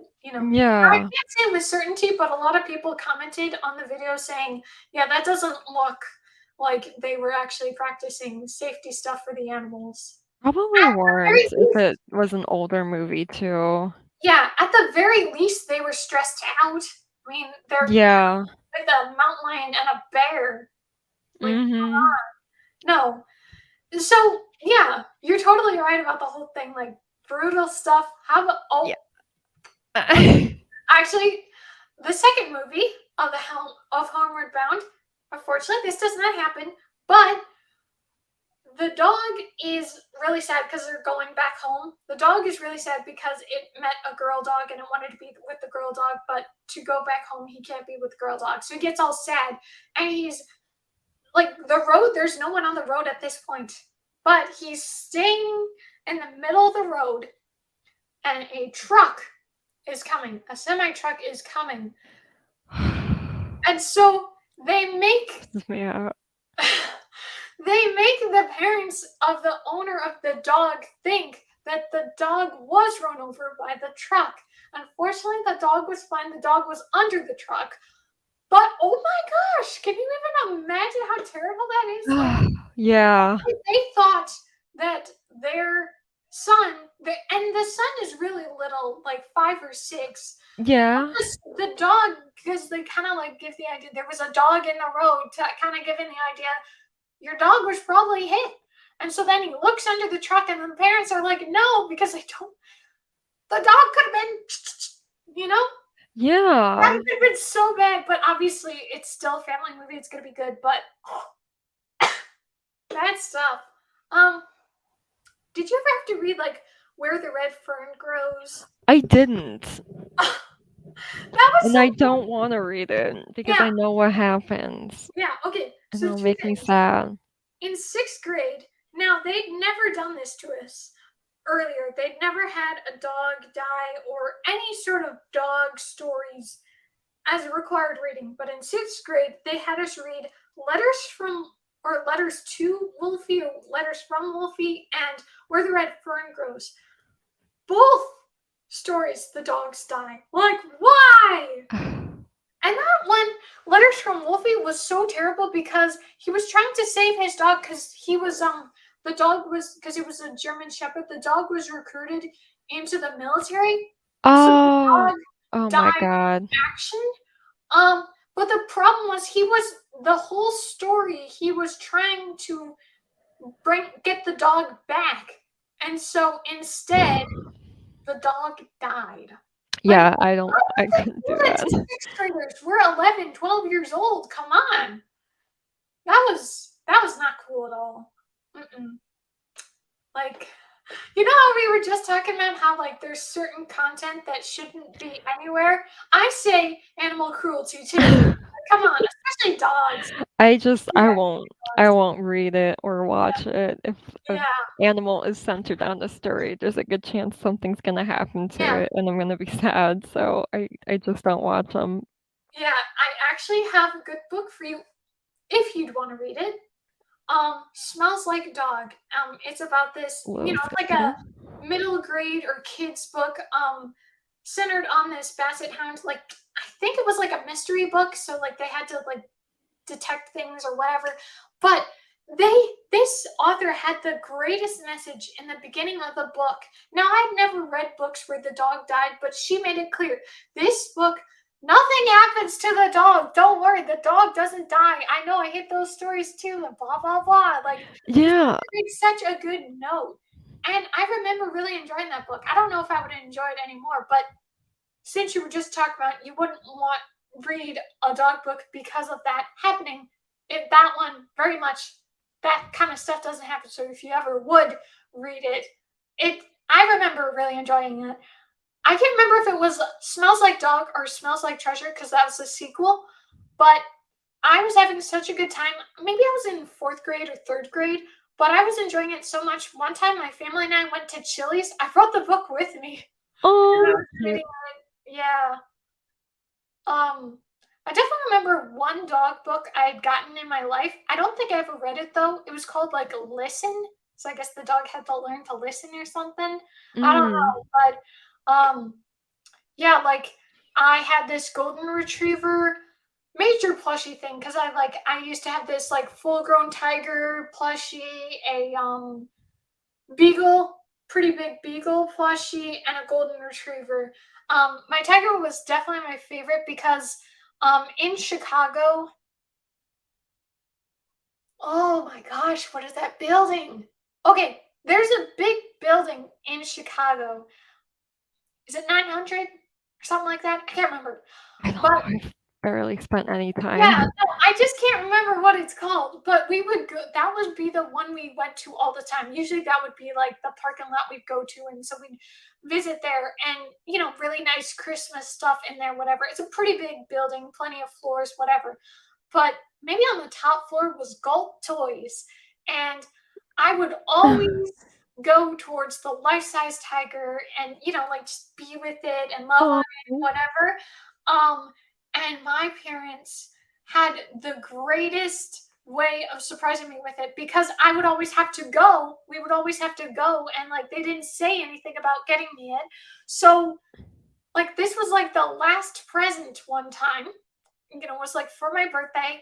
And so, my uncle, he had he was acting like he was getting attacked. So, I opened the door to the basement, and there's the life size tiger. It was Oh, so amazing that's so because cute. my favorite domestic animal is the dog, and my favorite wild animal is the tiger. Like I just love tigers. Like I have this shirt, um, easy tiger, stuff like that. Like it's a really cool, just a very well done art with the tiger like roaring, and it's really cute. Like I just love tigers so much. Like there's this one book I have. I've never written it out, but I kind of want to incorporate tigers in the book because I love Yeah. tigers so much. So, um, yeah, so like I had at least a tiger poster. I had it because like on a door like this, like we had duct tape and we taped it to the door. Have you ever watched the movie Two Brothers? I haven't. I don't Okay. yeah, I don't I remember. recommend you watch the movie. It's really cute. It's about these two tiger brothers. Like they end up going to different places, but then they ah I mean, I guess this isn't really a spoiler, but it kind of, I mean, that's kind of the point. You want to see the good ending, but they reunite in the end, and there's so many good parts about the movie. It's so good. And unless you count the circus, the animals aren't harmed. I don't know if that counts as harm to you, though. Yeah, Little iffy. yeah, I mean, if it's I just the know. normal circus, yes, but if it's like circus showing the abuse that they would put the animals No, through, not like that. I mean, like it was even Dumbo is a little like no, that on movie the was fence there. pretty. That one, That whenever movie he was gets pretty taken rough. from his mom, that's really Yeah, no, upsetting that to was brutal. me. The fact that they punished her because they took her baby away. Come I on. How about hate that. sad it was even at the end too? Like it wasn't like she was free; she was still stuck.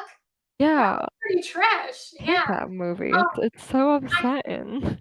I just remembered. Okay, the whip doesn't actually hit the tiger, but like it's on the platform and it's supposed to jump through the circle of fire, the ring of fire. Um, Mhm. tiger doesn't want to do it, so it's like, making the noise for the tiger to do it. And then eventually the tiger does it.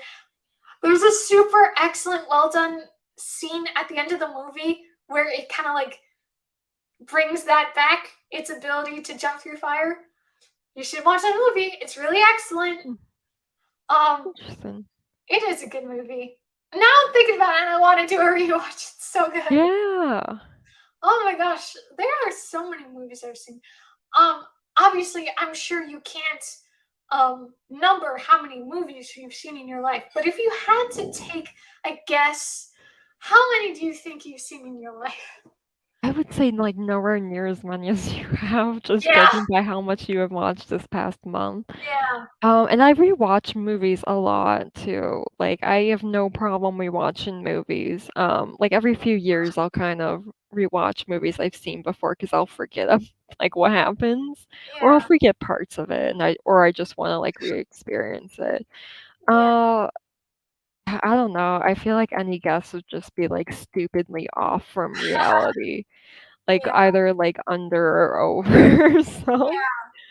I mean, besides sleep, school, lifestyle things, and hanging out with friends and family, it's probably okay, besides books too, besides all that, most of my time is spent with YouTube videos or movies and shows throughout my life. So I do wonder how many movies I've seen. And again, I've done plenty of rewatches in my life too. So like I wonder how many hours of my life has been spent watching things. I'm sure a lot.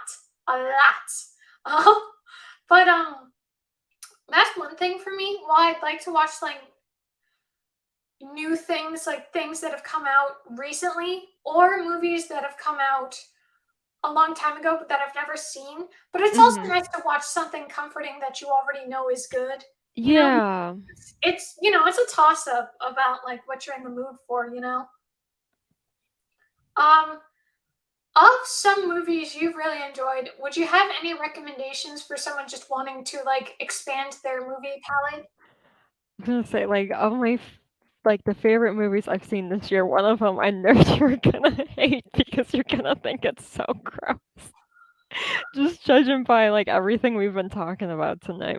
I really like Crimes of the Future. I thought it was such a cool movie. I've never It's heard a of. lot of body horror, though. Yep, you're right. Yeah, You're right. Oh, it's pretty much about, like, people, like, growing organs and, like, other body parts. Yeah, but I loved it, like, it had, like, so many practical effects on it, it was a really cool sci-fi, um, but yeah, it's really, uh, I don't know, graphic, but I think it does want the audience to feel uncomfortable, so I oh think you would no, not I don't have a like good that. time with Yeah, it whatsoever. On the complete opposite side of the spectrum, other favorite movie from this past year is Turning Red. I love that movie. It I was liked that so movie too. It cute. was cute. I've watched it I liked it. twice, so Okay. far, and I don't know, like, I just love it so much. I love her friends. They seem like people I would hang out at that age. It's like one of my favorite, like, Disney Pixar movies that came out, Yeah. within the past few years. Um, I'm trying to think. I think, like, Coco was, like, my previous fave, so it's been a few years since Disney really came out with something I really liked. I Um I just am a little like, for me, skeletons give me the creeps. So Mm. I just don't vibe with like Day of the Dead stuff. Like in school, we used to like for art class, when Day of the Dead will come around, sometimes the art project would be making Day of the Dead things, and it gave me the Yeah. creeps. Like there are some things I just can't deal with, and it's definitely like skeleton stuff. So I think that would be the wrong movie for me. Possibly. It is really cute though, but I hear you with the skeletons. They're not creepy skeletons though. They're just like Yeah. afterlife skeletons. No, like I've seen like the visuals of it, and it's just Magic it kind of skeleton. gives me the creeps. I just can't vibe with it or something.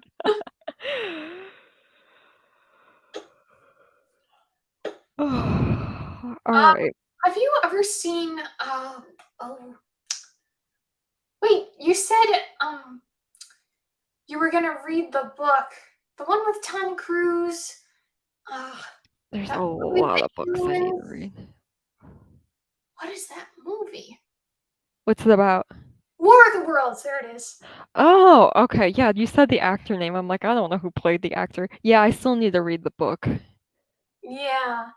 But Um that's definitely on my TBR for next year too. And that would yeah, be I don't know when that came out. That might be like an 1800s book. really? The other book I read by Wells was from the 1800s. That's interesting. Yeah, Yeah. he was super ahead of his time. Yeah, 1898. Wow. It's So, You know, that's one thing that I think is cool for some people that they lived in different centuries. Well, you did. I didn't. that's right. Only 1 century. Oh, only one You're so century. funny. Unless I live to be over 100 years old, you know. But I don't really plan on living that long. That No. plenty of health issues and the brain's probably forgetting everything, you know. When I was a kid, I was like, "Yeah, I'm gonna live through the next one too." I was like, that was a That's so little funny. optimistic. It's like that's not no. Yeah, I was like, "Yeah, like, well, I got only 100 more years, I can do it." That is so funny. It's almost like a goal you want to set. My dad keeps on talking about he wants to live to be 100, but it's like, why do you want to live to be 100? You're not going to be what you look like now. Like, you're going to have so many health issues and I've met difficulty, some like walking. really healthy, like, Really? 100-year-olds. When I used to work at the senior living facility, there was this lady, I think she was literally 100. And when I found out she was 100, I was flabbergasted. I was like, I would have guessed 80. Yeah. Like she walked without any aid. For the most part, she still had hearing and vision. Like Yeah. like a normal amount to expect at that age, I should say, like because most people are like have hearing aids or they have glasses at that age or they have a walker or something, but she had none of that. She Yeah. was just like, yeah, I was like, oh my God, like, are you serious? Like, I never would have guessed that. Mm-hmm. So yeah, sometimes it happens, but yeah, I feel you. I don't want to be 100 unless I'm healthy. Yeah. I'm So, gonna live through that next century. yeah, that's Gonna so have three under my belt. 2100. Let's go, baby. That's so funny. Do you have so what are you gonna be doing for Christmas Eve and Christmas Day? I have no plans for tomorrow. I was gonna say I'll probably work, but I don't want to. Yeah. But I could do some editing. Other than that, I might just watch TV all day, which Nice. sounds super boring, but like that's Like, usually what I end up you're doing talking on. to me. Come Well, I on. mean, like That's literally every minute of the day I will watch TV. Like, awesome. Awesome to me. That's my whole life. Certainly most of my 2022 is spent watching stuff. So I am 100% with you there. so yeah, that's probably what's gonna end up happening. And then Christmas Day, I'm hoping my sister can come over. I don't know if she'll be able to because of the storm. Um, but otherwise it'll just be me and my folks and we'll open up presents and my dog loves wrapping paper. She'll like shred it, so she's gonna have so much fun. So yeah, that's pretty simple, but that's what I want. I don't like over the top things, so Yeah, no, that's great.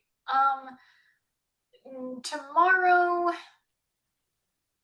maybe we'll be watching some Christmas movies. I'm not sure, but there's my mom's friend from church and her family are going to be coming.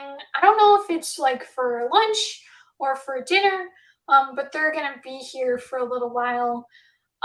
So I don't know if we have any like meal planned for Christmas Eve, but Christmas Day we're gonna watch some more Christmas movies and obviously open presents. I don't know if we have like any like concrete plans. I think we're just gonna chill because my brother's been so busy, my mom's been so busy. Um So like they finally get like a day off. Like the past little while, like my birthday was finally a day off from my mom. The 20th when we went to uh to my favorite restaurant and everything, that was finally a day off. So like they have so many days where they don't have off. Like unfortunately for my brother, I can't remember if it's New Year's Eve or New Year's Day. One of those he has to work. I'm like, oh, that's disappointing. Um, Yeah.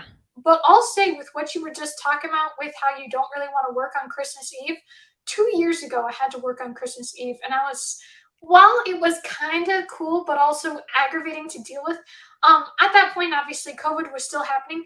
They gave us these little Christmas masks. They were so cute. Nice. Like I got like a Santa one, a snowman one. It was really cute.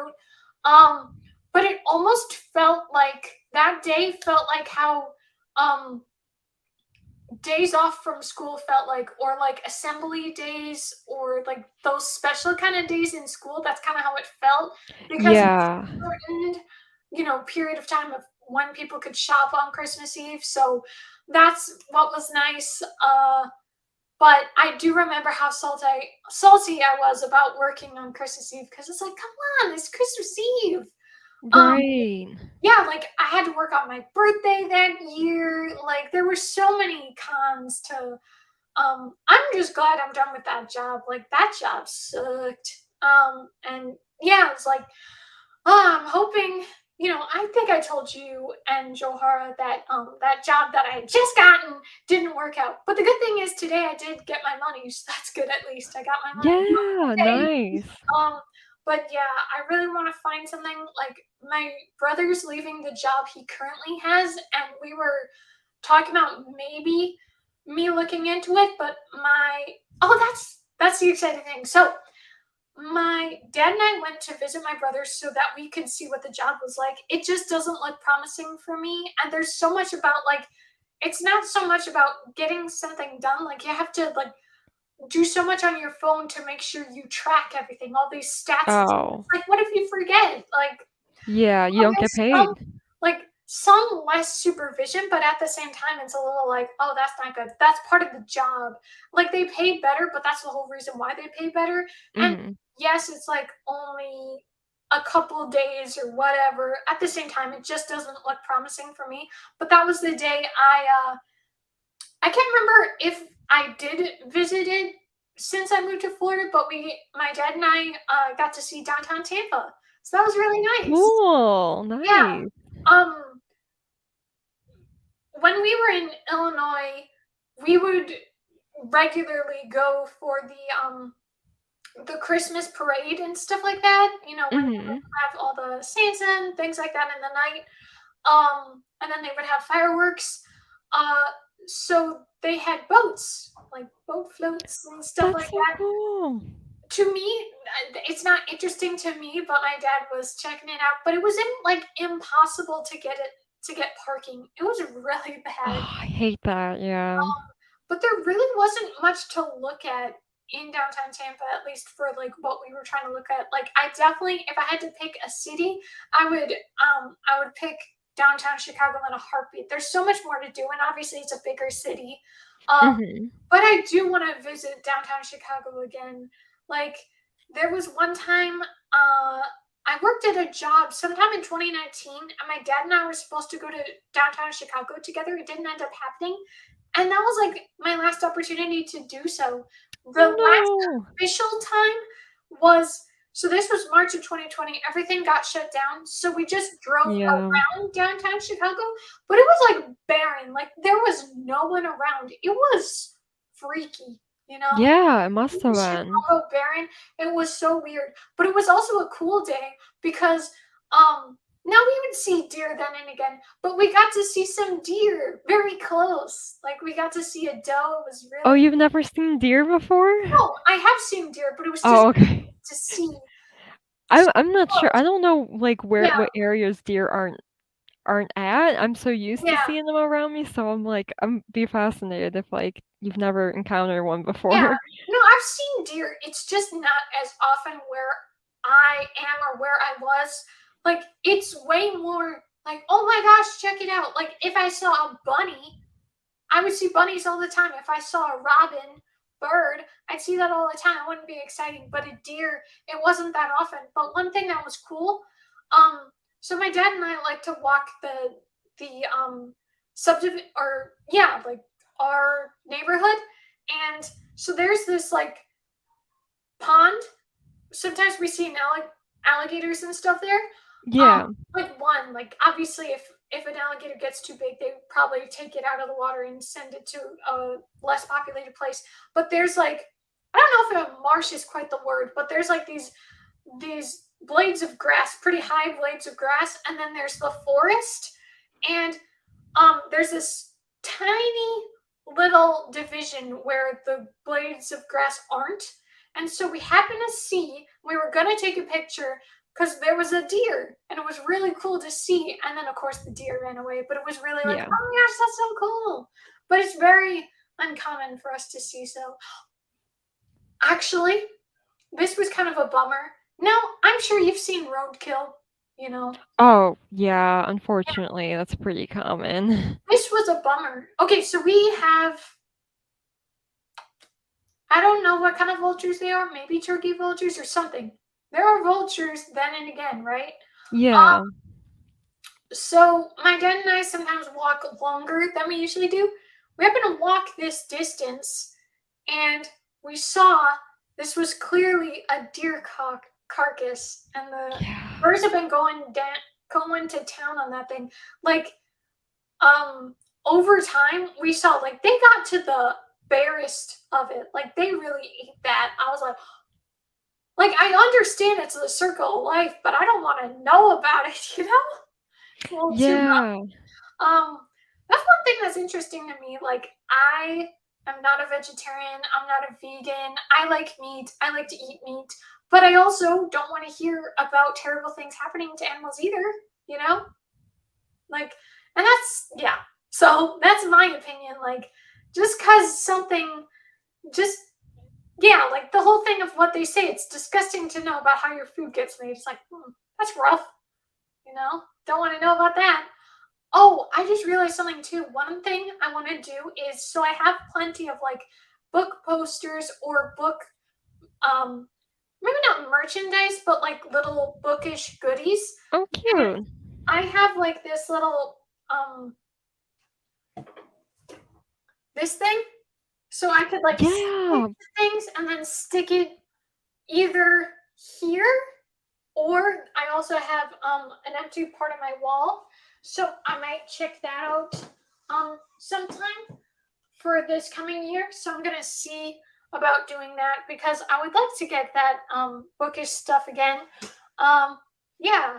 I'm also thinking about, because I have behind here, I have a Friends poster and a Stranger Things 3 poster. I'm considering getting rid of them and getting new posters. So, you know, I I kind of want to make some changes, like overall in life, maybe in my room too. But I want to do some really good things for myself. Do you have high hopes for 2023, or are you just kind of like, it's another year? It's another year, but I feel like I am, like, well equipped to handle it. Yeah, I really I don't know, got my butt beat, but yeah, I'm still fighting. yeah. I don't Punch watch. back next year. Yeah, no. Um, Now, if this is too personal with you, let me know. I know you said how, this year was kind of rough because of your breakup. Are you thinking about looking for another, for a relationship maybe next year? I keep doing dating apps, and like I've been complaining earlier, and nothing's really working out with them. So I don't know, like I'm probably always gonna be looking, but at the same time, it's like I need to kind of accept this at the same time, because otherwise it's like I need a date, I need a date, I need a date, I need a date. Yeah, Like, yeah, exactly. which is like if someone approached me with that energy, I'd be like, Yeah, dude, exactly. dude, calm down. Like, Yeah, um, so yeah, it's like calm down. yeah. Won't No, happen. I understand that, and I gotta say, there have been a lot of ups and downs with my experience with the dating app since early November, since I got it. Mhm. Um, but recently I've just been way more down in the dumps about it. Like Yeah. it's like because it's so hard because now while I like people being transparent because at least I can deal with it now instead of dealing with it when I got to know somebody. But like if there's someone I find attractive, which is hard to do because most guys are pretty ugly, but if I can find an attractive guy, I'm like so excited because it's like so rare to find. But then so much of the time they're a druggie or they want something I don't want, Mm. blah blah blah. Or people that are just like, and apparently it's not just me, for other people since the pandemic, they've been doing other things. They've been people and myself have been way more selective. Like they aren't just giving likes out left. Good. It's way more people do want a connection. They want someone who's compatible with themselves. So that's at least good. But it also at the same time, it's like hard to start something too. And even with the people that you talk to, sometimes nothing comes of it. So that's a bummer. But so you've got the people that, because for me, if someone does drugs, that's an immediate no. Like you can't convince me. No, like that's absolutely not. Um, if they want explicit Yeah. stuff, nope. Uh, and or just people like they have boring interests or just things that I Mm. wouldn't care about. Like if they're only about outdoor stuff or only about the gym or only about boating, fishing, that doesn't go with me. No. Like, Right. and if they're really more like the country type, I also don't like that. So Interesting, there's yeah. just so many things, and it's just bumming me out because it's like, because I usually only really respond to whoever likes me. And usually I have to press X because it just doesn't appeal, or they look way older than they say they are, or they just look gross, Mm. whatever. But the fact that even when I go on the Discover page to find people for myself, it's just so hard for me to select. I think I'm being way more selective than I ever have been on the app. But also, I have to be selective because if I can't even be cool with them right now, it's just gonna get worse as I continue talking to them. Like that's a bad call. Like Right. someone I talked to, there wasn't any real conversation, and then I looked on their profile again. I'm like, wow, this is not the person I remember looking at. Why did I agree to match with them? So like sometimes I'm matching to just like um see what they have to say. Like because obviously like for me the crushes I've had in my life, it's usually first impressions. Usually I couldn't stand them or I was didn't care about them. Like there wasn't anything to it. And only later on, whether it's their sense of humor or just a little click in the brain that I like Mhm. this person, it takes me a very long time. But one thing that was good, I've watched multiple videos about people's experience with dating apps as well. One person was talking about if you're someone who wants to be friends to find a relationship or you're slow to warm up, it's going to be even harder with dating apps. Like dating apps Yeah. are already hard, but that's even harder. It's like, well, that's great. Like, is this even worth doing? But I don't know. It is something to consider.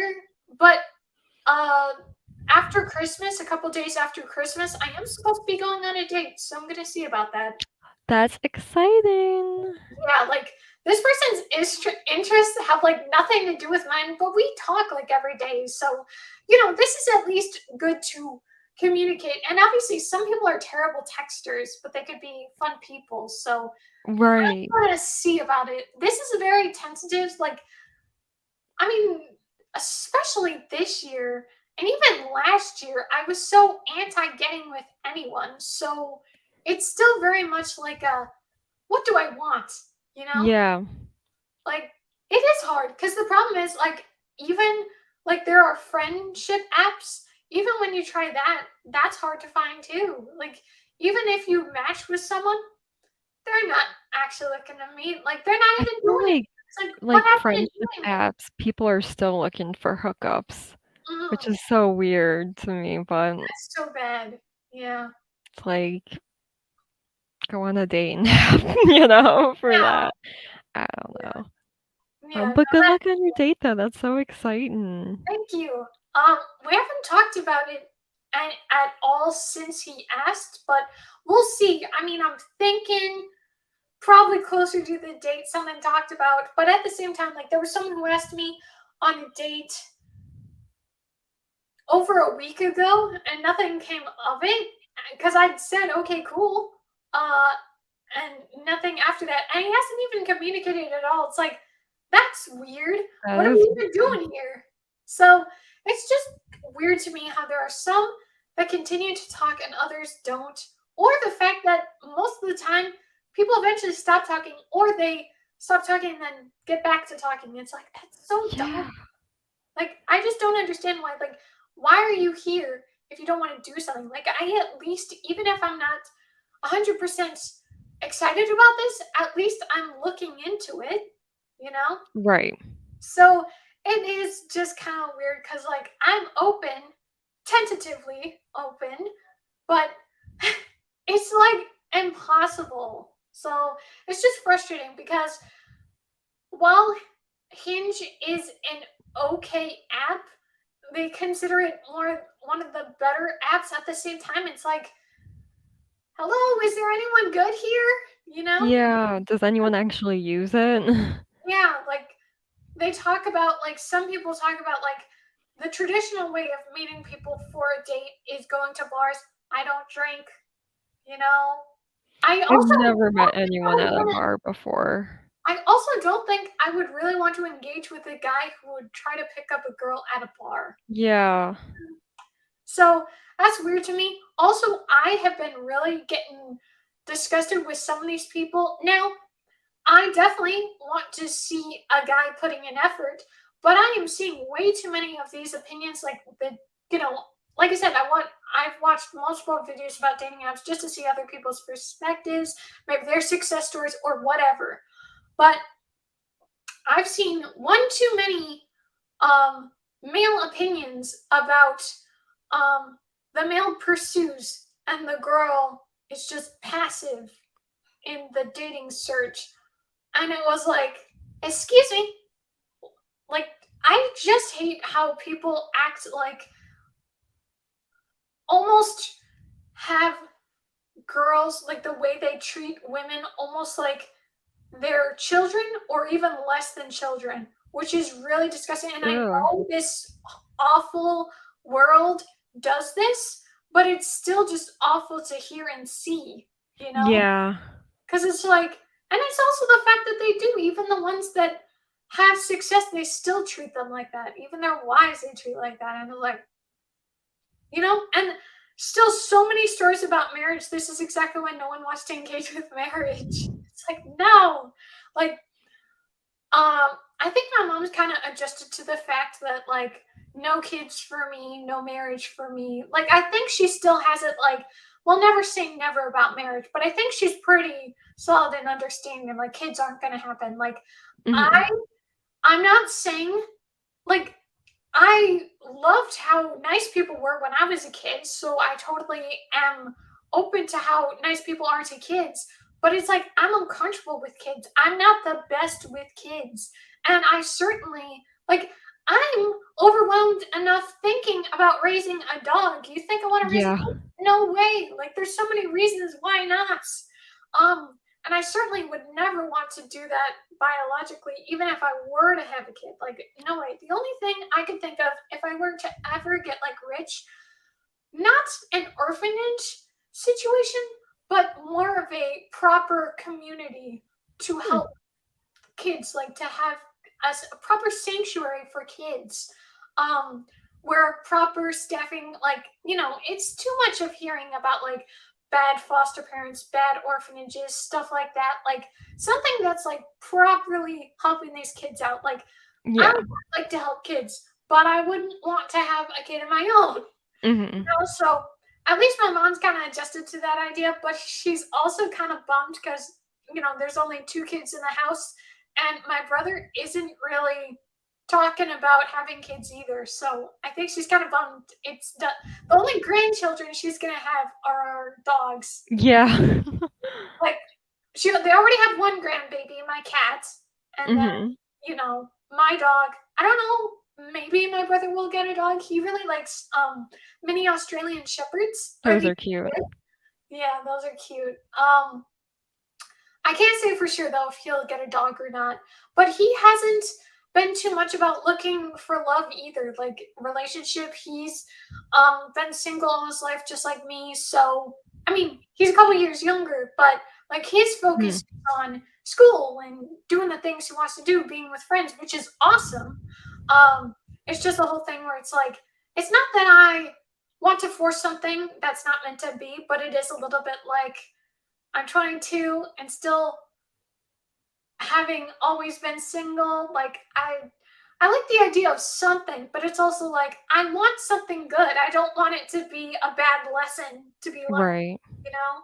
Like I think with like my feminist look at things with maturing and dealing with dating apps and dealing with that bad person I said I met on a dating app. We were friends. He was actually the one who was not sympathetic when I was talking about that movie we just mentioned.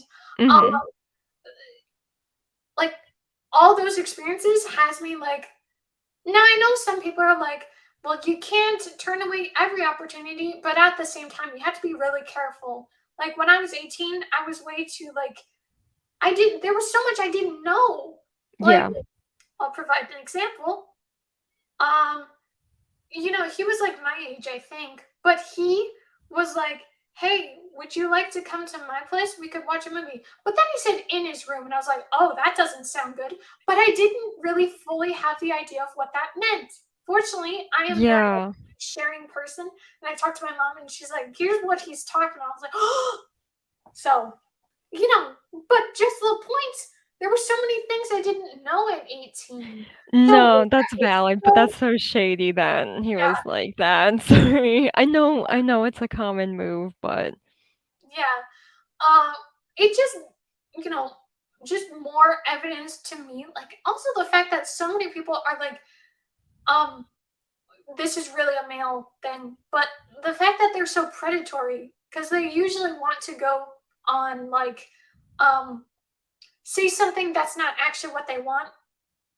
yeah. So um, yeah, I mean, they are deceiving and everything and lying and manipulating, and it's like, oh, I'm hoping enough I have enough knowledge now and barriers and boundaries that I wouldn't get stuck in a bad situation, but it's also kind of scary regardless. Like besides not wanting to be hurt physically, I'd also don't want to be hurt mentally or emotionally, you know? Mhm. And one thing I don't want now, obviously, you get your own fair share of bad things from attractive guys, but I also don't want to get with an ego. Nope, nope, nope. Don't want it. Don't want it. Because that would be so embarrassing to be wronged by an uggo. It's like, didn't even want him.